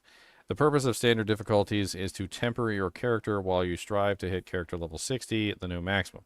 Normal is a slower paced mode suited for those looking for a lighter challenge. Hard and expert offer an increased challenge for those looking to test their mettle and play at a faster pace. Penitent isn't for the faint of heart. Those looking to pave a path to new torment difficulties will face off against heightened danger and play at your own peril. As you accelerate in difficulty, the amount of golden experience you will earn will rise too. Here's how to unlock each difficulty. So normal and hard difficulty are unlocked by default. So it sounds like that's pretty much just going to be the equivalent of like World Tier 1 and 2, which is where World Tier 1 was super easy and even a baby could do World Tier 1 for the most part. And World Tier 2 is essentially like the regular difficulty that everybody plays in for the most part. Expert is unlocked after completing Diablo 4's prologue, which I'm assuming is the campaign, which means that everybody should have world tier, or rather, sorry, I got to get out of the world tier mentality here. Everybody should have expert difficulty unlocked by default if you have the campaign completed. I don't know if that means you can jump right into expert difficulty, because if expert difficulty is even remotely as hard as World Tier 3, then hopping directly into World Tier 3, as of right now, as an example, would be stupid, because you really can't handle World Tier 3 until you're at least like a certain level. However, they did kind of state that all monsters in the game would be the equivalent of your level. So it doesn't matter what torment you're in or what difficulty you're in. You can be in Torment 4 for all you care as a level 1 character, and if you're in Torment 4 as a level 1 character, then the monsters will be level 1 because they are going to match your level. But they are going to have more HP, dish out more damage, and probably smack you booty cheeks. Penitent is unlocked upon reaching level 50. So once you reach level 50, you get access to the Penitent difficulty mode. And then from there, we've got the Torment modes. So making it to the Nor Torment difficulties is a mark of a veteran warrior. This is where the end game truly begins. In Torment difficulties, your progression is directly linked to the pit. As you strive to higher pit tiers, the Torment difficulty you have access to will also increase. The higher Torment difficulty, the more likely you are to encounter legendary and ancestral item drops. Here's the breakdown of how to unlock each Torment difficulty. Reaching level 60 unlocks pit tiers 1 through 20 of it. Beating a pit tier 20 unlocks Torment tier 1. Beating a pit tier 35 unlocks Torment tier 2. Beating a pit tier 50 unlocks Torment tier 3. And beating a pit 65 unlocks Torment tier 4. As if danger wasn't abundant enough in Sanctuary, Torment difficulties foster a new hazard, curses. While playing in Torment difficulties, your armor and resistances are reduced as follows. Torment 1, negative 250 armor and negative 25% all resistances. Now keep in mind that this armor value, because of the stat squish and the reduction in item power, as well as probably other things that have changed to reduce the total probably armor that we're capable of, we probably still have to get to 9,230 armor. I mean, that would be the assumption anyway, to cap out armor values, because they didn't state otherwise. But the amount that we're getting now from our equipment is probably going to be a lot less, and it's probably going to be a lot harder to hit the armor cap. So a reduction in armor from the penalty for difficulties probably would be pretty nasty. It looks like it's going to be Torment 2 is 550, Torment 3 is 750 and 75% all resist. And Torment 1 is going to reduce us by 1,000 armor and 100% negative all resistance. I guess that all resistance stat on the Tyrael's Might isn't going to be so sad after all, huh? Get a nice GA on the all resistance stat for your Tyraels and not have to worry about the negative 100% all resistances.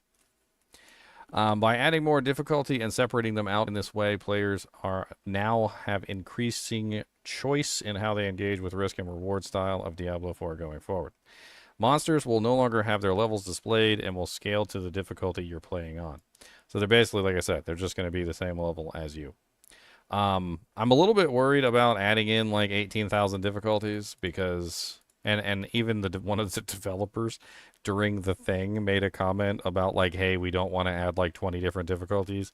But having all these difficulties is kind of stupid in my opinion because you're just separating everybody out into like individual categories. I'm really hoping that like the Torment 1 people can play with the Torment 4 people. I don't know if that's the case, but it's probably going to breed like some sort of super elitism. I hate to say it, where like there's going to be like a clique of people that can make it to Torment 4, and then like the rest of us might get stuck in like Torment 3 or Torment 2 or something because our builds just aren't really capable of Torment 4. I don't know, of course. I'm just speculating, and I really would like to be wrong, but it's really going to suck if you've got like, say, I don't know, like say 16 or so friends, right? And every single one of your friends, you know, seems to be like stuck in a different difficulty and you can't play together. And so you're all going to have to like go down to the lowest person's difficulty, like the guy who can't even do one of the torments and he's stuck up in like penitent mode. And so everybody's basically just going to have to like go to Penitent and play with the person who's stuck in Penitent. And people like Leon, I'm calling Leon out, who's always ahead of everybody and whose builds are always better than everybody's because he plays all day long. He's just going to be over in Torment 4 all by himself, and he's not going to have anybody to play with. Paragon updates. There were a few issues with Paragon glyphs, the pits, and nightmare dungeons. We received feedback that the pit rewards were feeling lackluster. We wanted to make the action of upgrading glyphs more satisfying while simultaneously offering better rewards for pushing deep into the pit. Our desire was to give glyphs more power, but the glyph upgrading system did not scale well and was needlessly grindy. So to achieve this goal, we moved Paragon glyphs, upgrading out of the nightmare dungeons and into the pits. And we also redesigned the system to give more control over how quickly glyphs can be upgraded. Glyphs have undergone a metamorphosis to better meld with the other changes we've made. Upgrading glyphs no longer driven by experience. Instead, you're given attempts to increase your glyph ranks by completing pit tiers.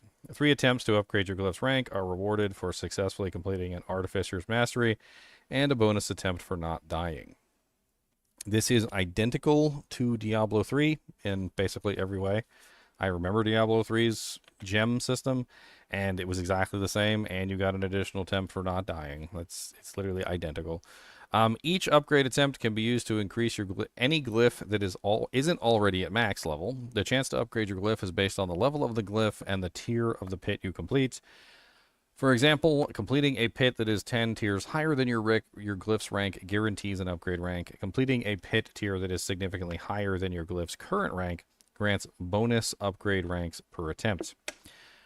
Every 20 levels, difference between the completed pit tier and glyph ranks grants a bonus upgrade per attempt. Here's an example of the system in action.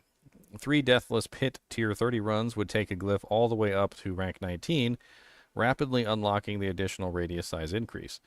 First pit run, attempt number 1, 1 to 3, attempt number 2, 3 to 5, attempt number 3, 5 to 7, bonus attempt from 7 to 9. Second pit run, 9 to 11, attempt number 2, 11 to 12, attempt number 3, 12 to 13, attempt number 4, 13 to 14. Third pit run, attempt number 1, glyph rank increased from 14 to 14, attempt 14 to 15, I'm sure is what that meant. Attempt number 2, 15 to 16, 3, 16 to 17, a bonus attempt for glyph rank 17 to 18. The maximum level of the glyph has been increased from 21 to 100, At level 45, a rare glyph can be upgraded to a legendary glyph using gem fragments with the following bonuses. The glyph's radius has increased from 4 to 5, and the glyph gains an additional affix. And they said that the affix would be a multiplier. That's what they said. Yeah, they showed an example. Yeah, and I mean, the size increase is ridiculous. I'm not really sure what this is actually showing, honestly. Yeah, picture is kind of weird. It's just a bunch of Paragon boards from multiple different characters. It's not showing the glyph size increase. Oh, it's showing the new Paragon boards. So these are the new Paragon boards? I mean, we can't really tell much from like a picture with nothing to hover over, but apparently these are the new Paragon boards for each class. And they all have new Paragon glyph nodes, the legendary nodes. Of course, they didn't actually say anything about what they are, so each class has one new Paragon board. These Paragon boards each come with a new legendary node as well. Additionally, only 5 Paragon boards can be equipped, including your starting board. Ooh. Man, when I heard 5, I originally did not consider that the starting board would count as one of the 5. I thought it was just going to be 5. So it's 4 is what it really is, because the starting board it's not even a legendary. There's no legendary node on the starting board. So it's 4 is what it actually is. That's going to be really restrictive, actually. We're getting an extra 100 points, right? So we're going to be able to take every node on every board we had. I mean, let's take a look on Diablo 4.life real quick, and let me just pull up just really quickly, like a build. Doesn't matter. Let's just pull up any build, and let's go take a look at one of my builds and count how many boards I had. So, let's go to my Bone Spirit minion spam. All right, so Paragon. Let's pull this up real quick. So I'm currently using 1, 2, 3. Oh, I didn't do the Paragon board on this one. Well, good job, Ginger. Okay, hold on.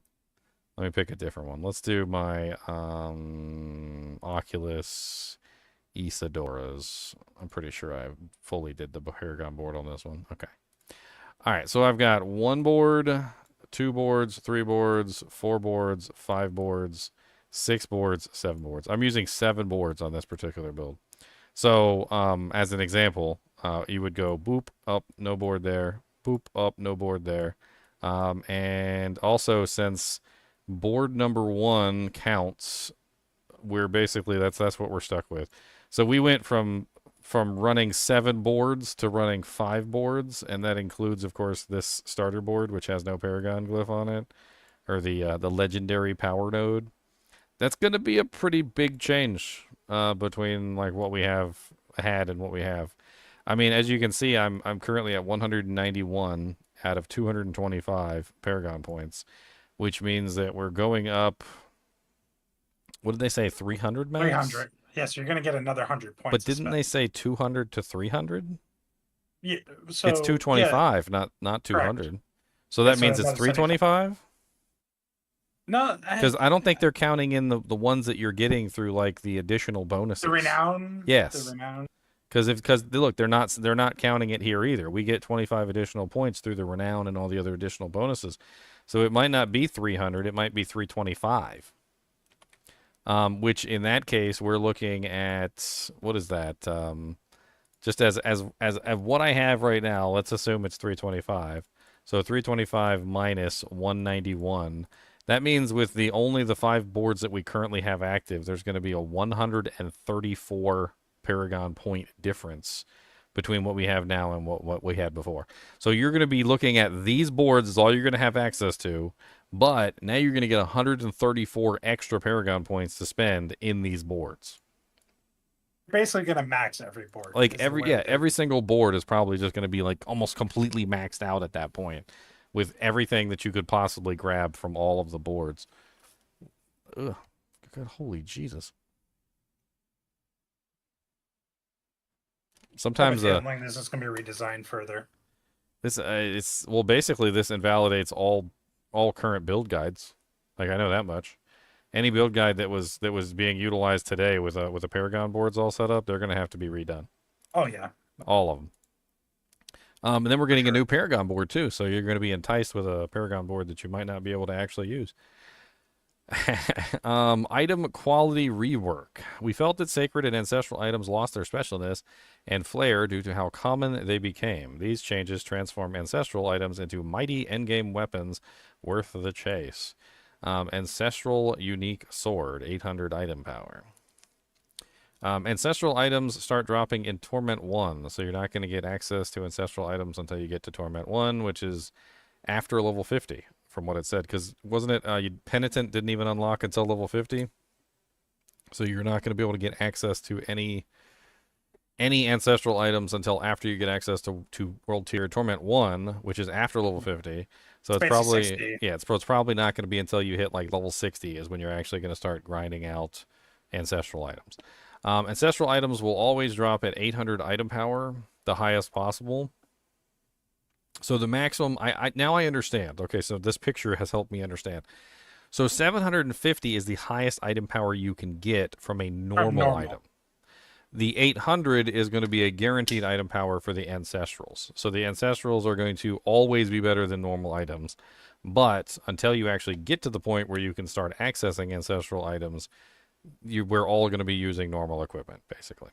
Yeah, they basically got rid of Sacred, like you said, and they grouped them all together up to 750. I mean, it was kind of important for them to get rid of Sacred because it was probably the most useless tier out of all of them.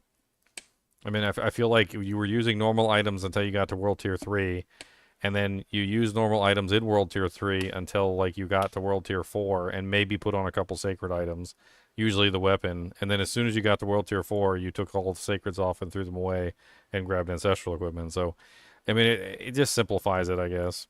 But this also probably means that you're going to have to find 750 item power normal equipment, so we'll see how that works.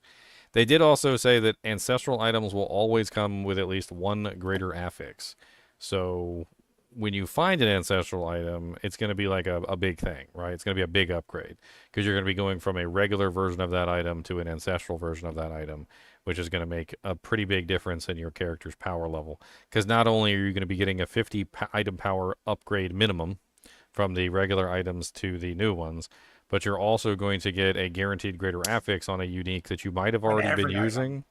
So when if you get like a greater affix unique, for instance, then it's going to have one greater affix version. So it's going to be more powerful in 2 ways than the one that you're currently wearing. General sacred items will no longer drop. Any sacred items you have in your character will be marked as legacy. They can continue to be used and cannot be upgraded. Non-ancestral items are capped at item power 750. Legendary items drop when you're level 60. Will always be item power 750. So any legendary item that falls when you're level 60 will be item power 750 guaranteed. So that'll make it pretty easy to farm for 750 items. Item power 750 can now be masterworked up to 4 times. So I don't think you could masterwork normal items before, could you? Not even at all. I can't even remember. No, because they had to be well, you had to have 2 tempers, right? You couldn't have 2 tempers until you can only have 1 temper. Yeah, early on you can only have 1. Until because a certain item power. So, well, they basically made it so that only the ancestral items can be masterworked 12 times. So the normal items are basically garbage. Yeah. I hate to say it, but they're kind of like just repeating their same mistakes here because even though the normal items are obviously going to be something that you have to use until you get ancestrals, the normal items are basically garbage because number 1, they can't be an 800 item power. Number 2, they can't be masterworked 12 times. Number 3, I don't even think they can have 2 tempers on them. So like you're basically stuck in a situation where you're forced to use inferior items for a long period of time until eventually you get to 60 and you start farming items that are actually going to be like your end game piece of equipment. It's kind of just the same mistake over again that they made with the first one, which is where nobody wanted to farm normal items because normal items were not your end game piece of equipment. So everybody rushed to the end game so that the items that they were farming would be the items that they were actually going to use at end game. And I don't know, it seems kind of silly to me. I don't know. Because character levels are being readjusted in the new realm-wide Paragon system, items with item power over 540 are being adjusted to 540. affixes on these adjustments will be re-rolled at the highest values in their respective ranges. So basically, every piece of equipment that you currently have is going to be garbage when the patch goes live. I'm not really sure why they're doing this, unless their intention is to piss off every single Eternal Realm player. Just another, honestly, in a long list of reasons why you should probably not be playing Eternal Realm. Because the changes that they are making on a regular basis have just been like big giant middle fingers to anyone who plays the Eternal Realm. And don't get me wrong, I don't play the Eternal Realm. So like this doesn't affect me because whenever I start a new season, I'm always making new characters anyway, and so I don't really care about any of these changes that they're making.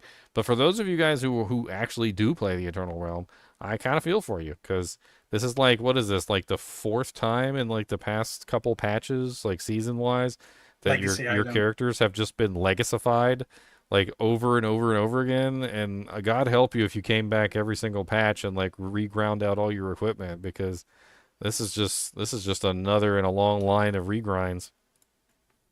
You might as well just delete your character, to be honest, and just start a new one, because they're gonna tank all your equipment and they're gonna drop you to 50.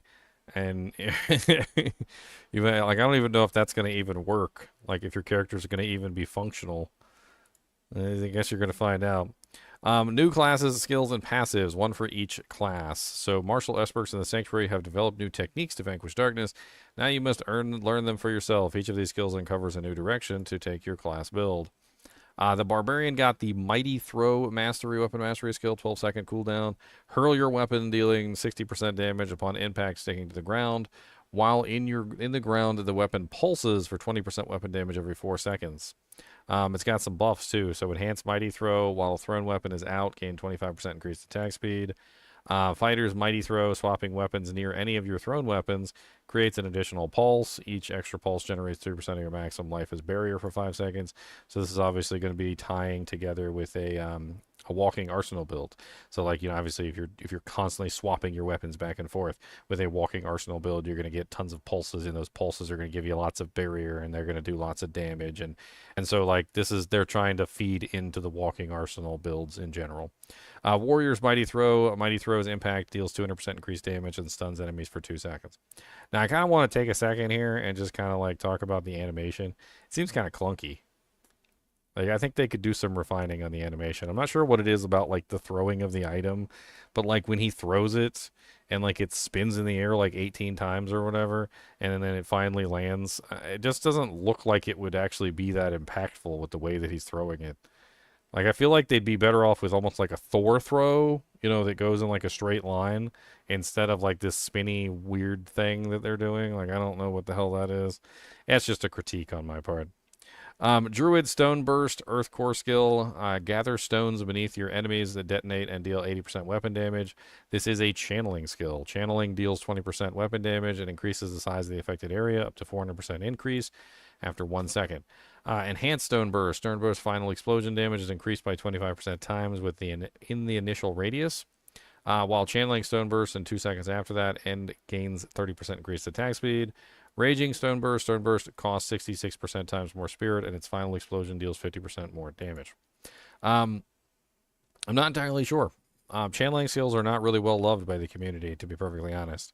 There's a couple of them that have been standouts, like Storm Strike, but they did kind of explain that not only did the ability have kind of like a channel mode, but it also had kind of like a spammable mode where you could just simply tap the button multiple times and cause it to do like really small explosions as opposed to really large explosions. So it's kind of like an interesting ability similar to Whirlwind, where you can obviously channel it for long durations and get more damage, or you can channel it for short durations and get small amounts of damage. So it does have kind of like a back and forth there, and they did show some images of like using the short one too, but they only have the animated picture of the long channel there. Necromancer Soul Rift Darkness Ultimate skill. I guess they decided that the fact that the Necromancer didn't have a Darkness Ultimate skill was sad, and they needed one. Although you could convert a Bone Storm into a Darkness skill. So, not entirely sure about that.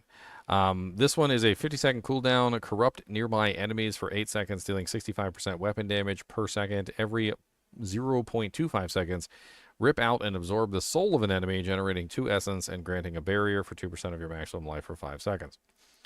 It looks very similar to me to Lacerate, although it looks like he's capable of moving. Although he doesn't move in the animated picture, it does look like he's capable of actually moving. And if he's capable of moving, then it's probably going to be pretty fun. If he's not capable of moving and it's more like Lacerate, then people probably aren't going to use it. It really depends. Supreme Soul Rift. Every soul absorbed increases your damage by 1% times, up to 30%. The bonus persists for 5 seconds after Soul Rift ends. Prime Soul Rift. Enemies with the souls ripped out become vulnerable for 2 seconds.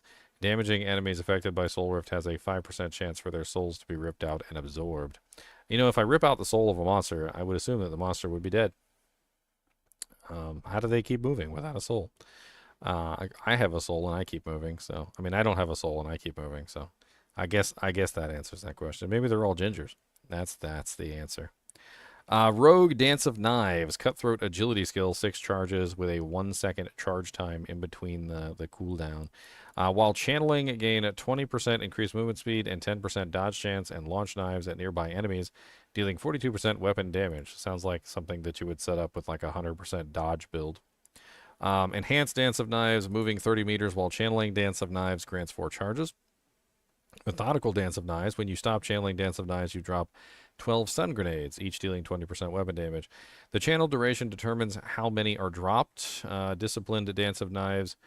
Dance of Knives slows enemies hit by 25% for 3 seconds. Each knife has a 20% chance to pierce the enemy. It looks like a... I'm going to be honest with you, like 100% honest. The first thing that popped into my mind when I saw this was the Demon Hunter Whirlwind ability where she would just like spin around in Diablo 3 shooting arrows in all directions. That's the first thing that popped into my mind. It looks like that crazy butt ability from the Demon Hunter. Sorcerer Familiar Conjuration skill. 3 charges, 12-second charge cooldown. Summon a familiar of the element of your last casted skill for 8 seconds. We've actually seen this before with Vox Omnium. It's something that they've been playing with. The familiar chases enemies and periodically explodes, dealing 40% of his elemental damage in an area, and you may have 6 familiars summoned at a time. Enhanced Familiar. Familiar passively applies an effect to nearby burning enemies based on their element. Fire Familiar applies 94% burn damage to enemies. Cold Familiar applies 15% chill damage to enemies. And Lightning Familiar stuns them for 1 second. Summon Familiar. While you have 2 or more different elements of Familiar summon, gain 3% damage reduction. Familiar element is no longer tied to your previous cast skill. Instead, the Familiar element progress in sequence. The sequence is fire to cold, cold to lightning, and lightning to fire. That's kind of interesting. So it basically just follows a sequence of casts. Invoked Familiar. While Familiar is active, gain 10% increased damage to skills that deal its damage type.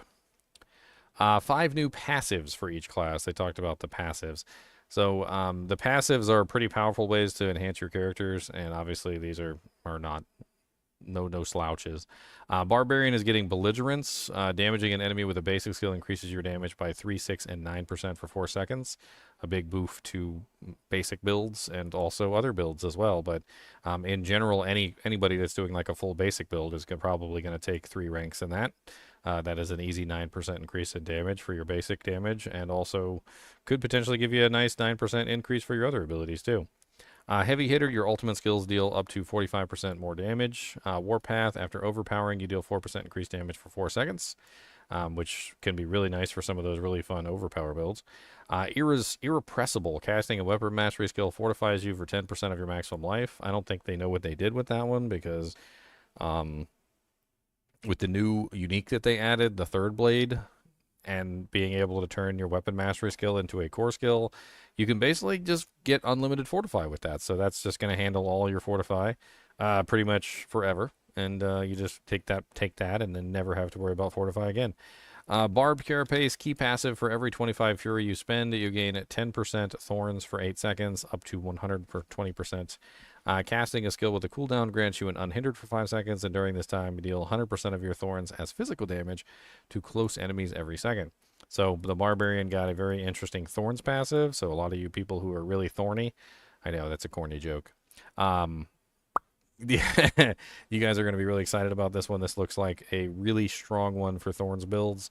And obviously, this right here, this last line, so during this time, you deal 100% of your Thorns damage as physical damage to close enemies, is going to allow you to be able to dish out your Thorns damage in a way that is not normally done. So, like, a lot of people have complained that some monsters don't hit you, like they don't actually trigger the Thorns effect, and so you can't kill those monsters that don't trigger the Thorn effect.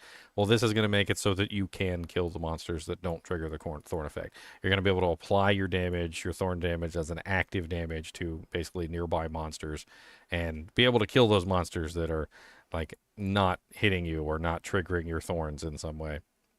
The Druid is getting his own passives as well, so he's getting Humanity. You deal 5, 10, or 15% more damage while in human form. Catastrophe, you deal 5, 10, 15% more damage for 8 seconds after casting an ultimate skill, which is going to be really nice with that new ring, the Majolnik ring.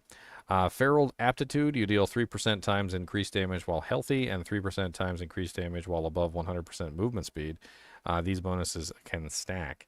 So that's specifically trying to like bleed into the werewolf, I would assume, because the werewolf has a lot of ways to increase his movement speed. Although these days you can get movement speed without actually having that. So it kind of just rewards you with an increased damage, for just having lots of movement speed. And most people like to have lots of movement speed. So that one's going to be really popular, I'm sure.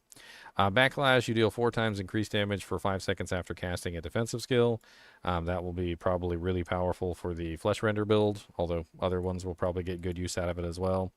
One with Nature Key passive. So this one looks really good for those of you guys who are doing companion druids. I would really paying attention to this one. Your companion skills each gain an additional 1 companion, which is going to be a massive damage bump, and deal 50 times % increased damage. Gain the passive effect of ravens, wolves, and poison creepers. So what they explain this as, and it kind of seemed kind of confusing to me at first, but let's say you're only using the poison creeper. Well, the passive effect of the ravens and the passive effect of the wolves is going to still be there if you choose this key passive. So you're going to get all the key passive or the passive effects of those creatures, whether you want it or not, if you take this key passive. And it's going to allow you to get like the poisoning effect that the poison creeper applies, or the, like the ravens coming down and attacking things.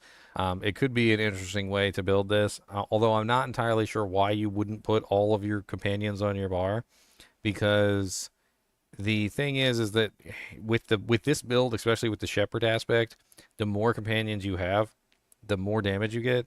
So it doesn't matter which one you're building at the current point. You really want as many of these as you can possibly get. You want all of them, which is why this is so powerful, because it gives you +1 to all of your companions, and you're going to get 3 additional companions, right? And those 3 additional companions are going to net you a huge multiplier by the shepherd's aspect, and you want all of them. Like, you want all of the companions that you could possibly get. So I'm not really sure what you would do with this one. Like, the passive effect seems neat, but I hope it does more than just simply give you the passive effect of all the wolves and the poison creepers. I'm thinking that maybe what it actually does is it, even if you have all of them chosen, it might just give you like an additional passive effect, like your poison creeper attacks twice or something, and your ravens are attacking like 2 times instead of once, and so forth and so on, which is probably going to be better, even better than like having, not having just having just 1, I guess. The Necromancer, Necrotic Fortitude, lucky hit, your damage has up to a 5 to 15% chance to grant a barrier, 5% of your maximum life for 6 seconds. Finality, you deal up to 15% times increased damage for 8 seconds after casting an ultimate skill. Titan's Fall, while fortified, you deal up to 18% increased damage to elites. Precision Decay, your lucky hit chance is increased by up to 15%. Affliction, key passive, enemies affected by vulnerable, crowd control, or shadow damage over time are infected with the affliction and take 15 times increased damage from you and your minions. Your curse skills now deal 80% weapon damage. Shadow damage to fear enemies that have affliction. This amount is increased by 30% times of your damage to crowd control, vulnerable, and shadow damage over time combined. So basically, they kind of like turned your curses into actual like damage abilities, where spamming your curse essentially allows you to hurt the monsters, because your curse is now actually going to actually physically harm them, which is kind of interesting. It'll be weird to see what kind of like odd builds people come up with this. Rogue target practice. Your critical strike chance with marksman and cutthroat skills is increased by up to 9%.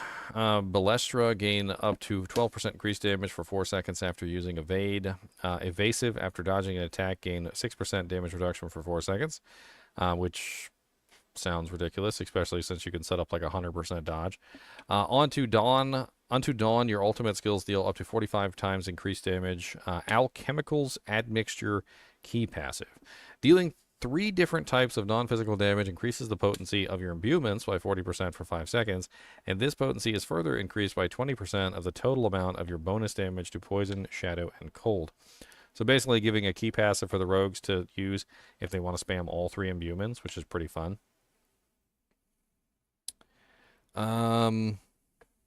Sorcerer. Evocation, gain 4% cooldown reduction. Energy focus, you generate 6-second barrier for 1.5% of your maximum life every second up to 30%. The effect is lost for 5 seconds after losing health.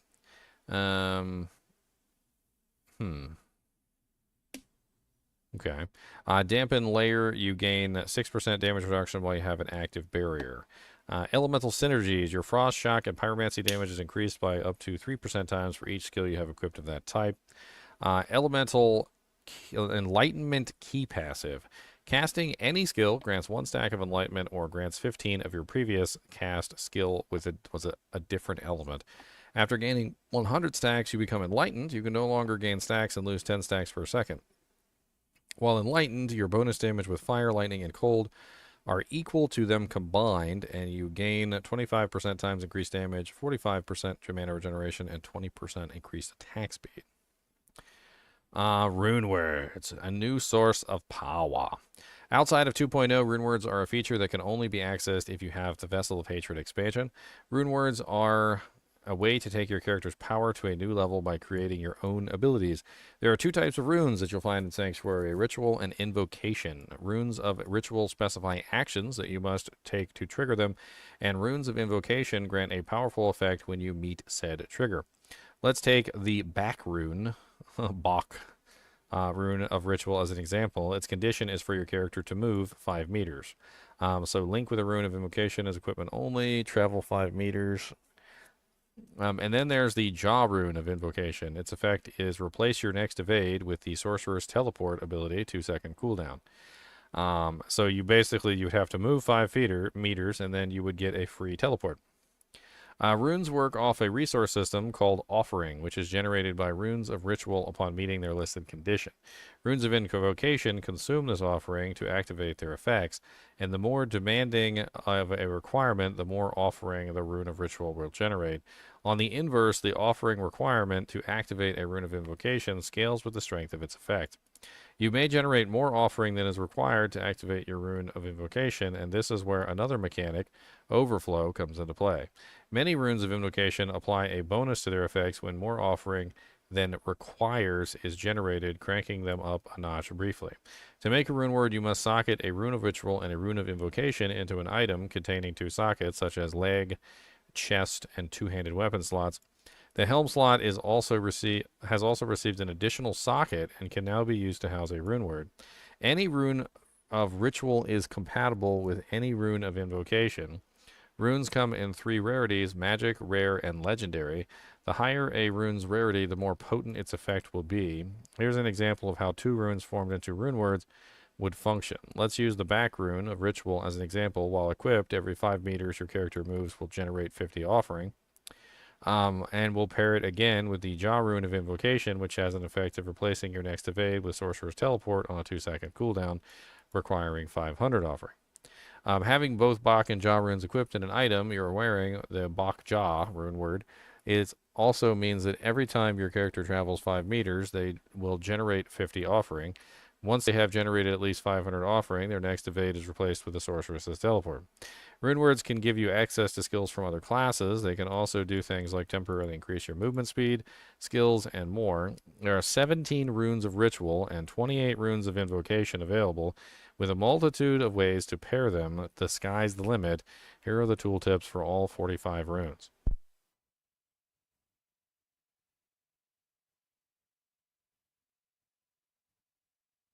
Gotta get some water.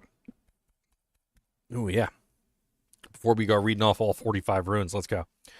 Yule, legendary, gain 50 offering, cast a skill with a cooldown. That'll be really handy for some characters. Seer, magic rune, gain 25 offering, cast the same non-channeled skill 3 times in a row. Ahu, legendary, gain 10 offering, lucky hit up to a 100% chance against injured enemies.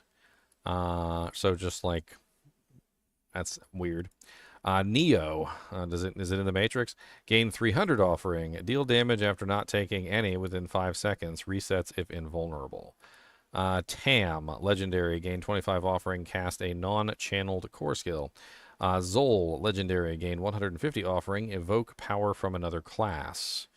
Interesting. So you could use that potentially to chain one of the other ones, which is every time you invoke one of the other class's powers, you could gain 150. That seems kind of interesting. That seems like it would feed into itself. Zan, 150 offering for casting an ultimate skill. Can you imagine my Rain of Arrows rogue with the way that she could just spam Rain of Arrows? She would just have infinite. Yep. Just infinite. Theo, rare, gain 1,000 offering. Becoming injured or crowd controlled, cooldown 20 seconds. Okay. I mean, that's going to be going off all the time on crowd control. Like injured, maybe not so much, but I get crowd controlled all the time. So that'll just be like every 20 seconds, 1,000 offering. Knock, rare, gain 5 offering. Inflict a crowd control that isn't a slow or a chill. Poor, slow, and chill, constantly getting left out in the cold. No pun intended. Sem magic rune, gain 50 offering, cast evade. So spamming evade. So that one would be ridiculous for like the Oculus build because teleport counts as an evade and you're spamming evade. So you would have infinite offering by spamming your teleport. That would be rather silly. Back, gain 50 offering for traveling 5 meters. I would assume that this one would be really good for Whirlwind since you're constantly moving around with Whirlwind. So why not like have just like infinite resource there. Magic, gain 10 offering. Your minion or companion kills an enemy or dies. Okay. So Necromancer and Druid, basically. Yax magic, gain 100 offering, drinking a health potion. There we go with those health potion builds. I think the health potion build might be the strongest build on the rogue at this point. Like there's so many different ways that like just drinking a health potion apparently is going to make the rogue into a god. I don't know what's in those potions, but it might be crack cocaine. Pock rare, gain 2 offering, spend 5% of your maximum resource. That one would be ridiculous for a lot of characters. I mean, can you imagine the Bone Spirit Necromancer if it works that way? Like, I'm just going to spend, what, 100% of my maximum resource every single time I fire my Bone Spirit? So, that's what, 50% of my maximum resource, or that's 100% of my maximum resource, which would be 50 attempts with 2 offering apiece. So that's 100 offering per cast of my Bone Spirit. Monai magic, gain 10 offering, cast a skill after moving, cooldown 0.2 seconds. Okay. Ka, lose 1% of your maximum life, gain 2 offering. Lith, legendary, stand still for 0.3 seconds. That seems like a no-brainer for a channeling build, like Incinerates, Storm Strike, trying to think. Decompose, like if you wanted to do a decompose build. I still need to go back and try and like rebuild my popcorn character. Okay, so this is the invocation runes, and these are the ones that actually give the skills and have the cost to cast those skills. The lock rare requires 800 offering, overflow, increased duration, cooldown 1 second. Evoke the barbarian's challenging shout, reducing your damage taken. So that's the taunt. That's the one that gives you a nice amount of damage reduction, taunts the monsters towards you. Actually does pretty good stagger to bosses and stuff too. Ohm, which is from Diablo 2. Requires 500 offering, overflow, increased duration, cooldown 2 seconds. Evoke the Barbarian's enhanced Warcry ability, increasing your movement speed and damage dealt. They also said that because it says enhanced Warcry, specifically, that it's also going to give you Berserk status for the time period when it overflows. So you'll be able to use Berserk on like a necromancer or a sorceress or something silly like that, because the ability that it's letting you use gives you Berserk status, so you're going to get Berserk status for using the enhanced Warcry. Vex, they got Vex in here. Requires 400 offering, overflow, increased duration, cooldown 1 second. Gain +3 to all skills for 5 seconds. So that one's going to be pretty popular just to get free bonus skills. And if you are a character that can activate it all the time, then that's a permanent +3 to all skills. Gar Magic requires 25 offering, overflow, gain multiple stacks, cooldown 1 second, gain 2.5% critical strike chance for 5 seconds up to 25%. Zan, a legendary, requires 700 offering and cooldown 1 second. Your next skill's cast will be a guaranteed critical strike and overpower. That's amazing.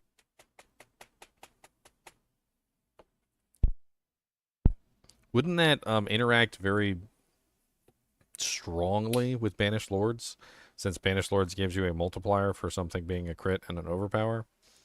And then you wouldn't even necessarily need to activate the Banished Lords to get the effect. You also set it up where you proc them like one after another if you.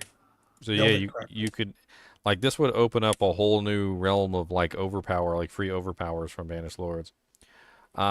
Q, I don't even know how to pronounce that. Q-U-E, I believe it's just Q, although maybe it's Que. The Que rune. Requires 800 offering, overflow, increased duration, cooldown 1 second. Evoke the Druid's Earthen Bulwark, granting yourself a barrier. Wow. Okay. Free Earthen Bulwark. Yam rune. 500 offering, cooldown 5 seconds. Evoke the Druid's Petrify ability. That's the ultimate. Stunning enemies, increasing your critical strike damage against them. That's pretty powerful, to be perfectly honest. Very, very powerful. And you can do that once every 5 seconds. I have a very strong feeling that some of these are going to be reworked tremendously once they realize what mistakes they've made upon like the offering amounts. 500 offering per activation might seem like a lot, and a 5-second cooldown might have seemed like a good idea to them, but I can guarantee frickin' flackintee you that there are people that are going to be able to spam this every single 5 seconds on the dot without fail. And they're going to realize what a big mistake they made, because if you go up and you look at some of these like activation costs or like the generation of the resource, right? And you think about like how you could potentially take advantage of these generations like on a character. Like this lucky hit up to 100% chance, or not that one. Casting a skill. So gain 15 offering every time you cast a skill. As an example, the Flesh Render build, which literally spams all 4 of his defensive abilities with a speed that cannot be matched by any character, has 4 cooldowns, essentially, that he can just go 1, 2, 3, 4, 1, 2, 3, 4, 1, 2, 3, 4, 1, 2, 3, 4, 1, 2, 3, 4, 1, 2, 3, 4. It actually might be faster than that, because, of course, I have to actually say it, but it's more just like going like this with your fingers and just pressing them as fast as they reset, basically. And that character is going to be able to generate resource at a rate that most people were not even going to be able to come close to. You're talking about easily 200 resource every single time you use all 4 of your defensive cooldowns, and they're going to be back up immediately, which means that like characters like this that are using like the every time you cast a skill cooldown, whatever, they're just going to be able to just like spam these abilities. Well, look at Zol, because you're going to get 150 for just activating the ultimate from another class. Yeah. So it's just going to give you 150 right So back. anytime you just make because if you're setting up for the skill cooldown, right, and let's say you're a Flesh Render and that one is activating another class's ability, then you're going to get 150 every single time you activate the other class's ability, and you're just going to be spamming it. Both of them, actually.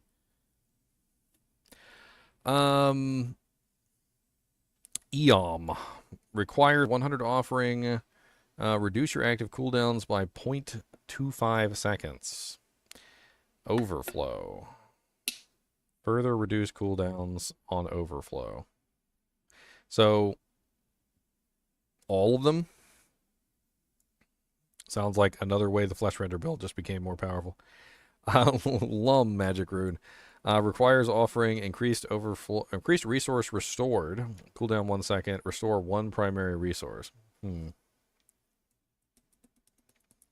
doesn't say what it requires.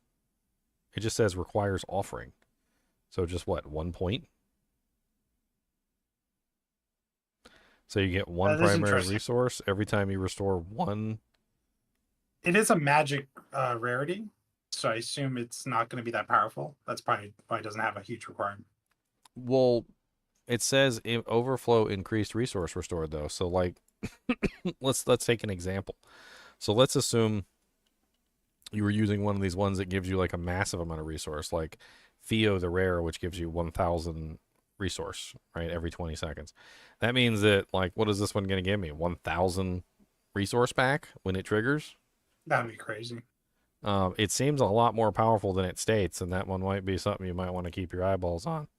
Qua. We got Que, and now we got Qua. 400 over offering. Overflow increased duration. Cooldown 1 second. Restore an evade charge and gain 6% movement speed bonus for 5 seconds. Up to 30%. Zal. Requires 200 offering. Overflow increased duration. Cooldown 1 second. Gain 20% maximum life for 4 seconds. That sounds like something that would be really interesting for a Thorns Barbarian, just to like stack life to the moon so you could stack your Thorns even higher. I suppose that would also affect your barriers too. And you know what? That would also be very interesting for an overpower build too, just to give you like a huge bonus to your HP and your fortify. I don't know. What? That's just gonna be the meme for that one. That's the what? What? I gotta pull up the meme for this one. If you guys have never seen the what meme. You guys may have never seen this, but if you haven't, this is your first time. So enjoy, just soak it in, okay? Because they just made the they just made the what meme into a rune. It's even spelt the same. I'm not even joking. Like, if I wish I was. And now you're never gonna get this out of your head.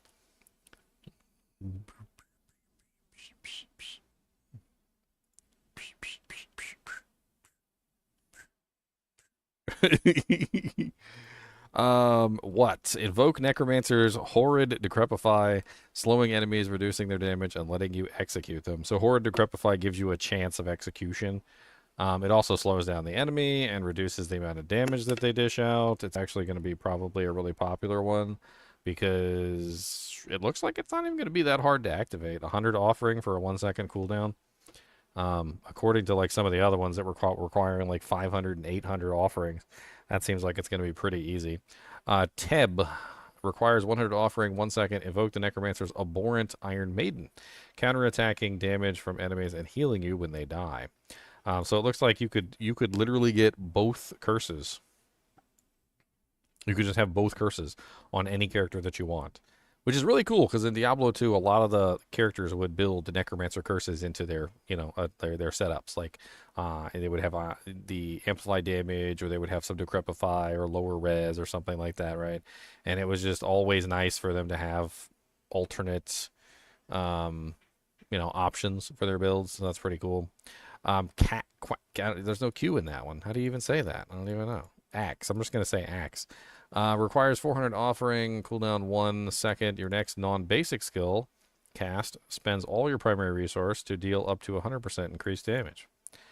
So they added like a Beastfall Boot-esque style rune that basically allows you to just consume all your resource and deal more damage. It's interesting. Imagine if you combo that with Beastfalls. Yeah. Or use it on like Bone Spirit where it doesn't matter anyway, where you spend all your resource anyway. It probably would still give you the 100% bonus without actually doing anything. So that's probably going to be best in slot for Bone Spirit Necromancers. Zek Rare requires 200 Offering, Overflow, further reduce cooldown 2 seconds. Reduce your active ultimate cooldown by 4 seconds. Okay, so interesting way that you could keep your ultimate active at all times. Nair, I don't know. Requires 700 Offering, Overflow, increased duration, cooldown 6 seconds. Evoke Rogues, countering concealment, gaining dodge chance, movement speed, unstoppable, and stealth. Evoke Rogues, countering concealment, gaining dodge chance, movement speed, unstoppable, and stealth. Okay. So basically just a way for anybody to get access to stealth, and also a bunch of A new additional mythic bonuses. unique uses stealth, right? Yeah. Mott, like Mott's applesauce. Requires 150 Offering, gain multiple shadows, cooldown 1 second, gain a shadow from the rogue's Dark Shroud, reducing damage taken per shadow. Ha! Now everybody has Dark Shroud. Take that, rogue. Jaw, legendary. Offering requires 500 Offering and a cooldown of 2 seconds. Replaces your next evade with the Sorcerer's Teleport, blinking further, dealing damage, and becoming unstoppable. So not only does it give you the ability to teleport, but you also get the unstoppable part of it too. That's interesting. Thul Rune. We all know the Thul Rune from Diablo 2. 400 Offering, Overflow, increased size, cooldown 1 second. Evoke the Sorcerer's Mystical Frost Nova, inflicting freeze and vulnerable onto enemies. I like Azure that. Wrath build. I like that. Yeah, Azure Wrath build, do some really fun stuff with like freezing targets. Tizik Rare requires 250 Offering, 1 second. Evoke the Spiritborn's Concussive Stomp, dealing damage and knocking down enemies. Of course, we haven't actually had a chance to play with Spiritborn, so we have no idea how good that is. Cry requires 500 Offering, cooldown 3 seconds. Evoke the Spiritborn's Vortex, dealing damage and pulling in enemies. I mean, we can pretty much assume that that's a pull-in, so that's a free pull-in that you can add to any build. That seems kind of neat. Ono requires 25 Offering, Overflow, increased bolts spawned, cooldown 1 second. Evoke the Druid's Dancing Bolts, seeking and dealing damage to enemies. That could be really fun to add into lightning characters, because obviously they're lightning damage, and you could probably scale them on a sorceress. You could obviously put them in with the Druid too and have more Dancing Bolts. What's interesting is, can we get glyphs from other classes? Because like there's a 20% multiplier if an enemy's affected with the Druid's Dancing Bolts. Tech. Requires 100 Offering, Overflow, increased cooldown size 1 second. Or cooldown 1 second. Evoke the Barbarian's Earthquake, dealing damage to enemies within, which is kind of neat. Not only does this offer, obviously, other classes access to Earthquake, but the Barbarian could potentially use this just to have free Earthquakes going off all the time, so that they're maintaining their multiplier for their Earthquake. You know, like maybe they like want to use the Aspect of the Bull Kathos for the damage reduction, or maybe the other one that gives you the damage bonus, but they don't actually want to have the Earthquakes. And they don't have leap on the bar. They don't have to have leap or ground stomp on the bar. Now they're just getting free Earthquakes, which are going to give them both bonuses, which is kind of neat. Met Magic requires 100 Offering in 1 second. You leave the Necromancer's Desecrated Ground behind you for 3 seconds, dealing damage to enemies within. Not sure about that one, because the Necromancer's Desecrated Ground is kind of doesn't really last very long, and most of the bonuses that you need for that are coming from the Necromancer, so I'm not sure about that one. Ton Magic requires 100 Offering, increases grenades spawned. Overflow, cooldown 1 second. Evoke the Rogue's Stun Grenades, stunning and dealing enemies to damage nearby enemies. Ton Magic requires 25 Offering, increases Meteorites spawned, cooldown 1 second. Evoke the Sorceress's Meteorites, dealing damage to enemies. That's interesting. That feeds into the Fire Barb, yeah. That feeds right into the Fire Barb. The Fire Barb is coming closer and closer to reality with every patch. I know. Talrune. Everybody loves a Talrune. Requires 100 Offering, increases Swarm spawn, cooldown 1 second. Evoke the Spiritborn's Pestilent Swarm, dealing damage to enemies. Seh. Requires 100 Offering, Overflow, summon multiple wolves, cooldown 1 second. Summon a Spirit Wolf to attack enemies for 8 seconds. Wonder if that counts toward the total on the Companion Druid. Keep these aspects about runes in mind. They are tradable. Runes stack and will be stored in a new socketable inventory tab, specifically for socketed items, or socketable creations. A maximum of 2 rune words can be equipped, 4 runes total. The same rune cannot be equipped twice. So, like, I was just looking at some of these, and I was like, that would be like super powerful if you could just do, say, like 2 Yule runes with like a skill that spams cooldowns, because that would be crazy, right? And then both of them would be Yule runes, and you'd just be spamming Yule runes to gain offering. But you don't necessarily have to do that. There's lots of options here, but you can't use any 2 of the same runes in any of your combinations. So they also have some sort of crafting system here, random legendary runes that you can craft. It just says gold down there at the bottom. There's no material requirements. I don't think so. Unless they just have it hidden or something. They got a lot of runes in here. 7, 10, 5, 14, 13, 9. There's only got 1 of those. 9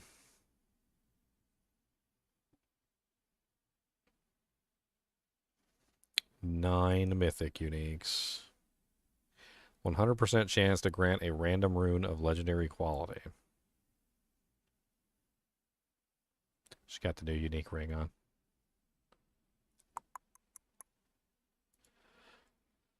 Runes can be used to craft other runes. You can use runes with the same name to craft a new rune. The rune created from crafting is guaranteed to be different than the ones used.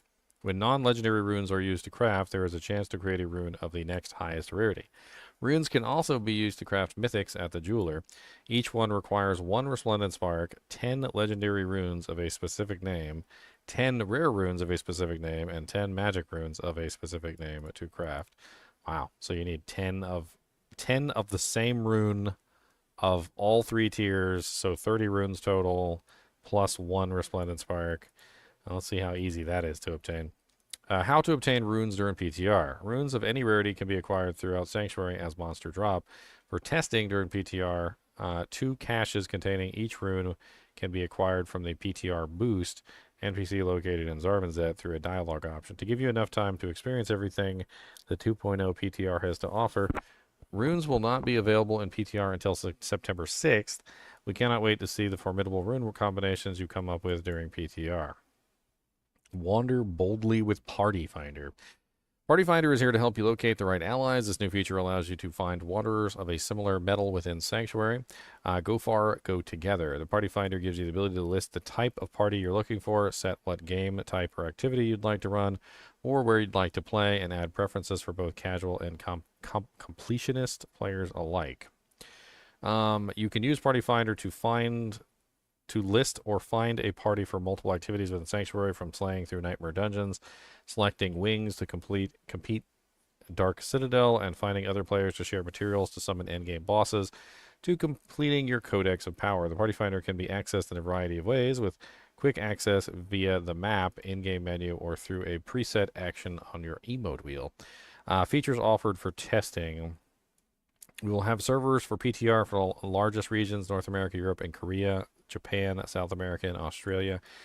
Characters on your account have been copied ahead of time to help prepare for the PTR, although some of their items may be out of date compared to how they currently set up in-game. Once you log in through your Battle.net, your account will carry over the following account-based progress: campaign completion, mounts and skill points, Fog of War, and Altar of Lilith statue stat bonuses. Now I don't feel so stupid for leveling up like 18 characters this season, because they're going to copy over all my characters. Ha ha ha ha. Or actually, I hope they don't copy over the Eternal Realm characters, because I only got 1. It better be the season 5 characters. Dang it. As many of the changes in PTR are systemic, the following features will be offered to aid players in testing everything. At the Boost NPC in Kovashad, you can level to max. There are options to increase yourself to level 50 and 60. Complete the map. It includes the campaign, strongholds, waypoints, and fog. Complete your class mechanic. Unlock all torment tiers. Fully upgrade your potion. Max all aspects. Max all paragon glyphs. Generate legendaries. Grant all uniques. Grant all runes. Grant all temper manuals. Grant all materials and gold and obols. Upgrade potions to max. Fully unlock paragon glyphs. These commands can be run all at once or individually. The boost NPCs will be available starting September 6th for the first bit of 2.0 PTR. We want to be able to collect information and feedback about players' natural experience without any modifiers. Providing PTR feedback on the forums, obviously. They have a specific place on the forums you can go. And there's also going to be an in-game menu where you can bring up a report a bug menu if you want to. How to install a PTR. This one's going to probably be the same as it has been every other season. So I'll just go through it with you right now so that you guys know. If you're on PC, you're going to open up your Battle.net account. You're going to click on your Diablo 4, and then you're going to go right here where it says Game Version, and you're going to click on this little drop-down arrow, and right here it's going to say Public Test Realm. You're going to change it to the Public Test Realm, and you're probably going to have to update this, of course, because the current Public Test Realm is 1.50, which is out of date. But this is going to be a 2.0, so we're going to be in the 2.0 version at this point. So you're going to have to update it. It's probably going to be almost like a full download pretty much of the game, so you're going to need some storage space. And this is going to be a separate install completely. And now we're down to the 2.0 patch notes. Ooh, okay.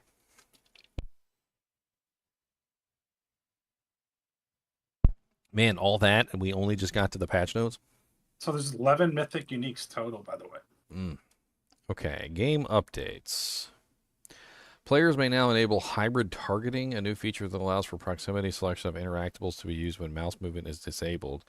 This is meant to assist with item selection in instances where cursor targeting could prove challenging. Mythic Uniques, they got the Era of the Perdition. They showed that one on the stream. It has a modifier inherent of 200% damage to angels and demons. And I don't know why angels is there. A lot of people pointed that out. Maybe we're going to be fighting angels. That sounds crazy. 20% increased critical strike chance, 20% lucky hit chance, 20% movement speed, and +2 to all core skills. As well as a very interesting effect that is apparently going to be like probably much of a talking point among people within groups, because it gives a 60% times multiplier that apparently can be stolen by other people who are also wearing the helmet. So if you have a full group and all 4 people are wearing the helmet, one person could be like absolutely a god for a couple seconds if they steal all 3 of the other person's multipliers, bringing them up to a massive 240% multiplier for that duration of time that he stole all your modifiers.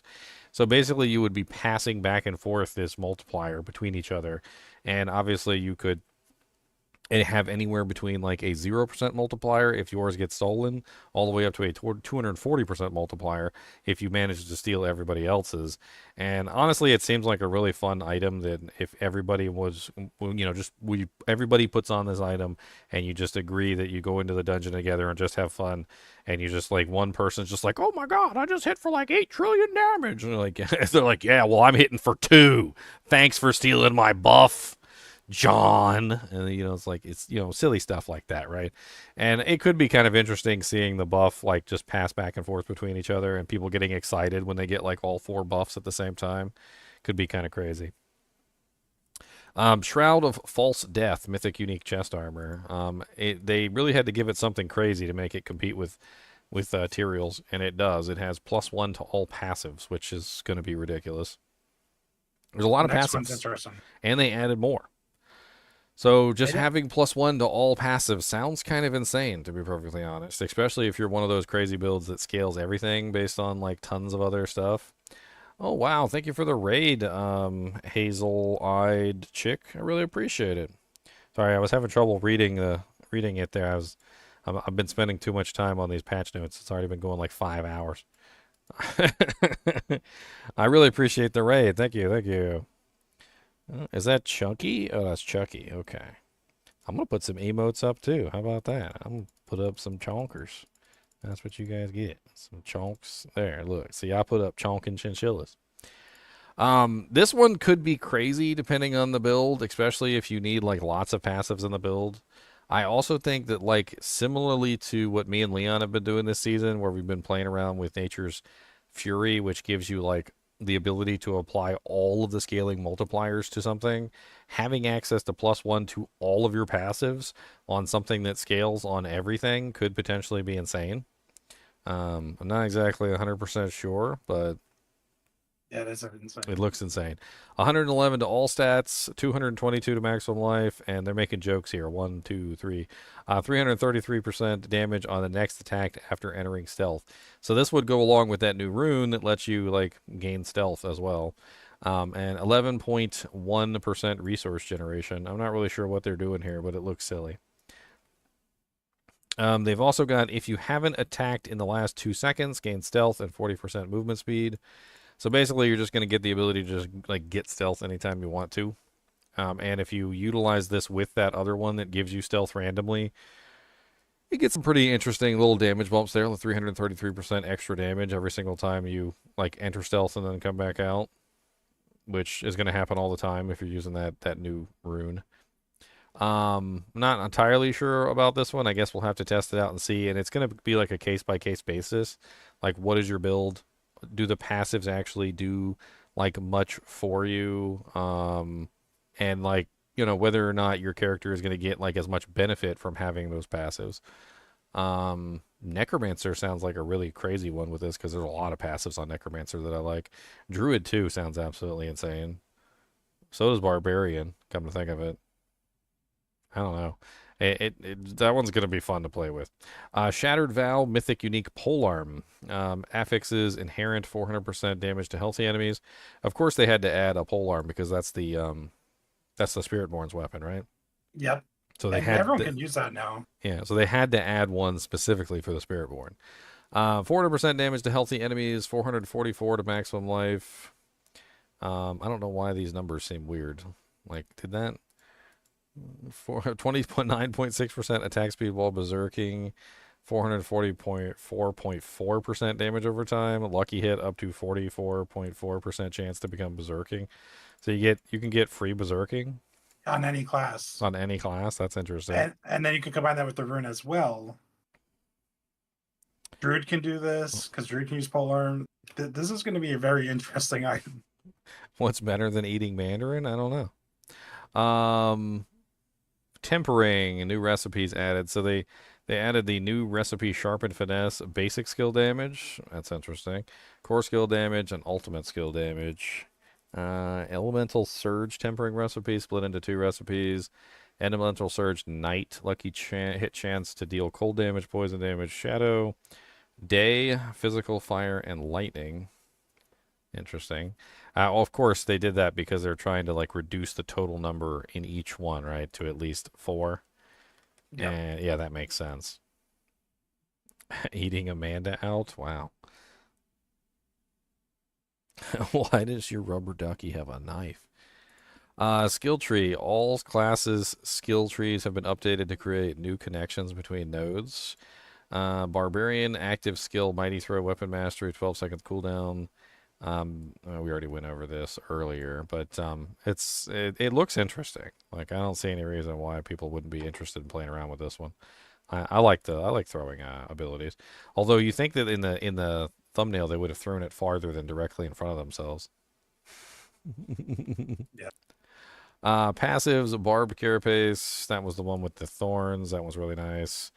We've actually read a bunch of these already, so we could probably skip over a lot of this stuff. All of these actually looked really good. I mean, they did look really good. This one looks insane, by the way. Casting a weapon mastery skill fortifies you for 30% of your maximum life. Okay. All right. Death blow, Leon Barbarian. And are you ever going to have trouble with your fortify once they put this in the game? No. The ugly bastard helm. This was the unique item they said they were going to put in for the fire barbs. I actually have some pictures of some of these stuff. Like, let me actually pull up the actual pictures of these items. So give me a second. So the barb unique. In fact, we could just go over like the barb unique real quick, and then we'll go over the next one. And where's my barb? There's the barb unique right here. So there's the ugly bastard helm. 35% resistance to all elements, which is nice for barbarians. 12.5% Wrath of the Berserker cooldown reduction. Up to 40% chance to deal fire damage. 7 to Prolific Fury. What is that passive? Is that one of the new ones? I don't remember. I don't remember either. It doesn't. I don't see it on the sheet here. They have it on here. Prolific. Yeah, there it is right there. Prolific Fury. Oh, no, of course it shows up on the helmet. Well, that was useless. Oh, that's the Fairy Generation while berserking. Fury Generation while berserking? Okay. Casting Wrath of the Berserker causes you to explode, dealing 3,150 fire damage. While berserking, all damage you would deal is converted into fire. You deal 60% increased fire damage. So this helmet is basically just designed around the idea of a fire barbarian, which there's a lot of affixes and random things that can potentially be used for fire barbarians. Yeah. The Hellhammer, you can use the frost burn gloves that have fire damage on them now. With the Sork meteorites and the Hellhammer, it's gonna be crazy. I'm building it. And you could also do the fire damage around you while berserking. Yep. The Rockanauth's boots as well are also fire damage. So a lot of these are stuff that we covered, but Steel Grasp and Iron Maelstrom launched 10 metal shards. That one was kind of interesting. Basically just gives you like just stuff shooting out all over the place. They added more fire damage ones, like Charge can do fire damage now. Each target hit explodes for 129% of weapon damage as fire. Flaming Rampage, Charge gains an additional charge. And each target hit by it explodes 129% of weapon damage to surrounding enemies. They put it twice? They put it twice, didn't they? And I read it twice like an idiot. Bleed Innovation. So they moved Rend effect size, rupture size, and skill ranks to hamstring passive to utility.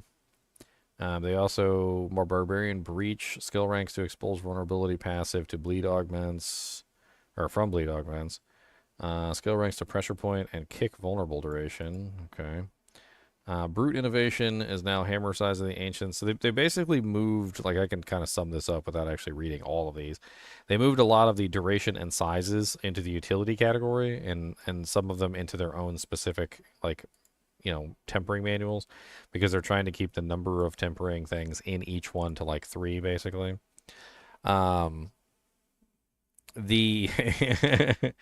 They also added in a lot of these double damage ones, which was kind of neat. Looks like they got Mighty Throw size. That's kind of neat. So chance for Hammer of Ancients to deal double damage. Chance for Whirlwind to deal double damage. Chance for Upheaval to deal double damage.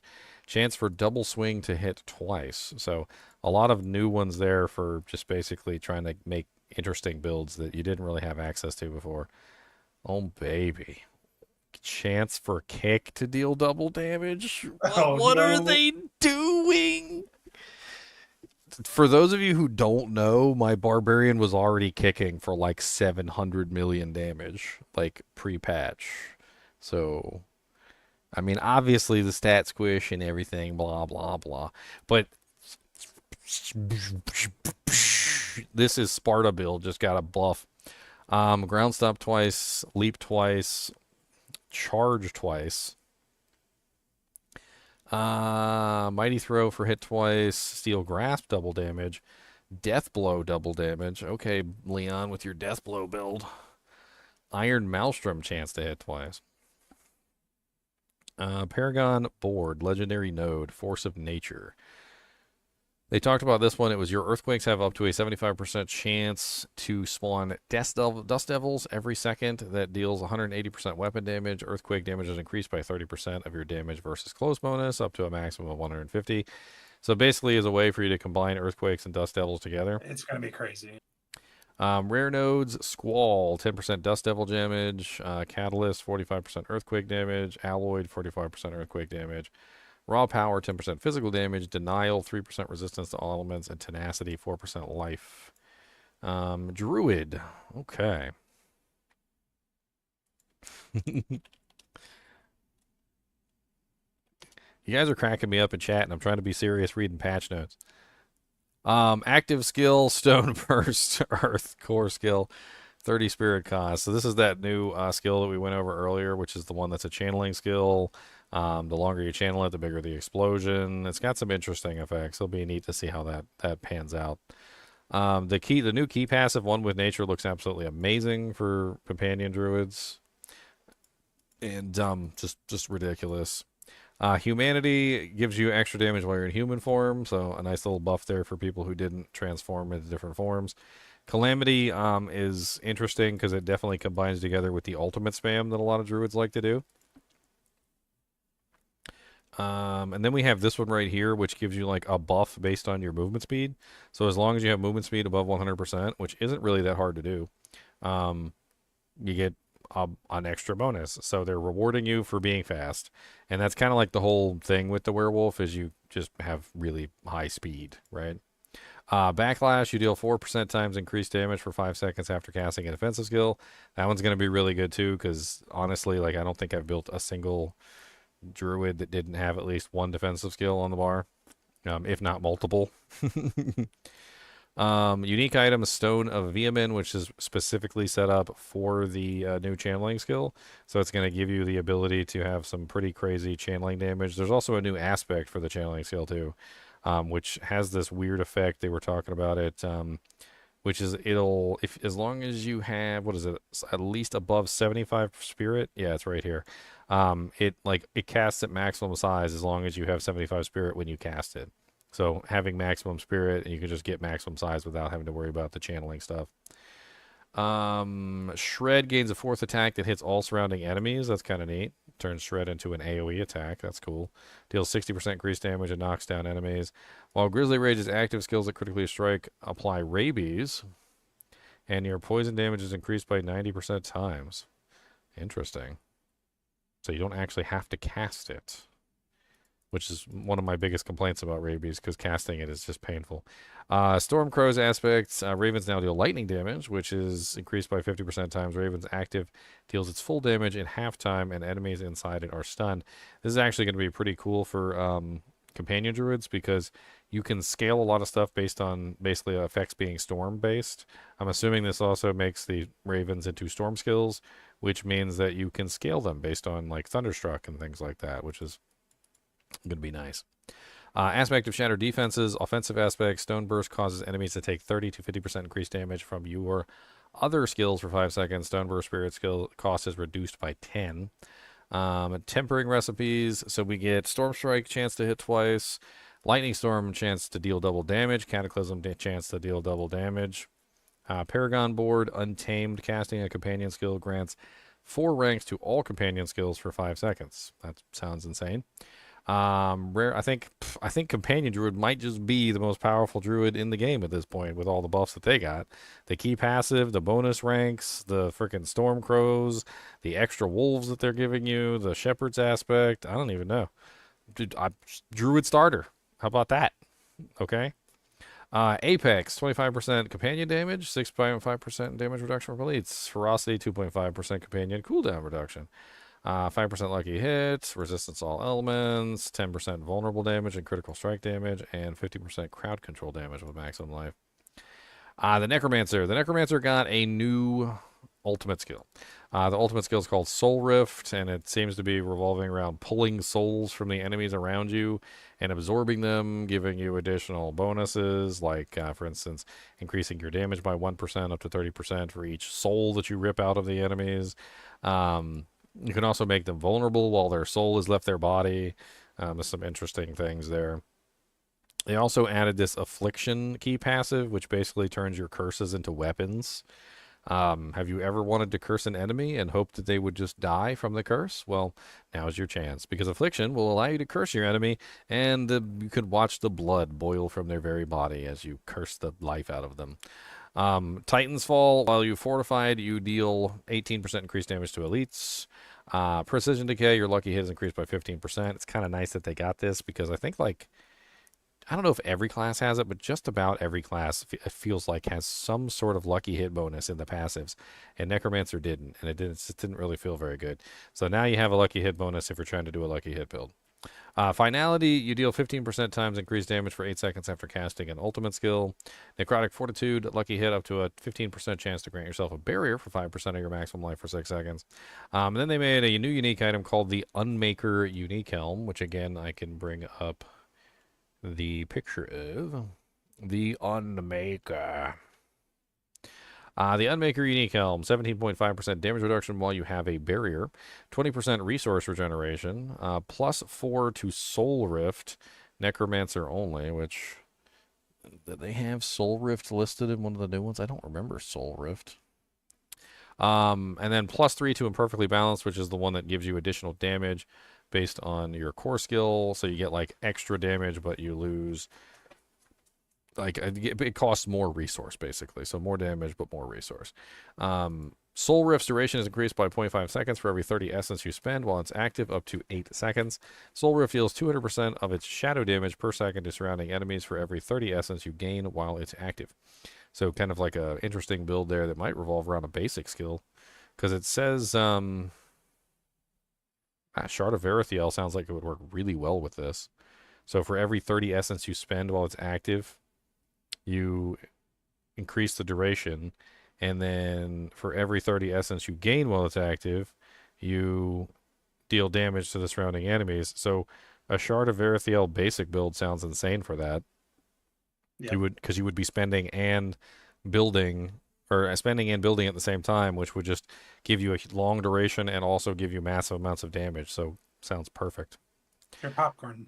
Yep, my popcorn build. There you go. Poppity pop pop pop pop. Well, it's a helmet, isn't it? So I guess I can't use the Crown of Lucion with it.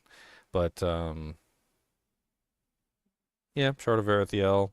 Try not to get resource reduction. Instead, try and get things that restore the resource instead. Yeah, that'd be kind of interesting. Reaping Lotus aspect. Sever no longer returns and instead splits into 3 specters that expand out and back from its apex. Sever deals 80 to 120% of normal damage. Phasing Poltergeist aspect, offensive aspect. When Bone Spirit explodes, it spawns 3 spirits that seek nearby enemies and deal 20 to 40% of its damage. This effect can only occur once per cast. This one sounds insane. They showed it off. It looks insane. If you're a Bone Spirit Necromancer, insanity. Aspect of Fell Gluttony, offensive aspect. Your Golem active also causes your Golem to erupt, dealing 200 to 400% weapon damage as physical to surrounding enemies. Your Golem consumes corpses to reduce its remaining cooldown by 1 second. Tempering. They moved all the durations and the sizes to the utilities, so that's what this is. So everything that was a size or utility is being moved to utility. They also added things like Soul Rift duration, which is new to the game. For the most part, though, these are pretty much the same effects we've had before, just moved to a different category, which is good. They just took them out of the weapon category, which is really the most important thing. Like, the weapon category is too important to have a bunch of Felgercarb clogging everything up. For those of you who enjoy a little bit of Battlestar Galactica. Frailty, cursed enemies take 10% increased damage from you and your minions. Increased by 10% each second they are cursed, up to 40% times. Rare nodes. Lingering Shadow, 10% shadow damage over time. Shadow resistance. Damage to crowd controlled. 10% vulnerable. 2.5% attack speed. I mean, those are all kind of eh. I didn't see any doubling in here, though. Like, when I was looking through, it's duration size, duration size, duration size, duration size. So, like, they didn't get any new double damage or chance to cast twice like the other classes did. That's kind of unfortunate. Well, they showed an example of that. Did they? In the stream. Well, the Sever example was Necro. Yeah, it was Necro. Yeah, it was the Sever. So maybe they just left it out of the patch notes because it's not here. And you're right. There's a picture of it. It was this one. So they just left out the Necromancer ones. I guess we have at least these that I could show you, which is chance for Corpse Explosion to deal double damage, chance for Sever projectiles to cast twice, chance for Reap to hit twice. But they're not listed here for some reason. Maybe the patch notes will. You know what? Let's refresh the page. Maybe they fixed it.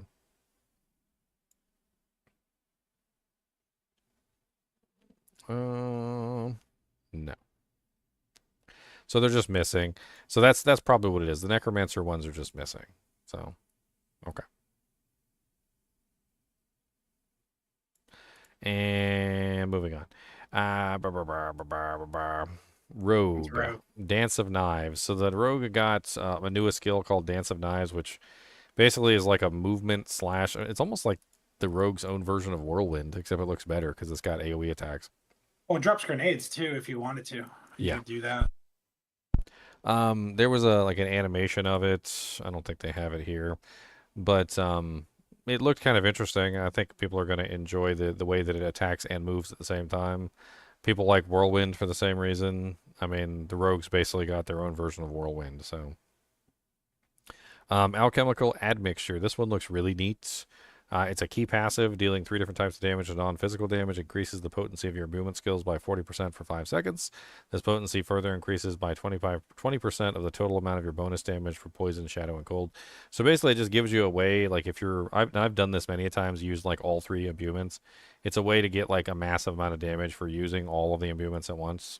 So that one will be fun to play with. Target practice, 9% increased critical strike chance with marksman and cutthroat skills. Balestra, 12% damage for 4 seconds after using an evade. Evasive, after dodging an attack, gains 6% damage reduction for 4 seconds. Onto Dawn, ultimate skills deal 45% times increased damage. That one will be nice for like Rain of Arrows spam and stuff. The unique helmet, which I do have a picture of. Where is the unique helmet? Here. Pit Fighter's Gull. They love giving the rogue rings, don't they? Like they got Scoundrel's Kiss. They got the what is that? The grenade ring. They got rapid fire ring. They got the rapid fire ring. Like there's just so many different rings, and now they've got another ring. 12.5% critical strike chance. 425% damage on the next attack after entering stealth. 27.5% smoke grenade cooldown reduction. A +3 to mending obscurity. That's the one where you heal when you're in stealth, right? I'm pretty sure that's it. It sounds right. Casting smoke grenade increases your critical strike damage by 33% times for 6 seconds and leaves behind a cloud of shadows. While within the cloud, you gain stealth once per second. Rogue only. Okay. So it's basically just it sounds like it's going to be OP in PvP because you're just going to be in stealth the entire time while you're inside the clouds.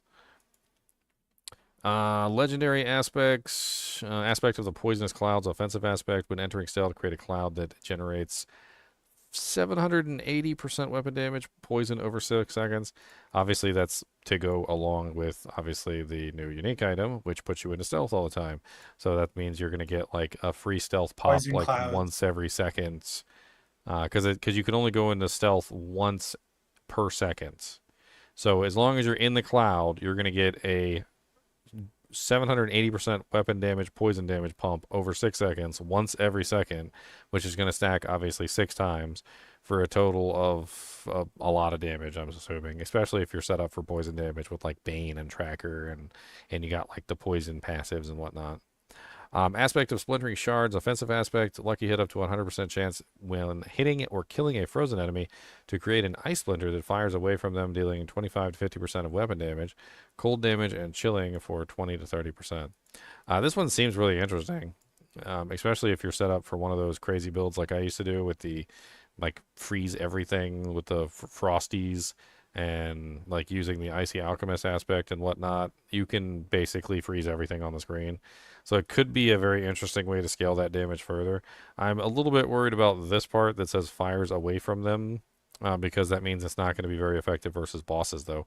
Because even when they're staggered and you manage to get this to proc, because it should proc when they're staggered, it's just going to fire away from them in the direction of not where they are. Which is the definition of away from them. Aspect of Star Shards, offensive aspect. Knives from Dance of Knives has a 50% chance to shatter into 6 shards of metal on hit, dealing 100 to 120% physical damage. Dance of Knives now spends combo points, granting up to 3 additional charges that can exceed the maximum. Tempering recipes, flurry chance to hit twice, Dance of Knives projectiles to cast twice, dash to deal double damage. Shadow Step cleaves for X damage. Percent chance for Blade Shift to deal double damage. Percent chance for Smoke Grenade to deal double damage. Okay, that's definitely some buffs there, just like some basic builds, maybe like the Blade Shift. Shadow Step cleaving. Okay. The chance for Twisting Blades to hit twice, chance for Rain of Arrows waves to cast twice. That one was in the game before. Invigorating Strike cleaves for X damage. Basic augments Rogue renamed to Marksman augments. Basic to better reflect its existing contents. Core augments Rogue renamed to Marksman augments to better explain its contents. Legendary node Defense Dance Macabre. Casting a mobility or subterfuge skill increases the damage of your next skill by 50%. Okay. They added 25% damage to healthy, 2.5% move mobility cooldown, 2.5 subterfuge cooldown, 60% damage to elites, 4.5% damage reduction from close enemies, and a 6% damage reduction from distant enemies. Sorceress. I never say sorcerer. Sorcerer, no sorcerer, just sorceress. Only the sorceress is all we get. Summon a familiar based on the matching element of your last cast. They kind of showed this on the stream. It basically just gives you the ability to get like up to 6 familiars, 1 of each type, or sorry, 2 of each type. So 2 fire, 2 ice, and 2 lightning, and they all do various different things. Like one of them burns, obviously, one of them chills, and one of them stuns, depending on the element.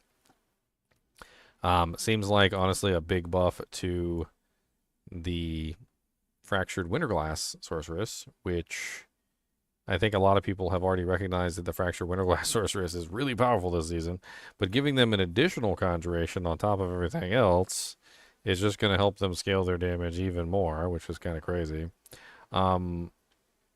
They also added another key passive, so casting any skill grants 1 stack of Enlightenment or grants 15. If your previous stack was a different element, after gaining 100 stacks, you become enlightened. It can no longer gain stacks, and you get like a pretty nice damage bonus.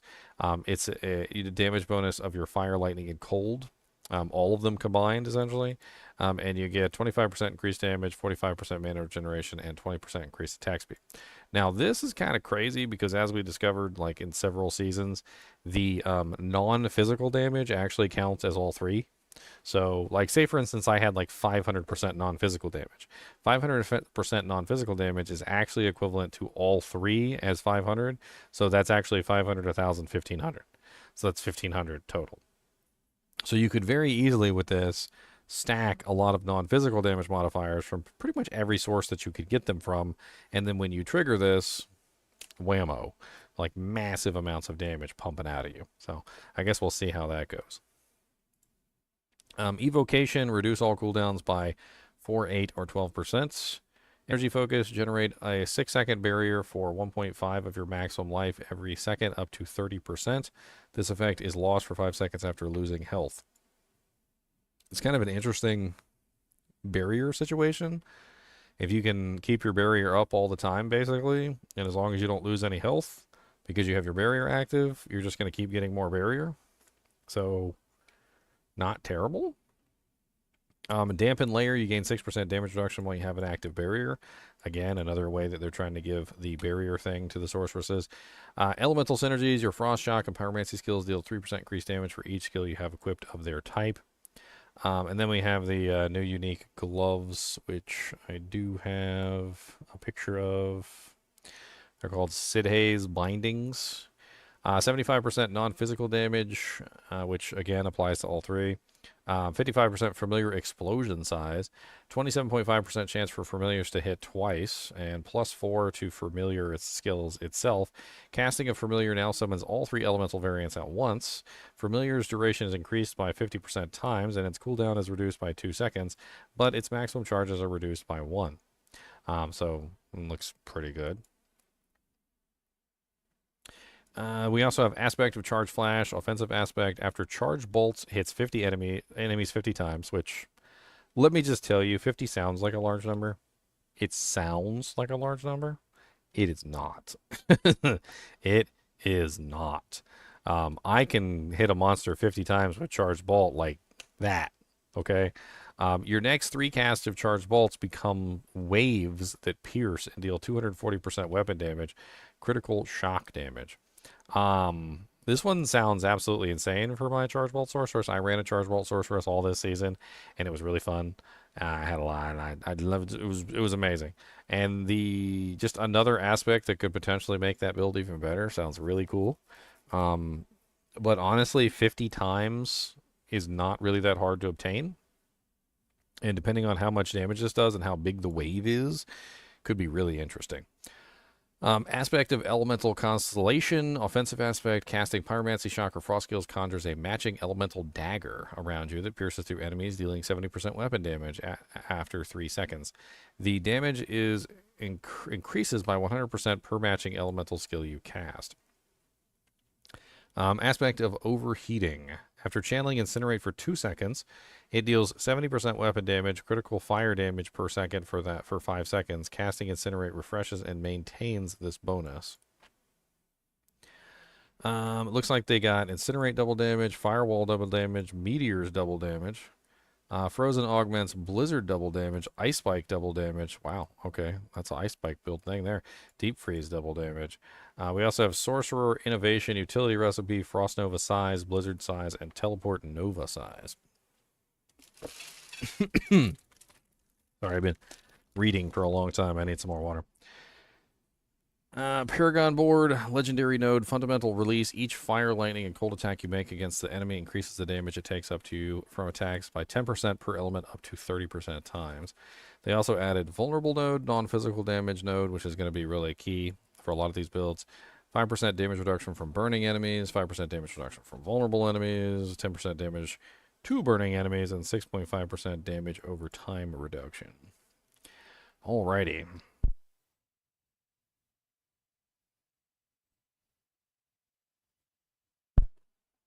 Ultimate skills. Good lord. Ultimate skills can now have additional ranks. Players can invest up to 5 skill points into their ultimate skill, and bonus ranks of ultimate skills now exist. The limitation of having one ultimate skill remains. Additionally, bonus to all skill ranks, i.e. from Harlequin Crest, will only grant ranks to ultimate skills that the player has learned. Life regeneration. Life generation affixes now trigger when at full life to contribute to overhealing effects. Nice. All weapon tempering affixes now grant multiplicative damage. See each class's section for more information. All classes now have an innate 15% blocked damage reduction. Shields inherent block damage reduction reduced by 15%. So all classes can block now? Yeah, so that's what I was gathering when I read that earlier. There might be shields coming to everybody too. I don't know what that is. What do you think that means? It says that they're reducing shields inherent block chance by 15% to make up for the fact that they're adding 15% to all classes. So the Necromancer's shields are going to go down by 15%, and everybody gets 15% chance to block, but that doesn't necessarily mean you've got a shield. Maybe we just have a 15% chance to block innately. Block, yeah. That's strange. Legendary aspects, deflecting barrier. That was the one that nobody used because it was a chance to ignore damage from distant enemies. I have 5 to 12% chance after taking damage to gain a barrier equal to 20% of your maximum life. This chance is doubled against distant enemies. Now, see, that's more like it. Like a free barrier for, taking damage. And also double the chance for a distant enemy. So, like, if you got a corpse bow shooting at you, you might get a nice little 20% barrier. You won't like the Starlight nerf. Huh? Oh, You yeah. won't like the nerf coming in. You don't give it away. Why are you spoiling? You gain 20% movement speed. These bonuses lost for 2.5 to 5 seconds after taking damage. Now you gain 20% movement speed. Lose this bonus for 5 seconds after taking damage from a close enemy. Starlight aspect. Previous, gain 40 primary resource for every 20% life that you heal. Now, gain 40% primary resource for every 20% life that you heal, or every 200% that you overheal when at maximum life. So they didn't completely gut it, but 200% is going to be healing now. It's going to take a lot more overhealing to get your resource back. So it still might be workable for some of those builds that can really spam healing. It still might be workable. But it's definitely going to be a lot less workable than it was before. I guess we'll see. Barbarian Skills Frenzy. Fury generation increased from 4 to 7. Damage increased from 13 to 15%. Fury generation is nice. I always noticed that Fury generation on Frenzy was just really bad. Enhanced Frenzy. Before, while Frenzy granting 60% attack bonus, it also generates 3 additional Fury. Now, while Frenzy is granting 60% attack bonus, Fury costs of your core skills are reduced by 25%. Man, they really don't like basic Frenzy barbs, do they? Like, I feel like every time they change something with Frenzy, they're like, no, you're not allowed to use Frenzy as your main skill. That is silly. How dare you? And then they keep making changes so that it's like they're trying to make you not use Frenzy as your main skill. Combat Frenzy. Before, you gain 8% damage reduction for each stack of Frenzy. Now you gain a 5% damage reduction and 5% movement speed for each stack of Frenzy that you currently have. So another little nerf there to Frenzy. The movement speed is like meh, taking away the damage reduction. That might not seem a lot from 8 to 5 at 3% per stack, but since you can have up to a total of 5 stacks, that's 3 times 5, which is like 15% damage reduction nerf over the total. It's a lot. Battle Frenzy attack speed per stack of Frenzy increased from 5 to 6%. Ground Stomp damage increased from 9.5 to 20% weapon damage. Enhanced Ground Stomp, increased Ground Stomp duration by 1 second. Ground Stomp generates 60 Fury and has a 1 second increased stun duration. Okay. Tactical Ground Stomp generates 60 Fury, so they took that and moved it over to Enhanced Ground Stomp. Now Ground Stomp is now a brawling skill and deals 800% increased damage to bosses. It also applies vulnerable for 4 seconds. That sounds like it would work really good with my... Remember that bleed build I was working on, the Brawler's Ring? And you just got like, now Ground Stomp is a brawling skill too, so you can include that in the rotation and you're just getting an extra bleed every single time.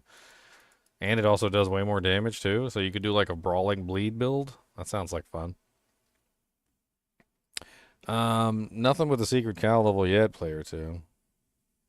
Are all these changes already live? No, these are, this is PTR, and this is going to be what we're testing on next Wednesday. So September 4th, I think.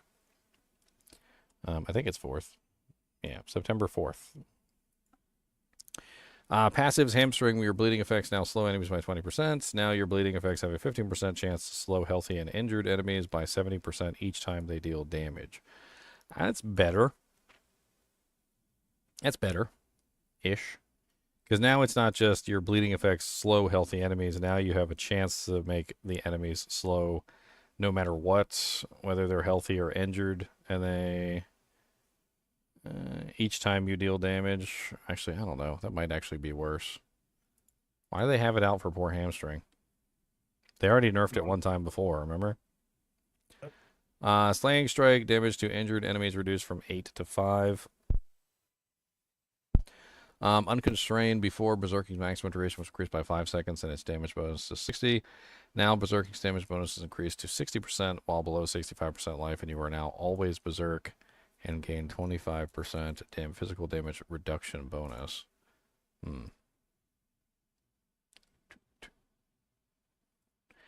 The damage reduction bonus is nice. It's only physical damage, though? Yeah, that is interesting. Tempering, the following list of all affixes are now available for each tempering recipe. So, cut to the bone, chance for Rend to hit twice, rupture to deal double damage, bash cleaves for Y damage, chance for Frenzy to hit twice. Frenzy didn't have one before. It had Frenzy duration, that was it. Chance for Lunging Strike to deal double damage. Flay duration moved from bleed augments. Berserking augments changed to utility recipe, renamed to Berserking innovation. Berserking finesse offensive recipe. Dust Devil damage added to this recipe moved from sandstorm augments. Barbarian innovation, earthquake size. So they moved all the size and durations to the utility recipes. Dust Devil damage additive removed. What? Chance for Dust Devils to cast twice. Chance for Earthquakes to cast twice. Chance for Earthquakes to cast twice. Yeah, it's called natural augments now instead of sandstorm augments. They're just generalizing. Earthquake duration moved from Barbarian innovation. Demolition finesse, offensive recipe, brawling skill damage, weapon mastery damage, damage while on Maelstrom is active. The additive damage recipes for Deathblow, Charge, and Kick have been removed. Replacements have been added in the new weapon tempering recipes. Okay. That was the double damage ones. Legendary aspects of giant strides. Cooldown per enemy hit reduced from up 2.5 to 5 to 1.3 to 2.5 seconds. Maximum reduction reduced from 9 to 7. They don't want us to spam leap. Come on. Aspect of Bull Kathos. Earthquake damage increased by 30%, from 105 to 165 to 217. Looks like a resurgence of their earthquake builds. Earthquake damage increased by 30% of earthquakes as well. Hemorrhage board. Grit replacing flare. Previous 4% damage reduction from bleeding enemies. Now 10% vulnerable damage. 10% physical damage over time. 4% damage reduction from bleeding enemies. Enraged. A lot of these are just little tiny changes to the Paragon board that aren't really going to make that big of a difference anyway. Yeah. They're just swapping and swapping things around on the Paragon board. That means all the Paragon boards are going to be like freaking wrong all over the place. Not going to be able to use a build guide for weeks. I mean, like, not build guide, a build planner. A build planner for weeks. I'm going, the build planners are always going to be wrong. Decimator board. Yeah, those got moved around too. They're just like, good lord. I don't even know what to think about this. Like, on every single board, they're just switching around like things. Like, they're just moving ones with each other and like moving everything around on the boards. They're not exactly adding new ones. They're just switching them around on the board. Like, you're not even going to know where half the nodes are anymore. All right, moving on to the Druid. Druid skills, innate debilitating roar reworked. Debilitating roar also slows enemies for 65% of its duration. Now it increases your damage by 15% times for its duration. Preserving debilitating roar, healing increased from 4 to 6% of your maximum life per second while active. Innate earthen bulwark damage increased from 30 to 60% of the weapon damage. Trample updated to more consistently trample to your target's destination rather than stopping immediately upon hitting terrain. Cataclysm, lightning strike damage increased to 115% weapon damage. Lightning strikes cannot hit the same target more than once every 0.5 seconds. Cataclysm was previously updated to be guaranteed to hit an enemy with its lightning strikes if one is in range. We really like how much better the skill feels to use with this change. However, it turned out to be a bit overpowered. Now we're limiting how frequently Cataclysm's lightning strikes can repeatedly hit the same target to ensure that other ultimate skills can be competitive option in single target situations. The damage of lightning strikes is being increased to compensate. Ursine strength damage bonus while healthy reduced from 30 to 15. Maximum health bonus increased from 20 to 30. Overpowered damage bonus increased from 30 to 45. Ursine strength is one of the most popular key passives for druids. It was designed with werebear or overpower focused builds in mind. However, it is often being used in builds that have little interest in werebear skills or overpower effects, simply because of the 30% times a damage bonus, while healthy was generically powerful. We are reducing the power of this effect while increasing the maximum health and overpower damage bonuses to better support its werebear and overpower niche. It is not be as generically appealing to other builds that it was not intended for. Grizzly Rage, overpowering bosses now extends duration by 5 seconds. Passive, quick shift, now shape-shifting into a new animal form grants 3% increase to damage up to 18% times. This bonus is lost after 3 seconds in human form. So they nerfed it by, what is that, 18 to 6% on the maximum. Quick shift was getting like really overused in a lot of builds, so I think I can see why the Eye of Sauron shifted toward it. Heightened senses. Previous, when shapeshifting into an animal form, werebear gains 9% damage reduction and werewolf gains 6% movement speed. Now, 9% damage reduction and werewolf grants 6% movement speed. Both bonuses persist as long as you are in either animal form and are doubled while both are active. They are lost after 3 seconds in human form.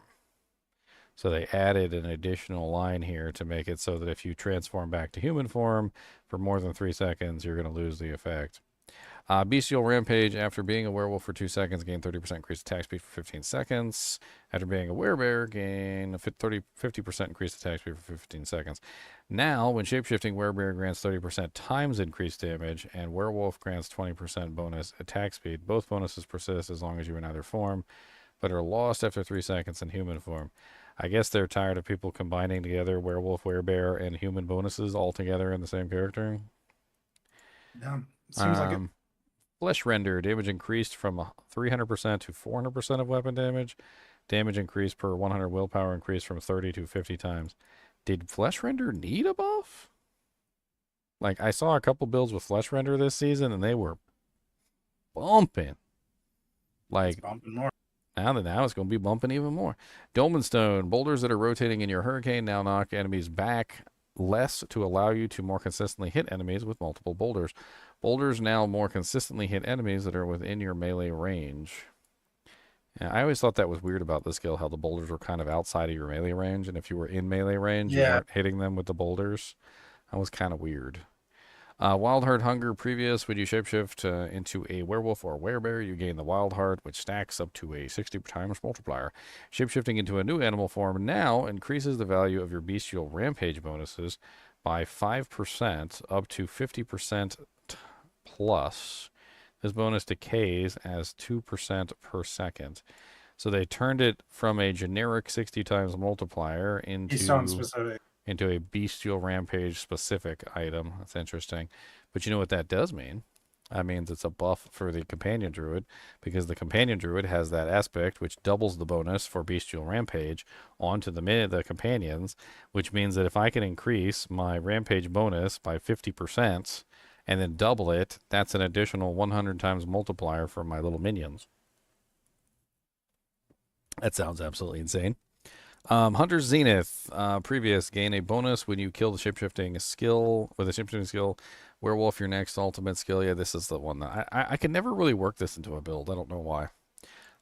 Now, every 30 seconds you spend in animal form, your next core skill is guaranteed to overpower. And critically strike deals 60% times increased damage. Casting shapeshifting skills reduces this timer by 1 second or 2 seconds if you change into a new animal form. Wow. I think they just might have made this ring actually something I want to put on. Yeah, that's very nice. I mean, it's 30 seconds, but whenever you shapeshift back and forth, you get 2 seconds reduction as long as you're going back and forth between two forms. So you go like for instance, my companion wolf or my companion druid, he's actually switching back and forth between a bear and a werewolf skill over and over again, right? So that's just like 1, 2, 2, 2, 2, 2, 2, 2, 2. You could get guaranteed overpowers like really fast. I don't even think they know what they did there, because that looks insane. I think everybody's going to be using Hunter Zenith in the next patch. All weapon temperings abilities have been updated with the following stats: wind shear projectiles cast twice, tornado projectiles cast twice, hurricane to deal double damage. That seems like fun. Chance for Storm Strike to cast twice. Lightning Storm to deal double damage. Cataclysm to deal double damage. Landslide projectiles to cast twice. Earth Spike projectiles to cast twice. Boulder projectiles to cast twice. Stone Burst projectiles to cast twice. Chance for Shred to hit twice. Rabies duration, Lacerate duration, and chance for Claw to deal double damage. Interesting. Chance for Maul to hit twice, chance for Pulverize to hit twice, chance for Trample to deal double damage, chance for my Wolves to deal double damage, Poison Creeper to deal double damage, and Raven to deal double damage. Holy companion buffs. Moved or removed recipes, and this is just they're moving everything around. Yeah. Paragon board, starter board, Reclaim, replacing Resolve, 3% resistance. Now damage to elites. They took away damage reduction to vulnerables and put damage reduction to damage to elites. Took away potion healing and gave damage reduction from vulnerable enemies. Took away resistance to all elements and gave 15% damage to crowd control enemies. 10% earth damage to 3% all resistances. They're just moving everything around again. That's really all they're doing, aren't they? I mean, most of this is just small changes to the Paragon board. Not seeing anything that really stands out to me as like super duper ridiculous. No, it just has to do with the new Paragon system. Moving on to the Necromancer. Blight. Enhanced Blight. Previous Blight slows enemies. Now Blight's radius increased by 15%. Paranormal Blight reworked. Blight has a 30% chance to immobilize enemies for 2.5 seconds on impact. Now Blight chills enemies for 15% every second. Bloodlance. Bloodlance now always pierces through enemies who are currently lanced, dealing 10% reduced damage to subsequent enemies beyond the first. Enhanced Blood Lance rework. Now, after casting Blood Lance 8 times, your next cast of Blood Lance is guaranteed to overpower and spawns a Blood Orb under the first enemy hits. The Blood Orb is good. Blood Lance deals 15 times increased critical strike damage and 15 times increased overpower damage.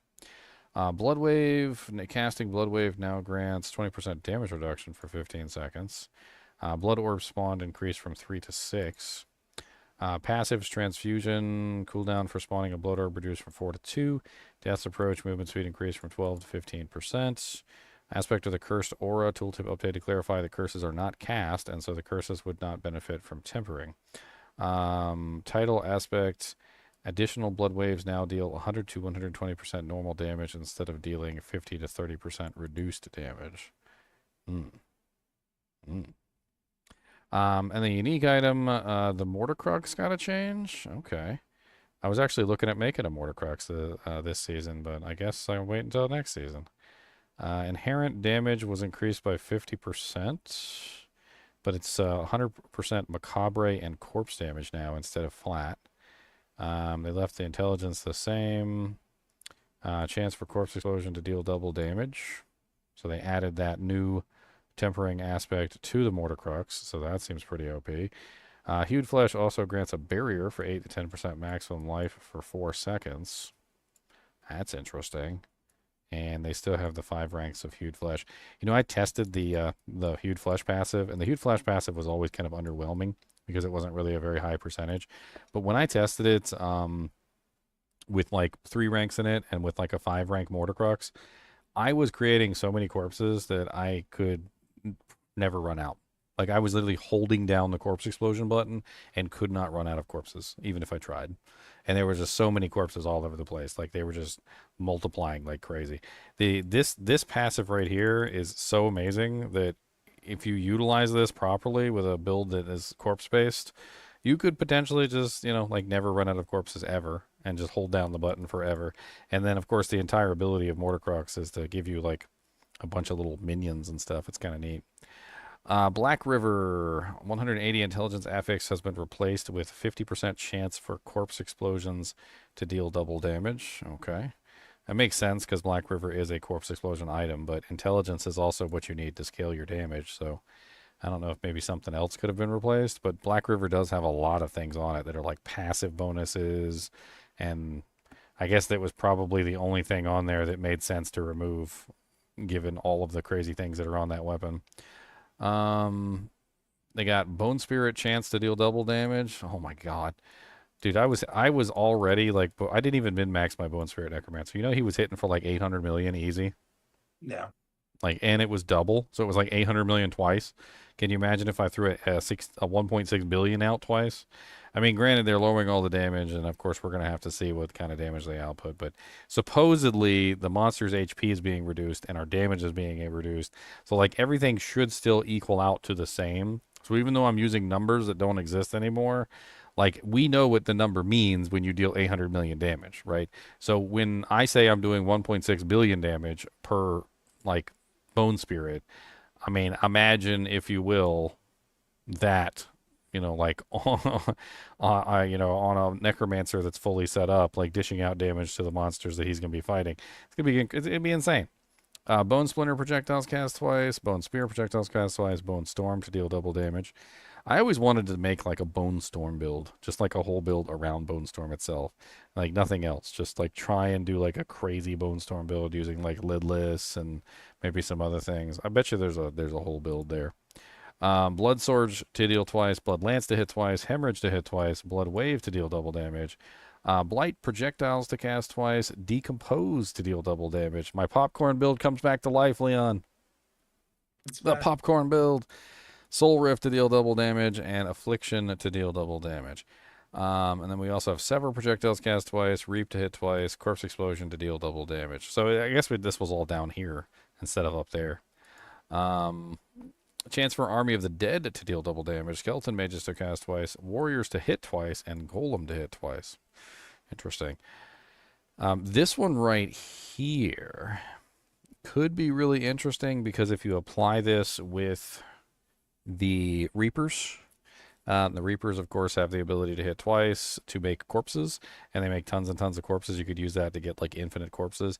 And this one also could be very interesting because the Ice Mages can restore essence every time they hit the target. So giving your Ice Mages the ability to hit twice could be really good for your resource generation.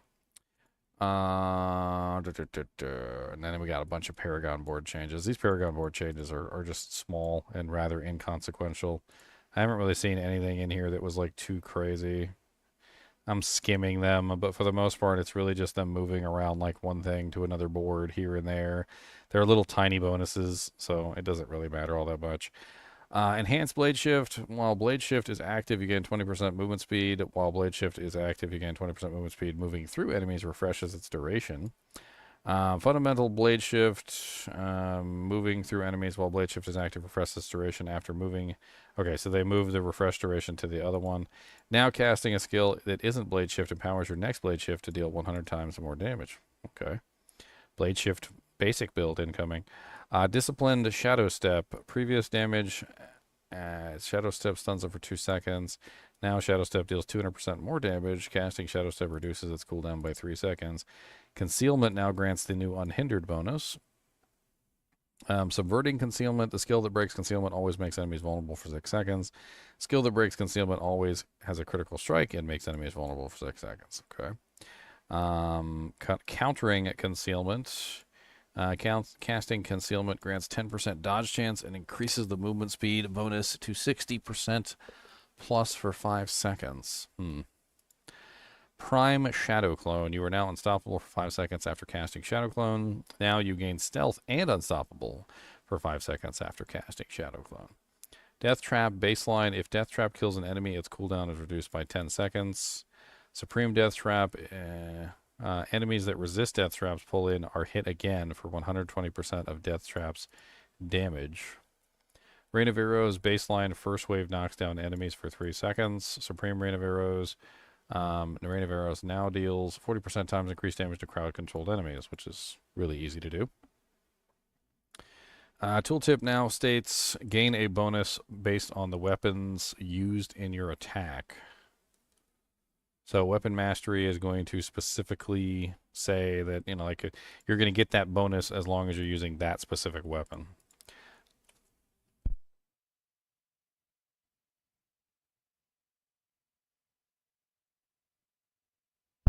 Close quarters combat now scales from 15% of the damage to close, rather than 10% of damage versus crowd control. Adrenaline Rush energy regen while moving increased from 15% to 21%. Impetus now gains damage to basic skills along with agility subterfuge while the buff is active. Victimize, that's the key passive, I believe. This is the one that gives explosions based on your vulnerable damage. Lucky Hit, dealing direct damage to vulnerable enemies, has up to a 50% chance to cause an explosion, dealing 80% weapon damage, so increase there to them and surrounding enemies. Victimize damage is increased by 120 times of your vulnerable bonus damage. So base damage increase there is going to be pretty massive because that's, what, 18%? 18% increase on the base, and then, of course, your multiplier is going to be affecting the base. Sounds like Victimize might be back in action. Momentum now counts for channeled cutthroat skills. Now only removes stacks when casting marksman skills. Legendary Aspect of the True Sight. Previous, you deal 70 to 100% critical strike damage to enemies marked by Inner Sight. Now you deal 70 to 100% critical strike damage to enemies marked by Inner Sight, and while the Inner Sight is full, you gain a 30 times increased damage multiplier. Resistant Assailant now gives resistance on casting Concealment cast rather than when breaking stealth. Uncanny Treachery Now, dealing direct damage with a non-agility skill after casting an agility skill grants stealth for 2 seconds. When stealth breaks, you gain 10 to 18% dodge chance for 2 seconds. They buffed that up a little bit, but reduced the stealth duration from 4 to 2, but increased the dodge chance from 15 to 18. Opportunist, grenades do not drop on your target if stealth with shadow step. Tempering, all weapon tempering recipes have been updated with the following stats. So we got chance for caltrops to not consume charges, chance for death trap to deal double damage, poison trap duration. That one should be really good if that affects the poison duration. Because the poison traps themselves don't actually have a duration, right? They just sit there forever. I'm pretty sure. So that's probably the poison duration of the poison trap, not the duration of the poison trap. I know, it's confusing. Chance for puncture projectiles cast twice, chance for heartsinker projectiles cast twice, chance for forceful arrow projectiles cast twice, barrage cast twice, rapid fire cast twice, penetrating shot cast twice, flurry cast twice, dance of knives projectiles cast twice. That's the new one. Invigorating strike cleaves for X damage, chance for dash to deal double damage, shadow stab deals +% damage, chance for blade shift to deal double damage, chance for twisting blades to hit twice, and chance for rain of arrows to cast twice. Other tempering changes: smoke grenade damage removed from substitutes SPGs. Now devious glyph now applies its bonus damage against bosses. Nice. Starter board. So this is a bunch of these like small glyph changes here and there. These are like not really all that important, and plus a lot of these are just moving one thing to another board. Sorceress, enhanced charge bolts. Lightning surge now also hits original targets as well as the surrounding enemies. Nice. Enhanced fireball. Old casting fireball increases its radius by 50%. Now casting fireball increases its radius by 50% and burns enemies for 10% damage over 6 seconds. Chain lightning cooldown reduced from 4 to 1 seconds. Hydra enchantment duration increased from 5 to 10 seconds. Arc lash enchantment. Stun duration increased from 0.5 to 1 second. Incinerate enchantment cooldown reduced from 14 to 8 seconds. Passives, Endless Pyre. You deal 18 times increased burning damage. This bonus damage is increased by 75% times to enemies while they are affected by more damage over time than their total life. Isn't that literally just the other aspect that we already had? I can't remember what the name of that aspect was. But that sounds like it's literally the same aspect as what we already had. Conjuration Mastery now caps its bonuses at 30 active conjurations. A big punch in the gut to the Fractured Winterglass Sorceresses, who were scaling infinitely. You know who you were. I was actually doing it too. So, I mean, pretty much I think everybody this season was utilizing the Conjuration Mastery, summoning and getting as many active conjurations as we could, which was, of course, increasing our damage as much as we possibly could. 30 is still a lot. It's plenty. It's still a lot. And like it's still going to give you lots of damage, but you're not going to be able to go beyond 30 anymore. So you're going to have to get more scaling somewhere else. Legendary aspect, Stormswell aspect. Previous, you deal 30% more damage to vulnerable enemies while you have a barrier. Now you deal 15 to 35% increased damage while ice armor is active. This amount is increased by another 15% against frozen enemies. Aspect of Engulfing Flames. I expected that because this is the aspect that does the same thing that they just did to the other one. So it used to be that you did burning damage to enemies below life and then more if they were burning for more than their total life.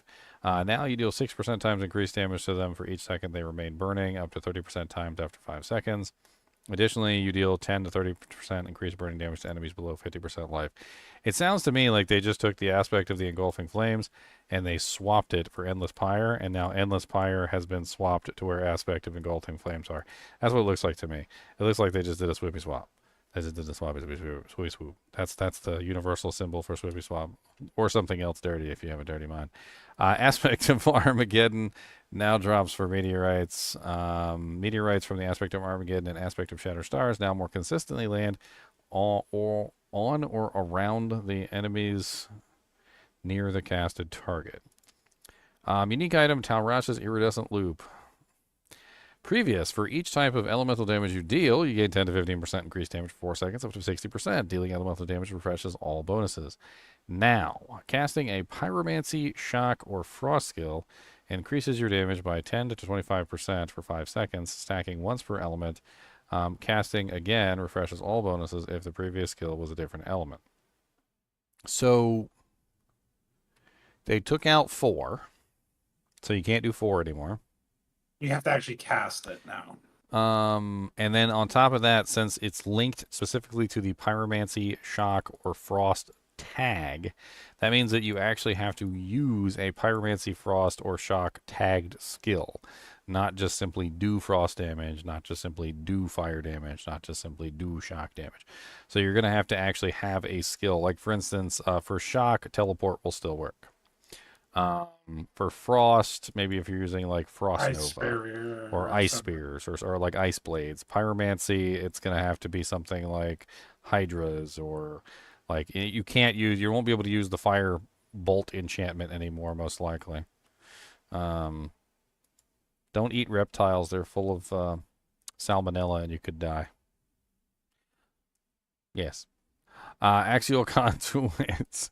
+% chance for chain lightning projectiles to cast twice. Affix change to +% chance for chain lightning to hit twice.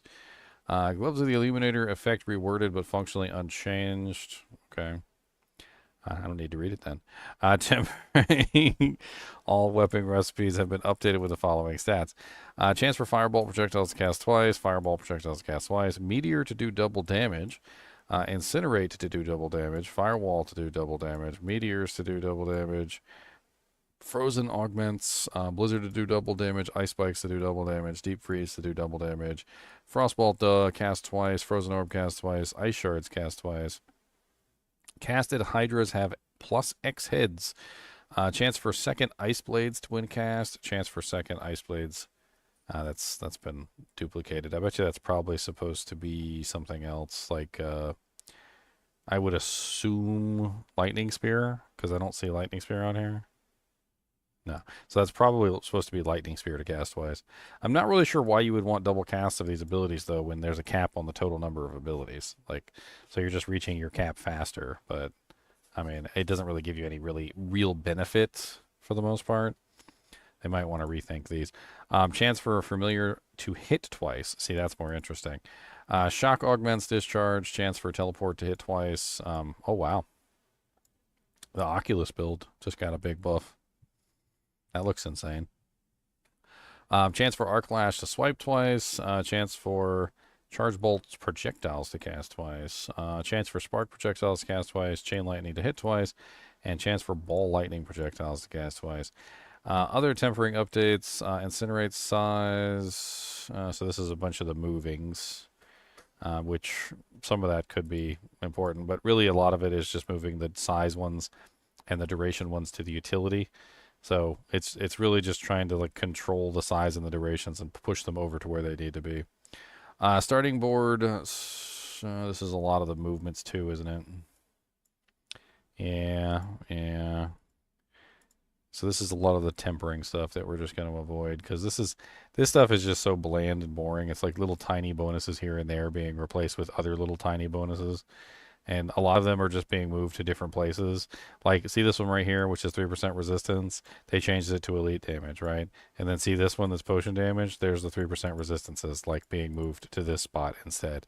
And then I'm pretty sure that you can find, like, the potion, unless they just completely remove that, moved somewhere else. Like, they're just moving things around or replacing ones that nobody's interested in, like the potion healing. Shrine updates. The following shrines now scale based on weapon damage, similar to skills: Artillery, Blast Wave, and Conduit Shrine. All unique items now have a single boss for target farming. So that means that you're not going to be able to go to specific bosses for multiple items. Because they're basically saying that you're going to go to very specific bosses for very specific items now. Because I think you usually used to be able to do like Ramalani's was like Grigore and Lord Zero. So it sounds to me like they're just kind of like refining this a little bit. So you have to go to specific bosses. Yeah. I mean, it makes sense. It makes sense. I mean, there's really like not a huge reason to go over this because all the bosses are easily killable. All the bosses are easily farmable for mats. And didn't they also like combine all the mats together now? So it's like one unified mat or something? No, it's basically, it doesn't matter which difficulty you summon the boss on, it takes the same amount of mats. Gotcha. And then your rewards just scale. So I mean, most of this is just kind of redundant. You're obviously going to be able to find the item, but like for instance, you can't get Rage of Haragoth at Zir anymore or Goer's Devastating Grips, but Goer's Devastating Grips will still drop from the other places that they drop from. So there's going to be some loot table changes, but for the most part, this really won't affect anything other than the fact that it's going to make it easier for you to obtain the actual item that you want to obtain by going to the boss that you need to farm and farming for that item. To give you an example, like if you were trying to farm, let me find a good option here. Okay, so Beast in the Ice would drop the Insatiable Fury, the Hunter Zenith, the Waxing Gibbous. I'm trying to find a good one that had like overlapping ones. Okay, so Frostburns. So that's a good thing. So Beast in the Ice, Frostburns, right? So Frostburns was removed from Beast in the Ice. Beast in the Ice also drops what other pair of gloves? The beautiful Fist in the Fate, right? So when you're farming for Fist in the Fate, you know, you would get Frosties all the time, and maybe you got frustrated because you're not trying to get Frosties, you're trying to get Fist in the Fate, right? Well, this is just basically going to make it easier for you to get the pair of gloves that you're actually looking for by target farming that specific item and kind of removing a lot of the other Felger carb from that particular boss, so you're not getting like 1,000 other items than what you were looking for. And even when you do get a good pair of unique gloves, it ends up being the wrong pair of unique gloves, right? And like, so filtering this down a little bit, probably very, very nice, to be perfectly honest. The Butcher's Cleaver now drops for Necromancers from Grigore. The Majolnik Ring was removed from Grigore and put to Lord Zir. So Majolnik Ring is going to be at Zir now, making the Bloods even more valuable. The Bloods have been really expensive this season because everybody's wanted the Fractured Winterglass. He also dropped Ramalodni's and Wild Heart Hunger Boots and the Wild Heart Hunger Boots and like some other really nice stuff. So he's been a really popular farming target this season. I think he, yeah. User interface and user experience. The order in which the player can favorite mark an item as junk has been reversed. Favoriting now requires 1 click. Marking as junk requires 2. Nice. Well, that's good. I think I like I always thought that was stupid, the junk being first and the favorite being second. The icon denoting that there are additional skill paragon points to spend now also displays how many points are available. The tooltips for dungeons viewed in map have been improved to have more information at a glance. New settings have been added in the gameplay options menu to hide certain warning messages and announcements, such as you need more mana. The sound that plays when arriving at a pinned destination has been made more prominent. Players may now enable hybrid targeting, a new feature that allows for proximity selection of interactables to be used when mouse movement is disabled. This is meant to assist with item selection in instances where cursor targeting could prove challenging. Miscellaneous, the number of available character slots has been increased from 12 to 13. Dodge chance can no longer reach 100% through any means. The dodge chance bonuses from a handful of related aspects have been swapped from additive to inverse, multiplicative, tactical, matching typical dodge chance modifiers. So basically what that means is it's very similar to damage reduction, is that like each percentage chance is going to increase on top of the other, and so it's going to be like a less and less effect the more dodge chance you get. I mean, I imagine that you can still get really high, but 100% should be unobtainable at this point. The Gauntlet has been disabled for Season 6 while the meta settles with the introduction of the Spiritborn and all of the system updates. Barbarian bug fixes. Fixed an issue where excessive skill ranks of Martial Vigor and Guttural Yell could result in 100% damage reduction. This was only possible on the Eternal Realm since the tempering recipe for additional ranks of these skills was removed in the Season of Eternal Hordes. The damage reduction from these passives is now capped at 80%, which requires 20 ranks of the skill. Fixed an issue where Leap had to fully complete its animation before being able to cast Leap again. Fixed an issue where the Dust Devil's aspect could activate more frequently if Whirlwind was cancelled. Fixed an issue where the tooltip for Call of the Ancients showed a higher damage value when it was actually dealing. Call of the Ancients has been slightly rebalanced to compensate for this issue, dealing slightly less damage for lower level barbarians and dealing slightly more damage for barbarians with stronger late game gear. Fixed an issue where assigning a skill point to Tactical Rallying Cry did not upgrade the tooltip for Rallying Cry. Fixed an issue where the buffs from Clarity and Vigilance could be unexpectedly lost. Fixed an issue where the cooldown reduction from Virulent Aspect was inconsistent between bosses and elites. Fixed an issue where the Iron Fur buff would persist after swapping between Insatiable Fury and Mad Wolf's Glee. Fixed an issue where bonuses to Poison Creeper duration did not properly update all related tooltips for duration. Fixed an issue where bonuses to Lightning Bolt damage did not properly update related tooltips for damage. Lying character screen all over again. Fixed an issue where bonuses to Lightning Bolt damage did not properly update all related tooltips for damage. Fixed an issue where aspect of Vocalized Empowerment didn't grant resource generation when using Blood Howl. Fixed an issue where the aspect of the Blurred Beast did not gain damage against targets poisoned by Poison Creeper. Necromancer fixed an issue where blood orbs would remain after dying during an encounter. Fixed an issue where the killing a vulnerable enemy with a bone skill did not generate essence when using the aspect of exposed flesh. I knew something was wrong with the aspect of exposed flesh. It just wasn't working properly.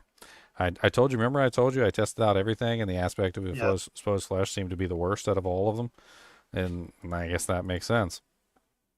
Rogue fixed an issue where the bonus from Deadly Ambush Legendary Node could affect non-critical strike damage. Fixed an issue where Rapid Fire used with Scoundrel's Kiss could not fire through Chilling Winds. Interesting. Sorceress fixed an issue where the damage modifier for Destructive Fireball was additive instead of multiplicative. Fixed an issue where the Ball Lightning enchantment did not properly benefit from the gravitational aspect. Oh, the Ball Lightning is supposed to spin around you? That's kind of neat. So the enchantment not spinning around you was a bug. Fix an issue where the crackling energy motes would remain after dying during an encounter. Fix an issue where the blizzards from Blizzard enchantment did not benefit from the duration increase granted by Mage's Blizzard. Fix an issue where Flicker Snap triggered inconsistently with the teleport enchantment fades. Fix an issue where crackling energy triggers chained to additional enemies in the opposite way as intended, i.e. 70% chance was a better chance for it to happen than 90. 100% chance was actually 0% chance. Joke. 100% of the time it works, none of the time. Wow. So a 1% chance was the best chance then?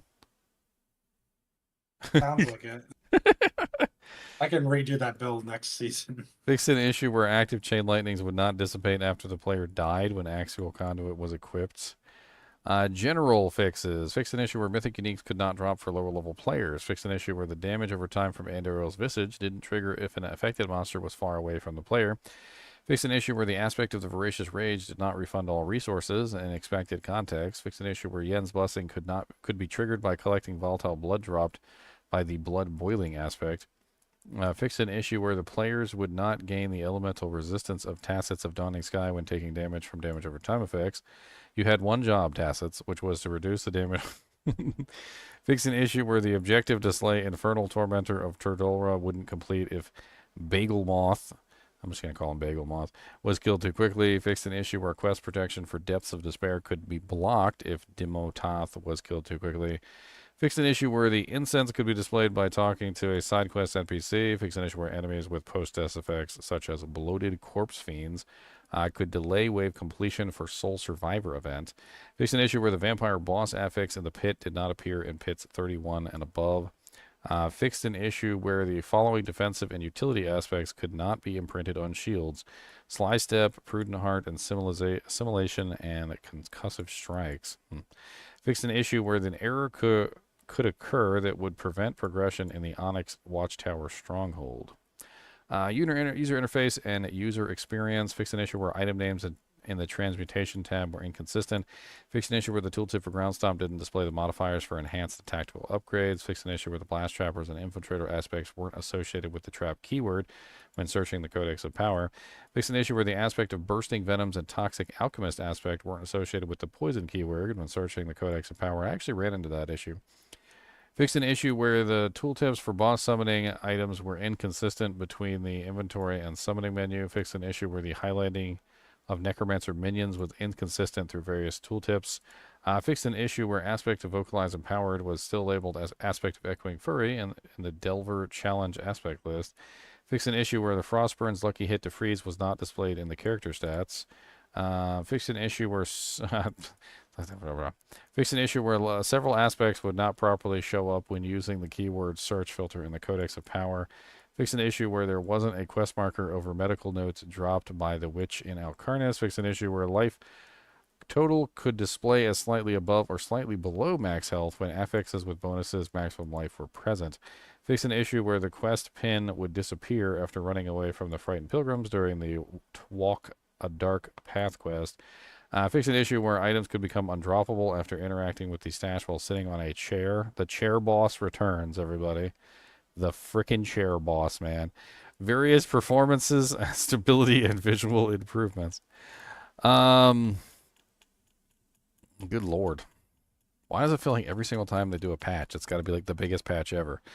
Like, you know, like when God in the Bible, like, did a flood and everybody died except for, like, Noah on the ark, and he, like, put a rainbow up afterward, and he was like, I'm never going to do this again. And then, like, every single time, though, in Diablo 4, they just, like, they do that, and then they do it again. They're like, I'm going to do it again. I'm going to rework the whole game.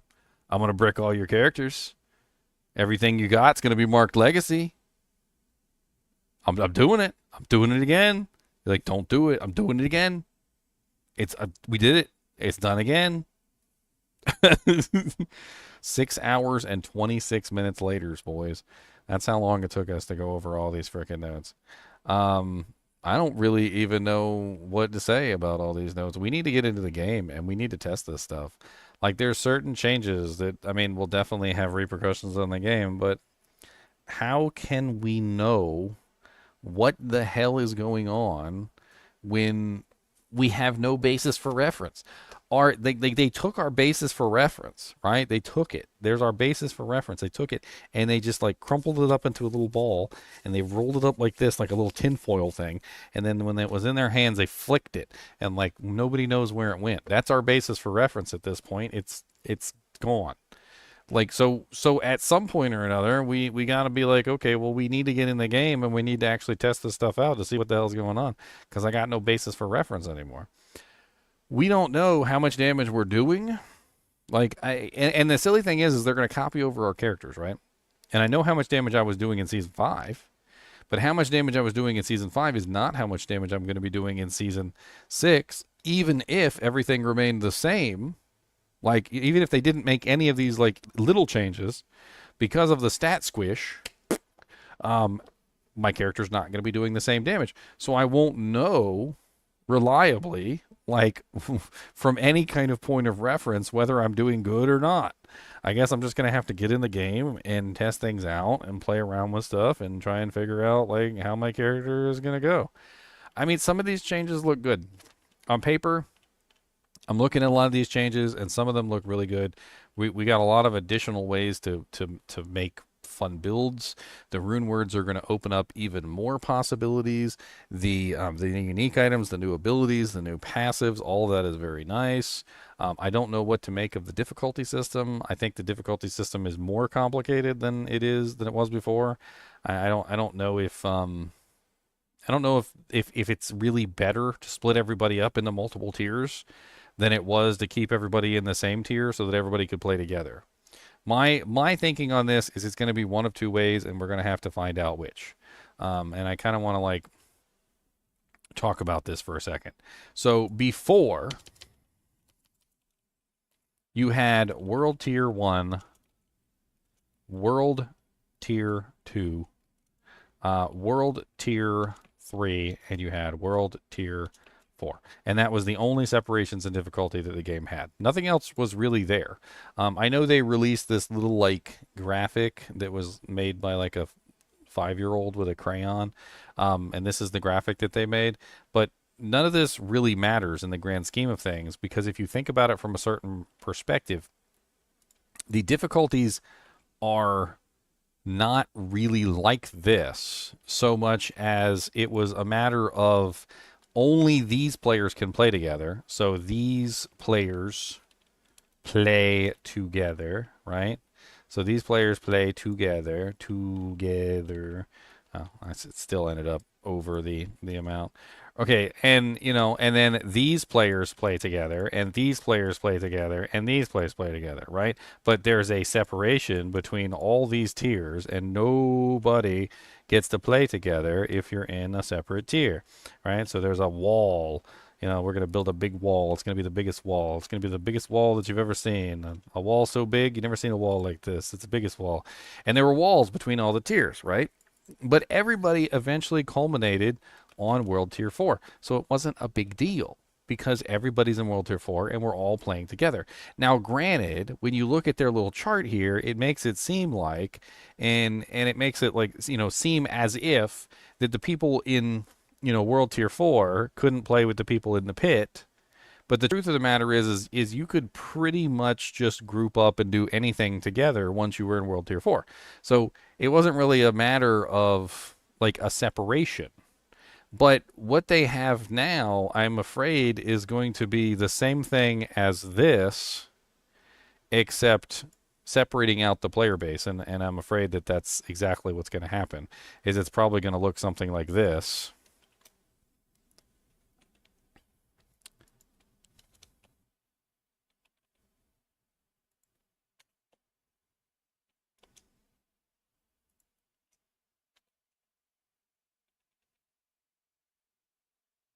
And we went from having no walls in between everybody to now we've got, like, I don't even know, what is that, like 1, 2, 3, 4, 5, like 6, maybe 7 walls in between all the different tiers, which means that, like, for instance, if somebody's capable of Torment 4 and they're playing Torment 4 and they want to go back and they want to play with their friend who's on Torment 3, they're going to have to change, or Torment 2, they're going to have to change difficulties from 4 to 2 just to play with their buddy. And it's going to be like that constantly. Like, we're going to be changing difficulties constantly. And I will rule out this one. So we can just pretty much say that this one doesn't exist. So 0, we'll just write 0 here, because this one most likely does not exist. Most people are not going to be playing in normal difficulty no matter what. Most people, just like with World Tier 1 and World Tier 2, are probably just going to skip past that directly to World Tier to hard difficulty, basically, right? So this is probably going to be your starter for most people, with the exception of some people who may be just like completely new to the game, who doesn't understand what's going on.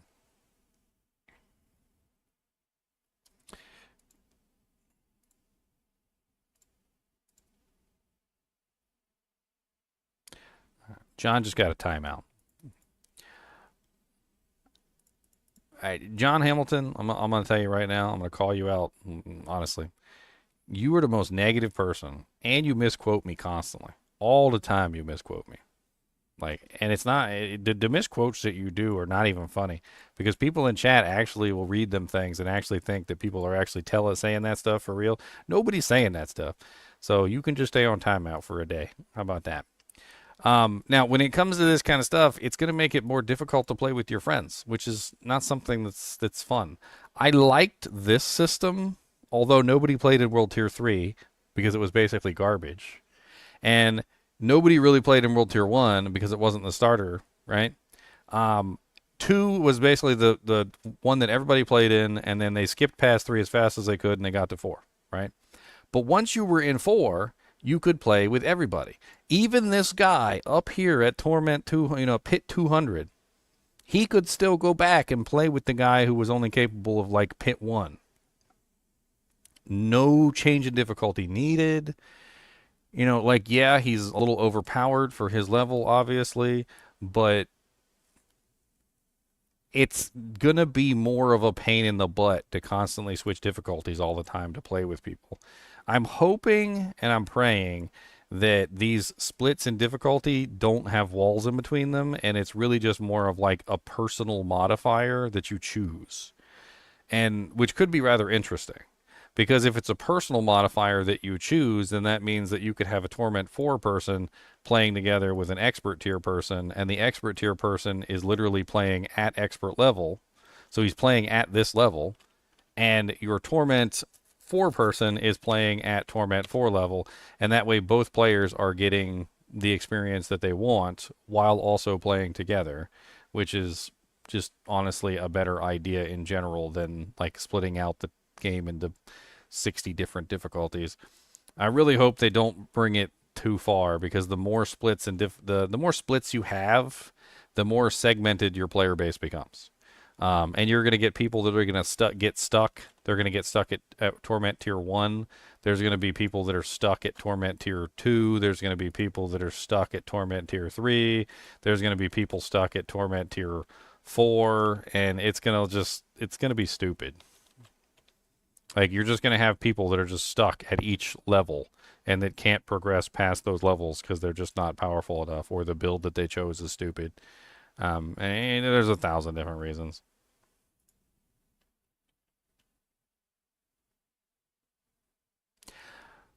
I will be there testing out this stuff. So September 4th, next Wednesday, we will be here. We will be testing this stuff. Be sure to join me for this. I'm going to be testing a lot. So I've got basically every single character this season, and I've got multiple of a couple of them. I've got like 2 druids, and I've got, 2 sorceresses, or I can't even remember. I got 2 of some of the classes. So the PTR is going to copy over my characters. I'm going to be able to test out a lot of this stuff. We're going to test out the rune words on Friday. So the rune words are going to come next Friday. The PTR comes next Wednesday, and then the rune words launch on Friday. So we're going to be playing around with all the rune words too, and we're going to have fun with those. Keep an eye out for the live streams. Be sure to hit that like button and the subscribe button. I've been streaming for nearly 6.5 hours straight, reading stuff, so I'm going to go take a break. I will see you guys later. Where's my mouse? I need a mouse. There we go. As always, thanks for watching, guys and gals. And keep watching.